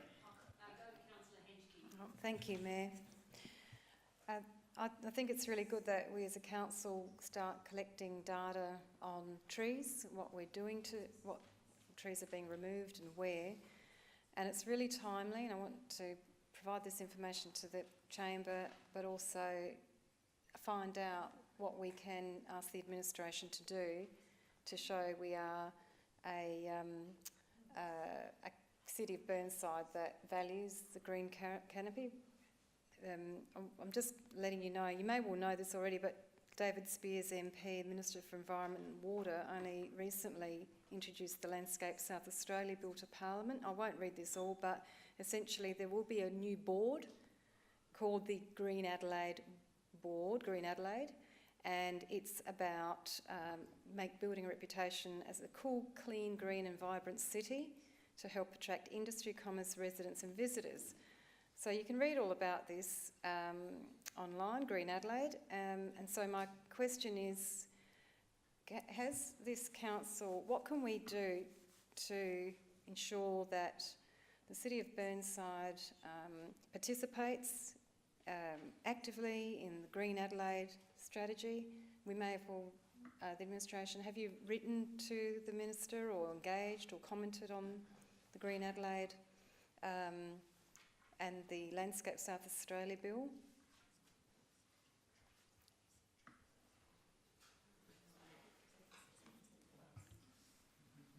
Because it's about strengthening relationships with key stakeholders in the community to deliver a new approach to urban natural resource management. I mean, isn't that what we're trying to do here? And this has only just been passed, so are we with it? Thank you. Through the Mayor, we have already met with Dew with regards to the changeover of the NRM boards in relation to this. We met them some time ago, so we have started that communication and consultation with them on a number of fronts. In terms of tree canopy, I think that's something that we can work into the Canopy Action Plan, which has been going for the last couple of years, which is over and above the effort that was being put into the urban forest as it was before then. So there's a lot of work that's been done in a short space of time in connection with the initiatives that both state and local government have tried to achieve in this area. So there is alongside the Canopy Action Plan, there is obviously a workshop that will talk these things through with you, and we can discuss how we gel with those outcomes at that time.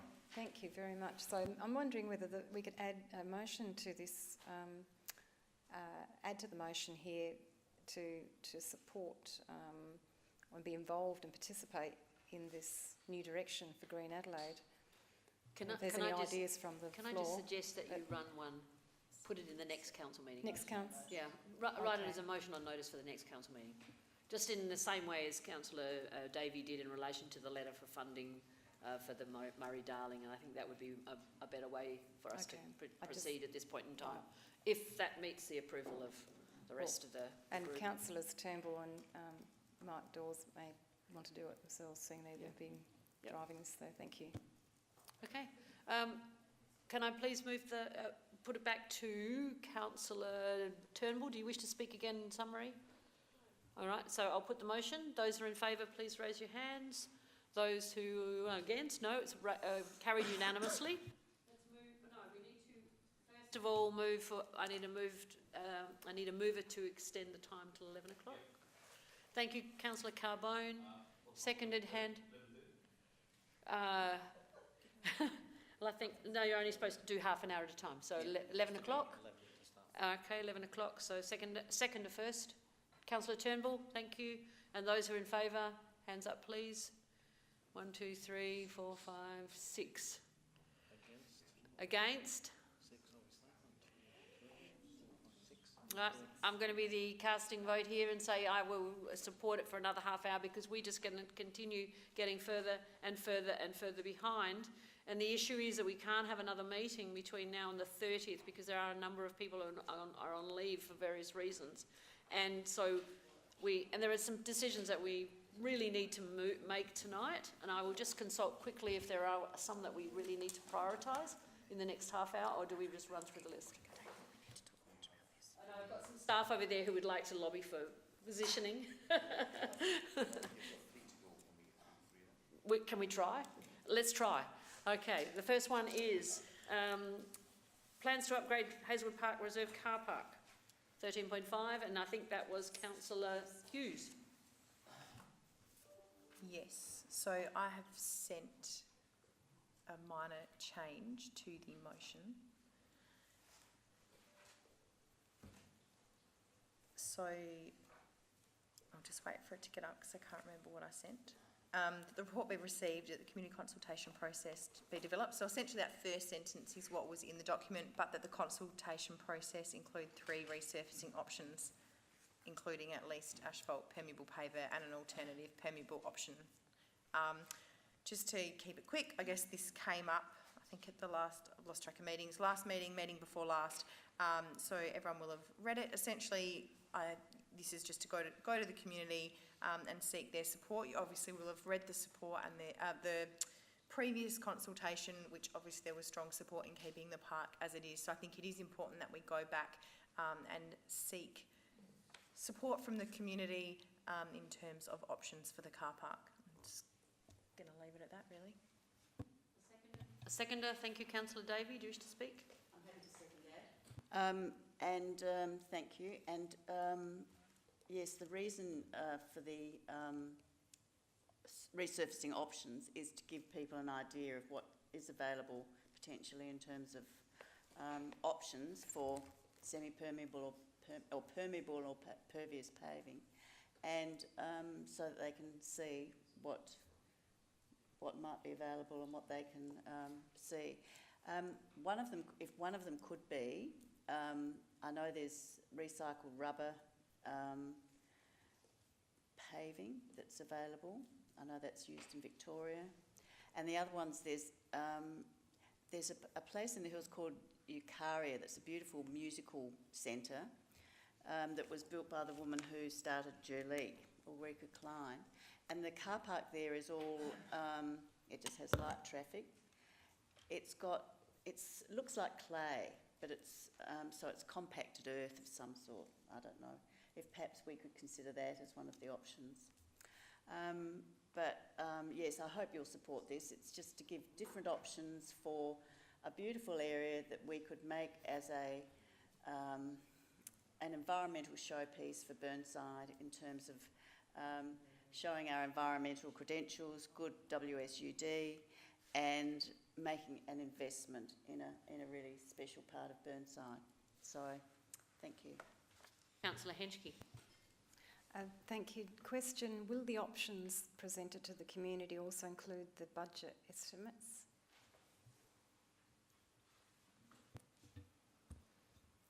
Through the chair, I think we would need to indicate how much each of the options cost, because that's obviously a factor in terms of decisions that might be made by the community. Councillor Lemon. Thank you. I was curious when I read this. I was shocked at the cost of permeable paving that looks like block paving. But what I was curious about was why gravel's never looked at. I'm interested in your point of view as an engineer. Gravel is a permeable surface. You know, you don't get much better than the rain actually going down. You get a thick bit of gravel. You can park cars, people use it for driveways. I've just had it put down in my own driveway at the front, and it's terrific. Why is that not an option for Hazelwood Park?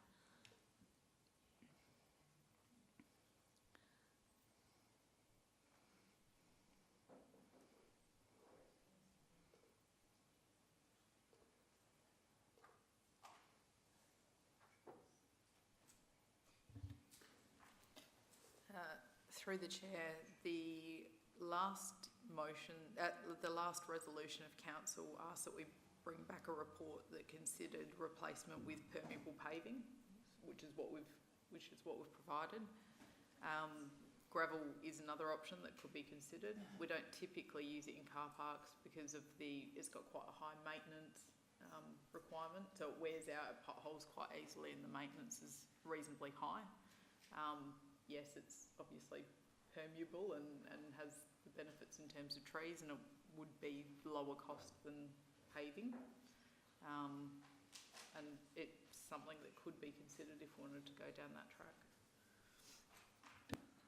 Or you could go down that track and use gravel in conjunction with other stuff that might keep it contained and less labour intensive. But I'm really curious about gravel in the use of somewhere like that, because it's clear from this report that the majority of people want the park to stay the same, and the majority of people don't want the car park actually to change at all either. So, yeah, it's got potholes, fill them up with gravel, get rid of the asphalt, or just put gravel over the top of it. You know, it'll look terrific. Councillor Jones. I just had a question about how far the community consultation goes. Given that we're talking about $1 million, can we consult everyone who lives in Burnside, given that they'll be paying for it?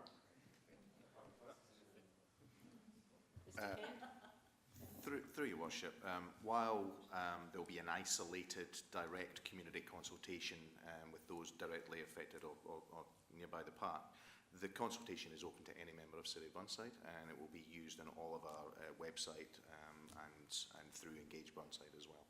So we'll certainly try and get as much feedback from the community as possible. But not necessarily everybody. Which was your question? No, but it's not just a few streets. No. Councillor Cornish.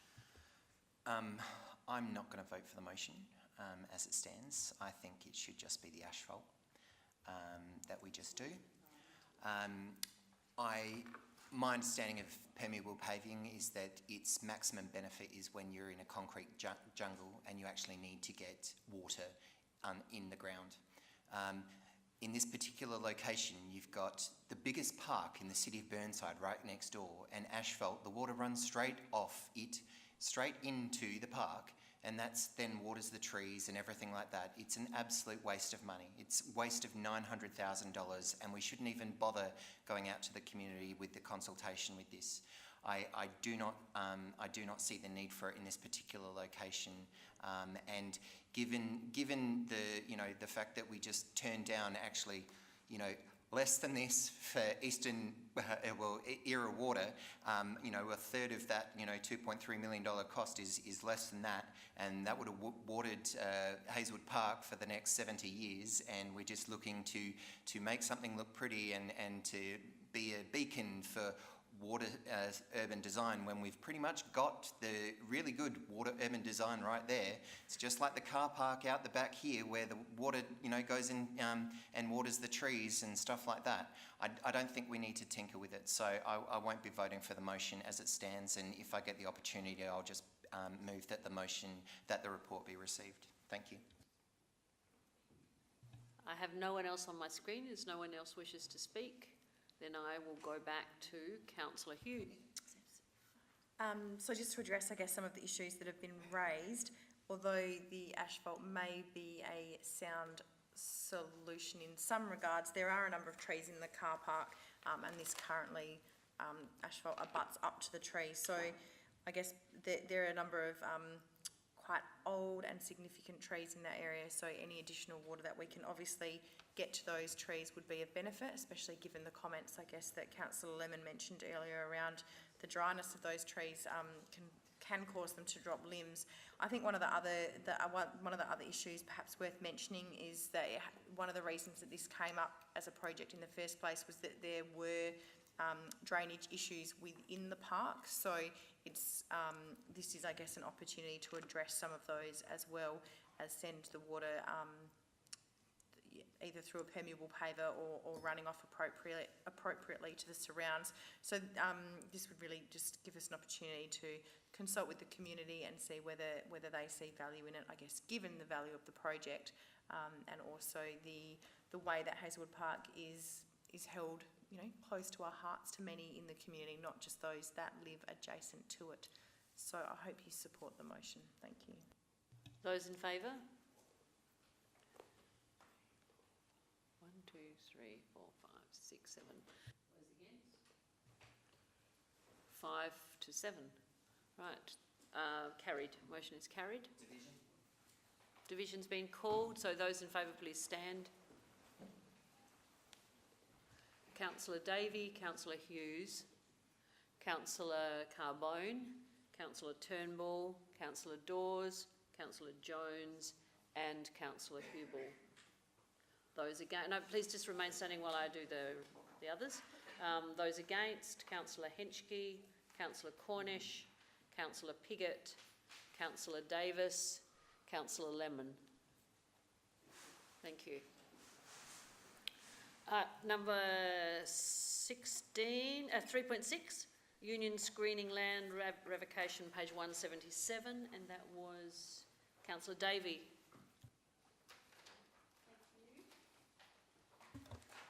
Thank you, Mayor.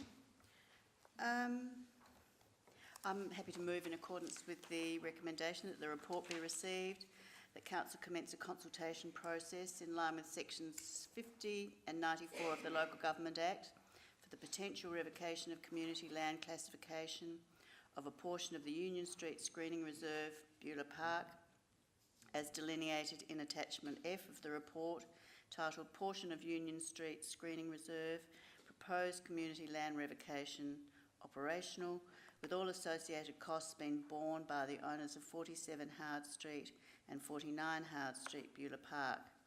And 3, that following completion of the community consultation, a further report be presented to Council with the outcome of the process and a recommendation in relation to next steps.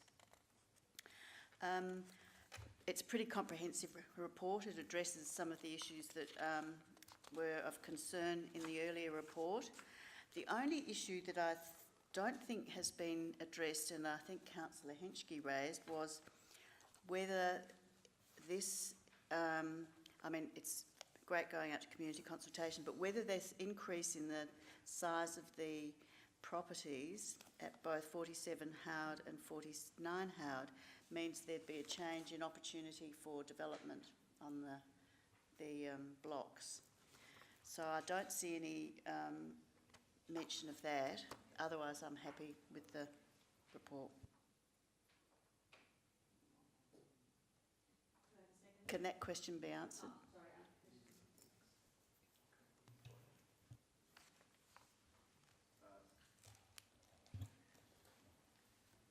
Through your worship, apologies if we missed it in a question that was raised previously, but that wasn't specified in the council resolution, which we brought back to council. So the report that's presented to you, I believe, requested 3 separate reports or 3 separate issues to be considered within this report, and that's what we provided to you.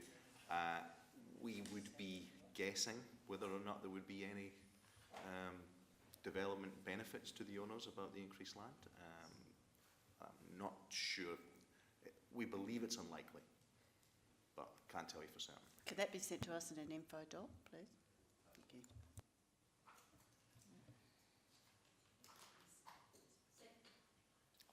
A seconder, please. Councillor Cornish, thank you. Do you wish to speak? No. Okay. I don't have anyone else on my list. Is there anyone else who wishes to speak? Okay, I shall put the motion. Those in favour? Those against? Carried. Okay, now we're moving to the next one, which is initiatives to promote maintenance and retention of significant regulated trees. Councillor Carbone.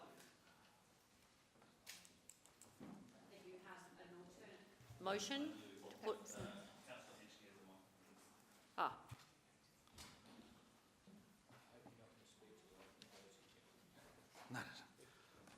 Thank you, Worship. I do have a slightly amended motion that is being typed as we speak.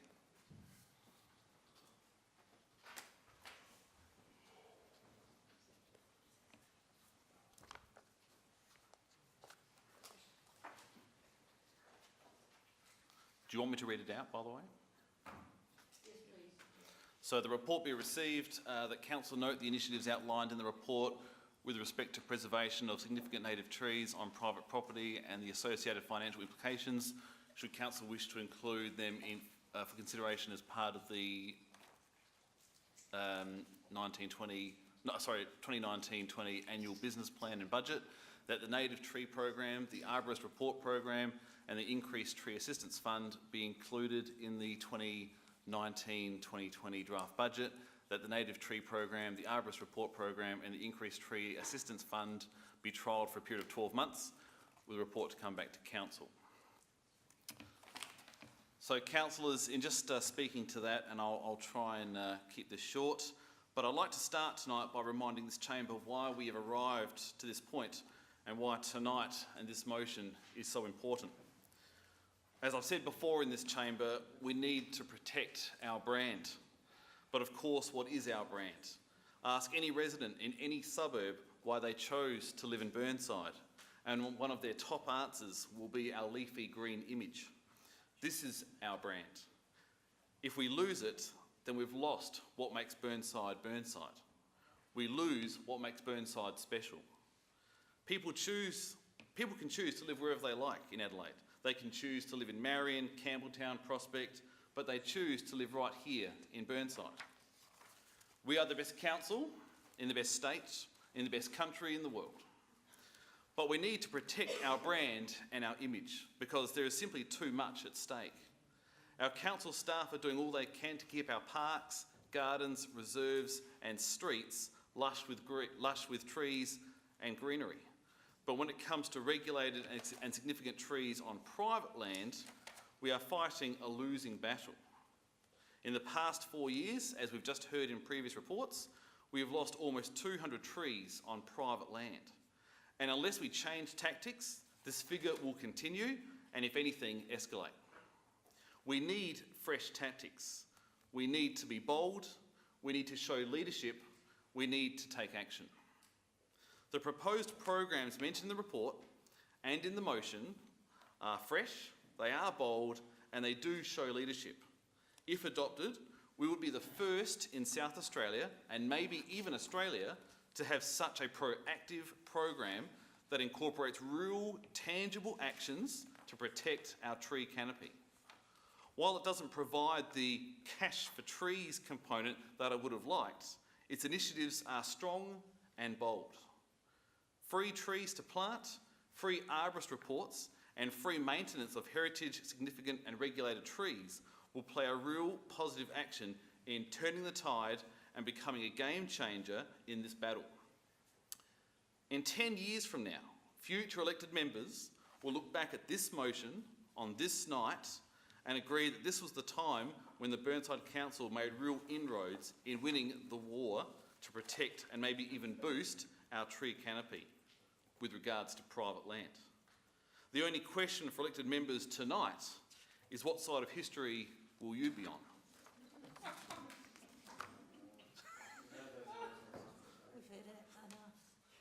This motion achieves three objectives. One, it provides incentives to encourage residents to keep their existing and significant trees. Two, it thanks and rewards residents to provide a service that the entire block, street and suburb gain from. And three, it shares the burden and costs of tree ownership evenly amongst the community. Residents who have significant trees wear all the cost, while the community receives all the benefit. This will be a trial for its first 12 months, and no doubt tweaks will be made, and hopefully more funding will be provided in future budgets. Providing free trees to residents, schools and community groups will ensure we are doing all we can to encourage tree planting on private land for future generations to benefit from. This will see council hand out 900 trees across Burnside, with a focus in areas that have a very low tree canopy area, such as Eastwood, Freeville, Leabrook and Glenside. Free arborist reports will allow tree owners to assess their trees and provide advice on how both can coexist, while giving us the knowledge to finally learn more about the makeup, number and condition of private trees. And of course, the big one, free maintenance for heritage, significant and regulated trees, taking the current program from a minuscule 5,000 to 50,000, assisting owners with regular trimming to help share the burden of the large expenses of tree ownership. If this motion passes and the draft budget is later adopted, this council will be showing real leadership and getting serious on a serious issue. The entire budget for this comes to just under $200,000, which isn't much given what is at stake here. I think it should be a lot more, but this is just a trial. Tonight we go from talk to action. We all know the issue we face, and we all know the tree canopy is a big problem. But tonight we fight back. I commend this motion to you. Councillor Davey, do you wish to second? Yes, Your Worship, absolutely. I couldn't have said it better myself. I congratulate Councillor Carboni on all his fine words, and I think we've funded it already tonight with our differential rates proposal. I think we've absolutely got the money. It should be considered. Easy go. Absolutely. We can slot it into our draft budget and go out for public consultation, and I'm sure our community will support it. So I hope you all will tonight too. Councillor Davis. Can I just ask a question? Point 4 guarantees that regardless of the draft budget, so even if communities say we don't want this or whatever it is, regardless of the draft budget, those three things go into the budget.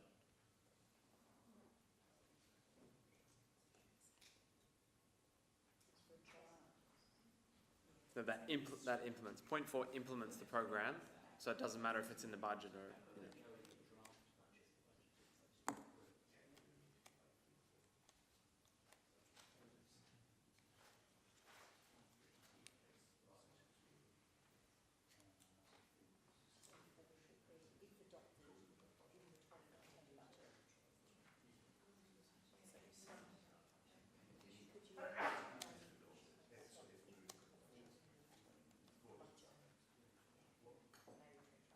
Before it's redundant.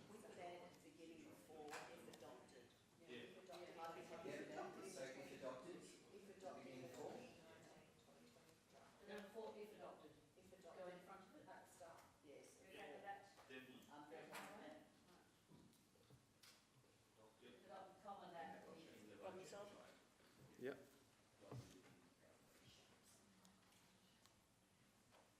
In the budget.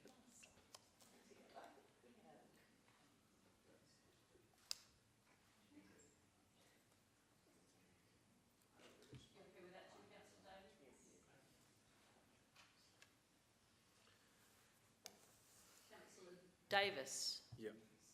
So just very quickly, something for you to consider is that, so my understanding, the complementary arborist reports would not be done by council arborists, they'd be external arborists. Now, if I was, say, a resident that wanted to get rid of my tree, and I wanted to get an arborist report that told me that it was dangerous and I should get rid of it, then the City of Burnside Council could pay for that arborist report. So something to think about when you're talking about spending $100,000 to get an arborist report that might actually recommend removal, and might actually be signing your own death warrant. Yeah, but we're paying for it now. Councillor Carbone, save that until the end, until you summarise, please. The difference is we're going to pay for it and encourage, based on council funds, for people to go and check to see if their tree is dangerous. And if they get the answer they want, perhaps, let's just say they want to get rid of the tree, we're going to spend $100,000 funding people who want to get rid of significant trees. And that report, and you should consider whether those arborist reports come back against keeping the tree. So that's something you should consider in your debate and how you vote on that particular motion. My personal view is I think you should take that one out. The other two are very good, but I'm happy to support the motion as is, but that's the risk that you're going to run. Councillor Piggott. Could I just clarify the maths? The native tree program, I think, is an additional $45,000 into the budget. Can I confirm that? I think it does add up to about 200. That's true. The arborist report's 100,000, and the approximately 50. So it is $200,000. 195. Yeah. Look, it does. It is a excellent speech, Councillor Carbone, but I do feel that it is just throwing a lot of cash at a problem that, and I feel that only one of them I can support, not all three. And I think that's what the council should do as well. Because when you look at the raw numbers of it, the $100,000 spent on arborists, quite aside from Councillor Davis's view on it, which one would hope not all 200 that we did pay for was along those lines, but there is no question that arborist reports were not all invented the same, and so that is a risk. The problem of mine is there's $100,000 that actually just gets an arborist report, doesn't do anything more on just 200 trees. I don't think it stacks up from a bang for buck point of view. And I think that's true of the tree assistance program that we have tried and hasn't really been picked up that heavily. So what we're going to do is actually put more money on, which means we can afford to support less trees. And you can get $2,000 for this, so that could effectively be 25 trees. I don't think we're scratching the surface on either of those two initiatives, so I don't feel we should support those two. I do like the 980 trees I get for $45,000. I think that is a good thing, and it really could, if we really got out there and got that going, that does make a real difference to the number of trees in the City of Burnside. And okay, they're only starting out, they're small, but they will grow into, some of them, significant trees in years to come. So I feel, though it's worthy, and it's the sort of motion that you wouldn't think you'd bang holes in, I think we do need to be a bit careful about how we throw money around. So I would be of the view that we do push the button on the native tree program, but I don't feel the other two, if the community really look closely at them, will see them as value for ratepayers' money. So I feel we should vote this down, but I would certainly support the native tree program. Councillor Henschke. Oh, thank you, Mayor. Just along that theme, Councillor Pigg, I just feel we need to think about this a bit more deeply. I mean, even in our own backyard, I think we have to make sure we get our street trees planted properly. Like someone just rang me today and said, gosh, you know, this tree across the road hasn't been replaced for years, you know. So we've still got street trees. We've sort of got a backlog of our own verges to fix up. I'm just concerned about that. And the arborist report, the safety side, the purpose of the arborist report, I'm not convinced why we have to pay for arborist reports which can be used for to remove trees. I really do feel strongly that we still have to integrate this with its Green Adelaide and the partnership approach. I just think we're going one way and the rest of the world's going another direction, and you know, we need to work together with the state government's direction so we get better bang for our buck. Councillor Turnbull. Thank you. I'm a little bit concerned about the voucher-based system. Having started at Golden Grove when everything was new, they gave out 5 free trees to everybody. My neighbour planted 5 lemon-scented gums in that area in a line, and of course they had to come out. So it's a bit ad hoc. There needs to be a mentor, be a volunteer mentor, a staff member, but they haven't got time, to help people. Otherwise they're just going to be planted here, there and everywhere. And as you know, I work in a nursery, and sadly, one of the frequent questions is, do you take it out the pot before you put it in the ground? So there does need to be some help there. Otherwise, some of those trees will be wasted. That's what I'm trying to say. Councillor Lemon. Oh, sorry. Thank you. I propose an amendment.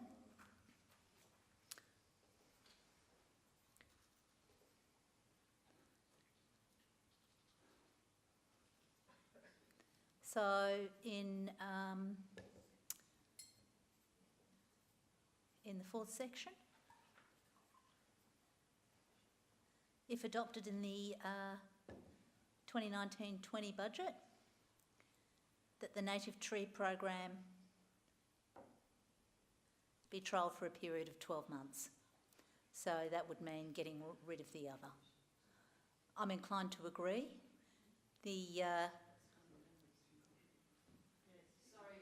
Just conferred that this is It's not an amendment. Okay. No, it needs to be Fine. a completely new motion, so the first one needs to be voted down and then you could put yours up. This might be obvious to everyone else, but it is getting late at night. So this clause, as it stands now, we would include it in the draft budget that goes to community consultation, but we would still have the opportunity to rein it back in if the books didn't balance and we weren't happy with where it lands, correct? Okay, thank you.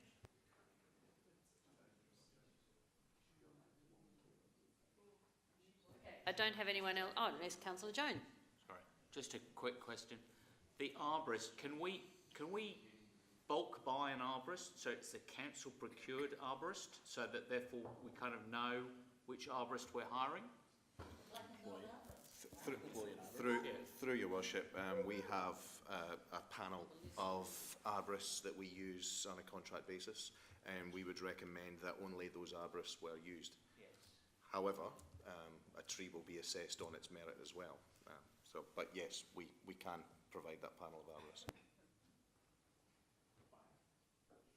I don't have anyone else on the screen, so it's back to Councillor Carbone. Councillors, just to wrap up, We have 3 minutes. on a daily basis, we are dealt with the issue of our diminishing tree canopy. And everyone's always quick to complain and say how bad it is and talk about the neighbours who are cutting down trees and all those sorts of things. So my question to you is, well, what are you going to do about it? What are your ideas to actually turn the tide, okay, and stop us bleeding our tree canopy? Our focus is on private land because we can do all these great things on communal land, on trees, on the streets and so forth.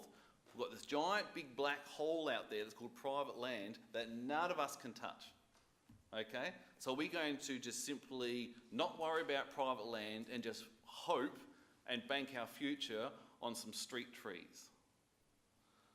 So stop complaining, listen to the community. They're telling us to take real action on our diminishing tree canopy. Okay? Show leadership. Don't be a follower. Don't follow the state government's lead and go, oh, well, you know, we'll just do what they do. Why don't we lead? We'll show them how things are done. Because no other council does this in South Australia. We are the leaders in taking a proactive approach in stopping our diminishing tree canopy. We are the leaders. No one else does what we do. Not even Mitcham, not Unley, none of them. We are the leaders. We are number one now, well, hopefully. So, aim to be. So, there's been talk about arborists. Now, one of the reasons why we wanted this in is because A, we can control it. If they're thinking about removing the tree, it's going to happen one way or another. But at least having one of our arborists on our panel, who we know and trust, they're not a dodgy gun for hire, okay? They are the experts in the field, they're the ones we use. Wouldn't you rather a resident get advice from someone we trust? And maybe it might be, well, I'll tell you what the tree could do with a bit of trim here, trim there. So we're being proactive in that. Now, yes, of course, the trees that we're going to give out are good, okay? But the biggest issue we have, It's 11 o'clock, the meeting is now technically finished. So that is it. I've got one sentence. No, because there would still be the vote as well. So that's going to have to be deferred until... No. A vote, No. vote. It's, the time is over. We can't even do that. Yeah. It's not... Sorry, Councillor Davey, I did give him a warning and I said it was 3 minutes, okay? The issue now is that we have significant amount of leftover business that requires us to start on the 30th of April at 6 o'clock for two different meetings. On the 30th of April at 6 o'clock because we're meeting Vicky Chapman. We are too. So I'd have to start at 7. So the CEO is saying it'll have to start at 7 o'clock.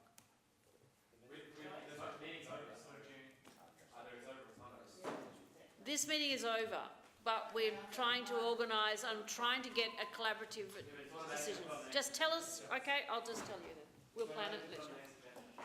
Okay. We have a lot of items still left on the next agenda.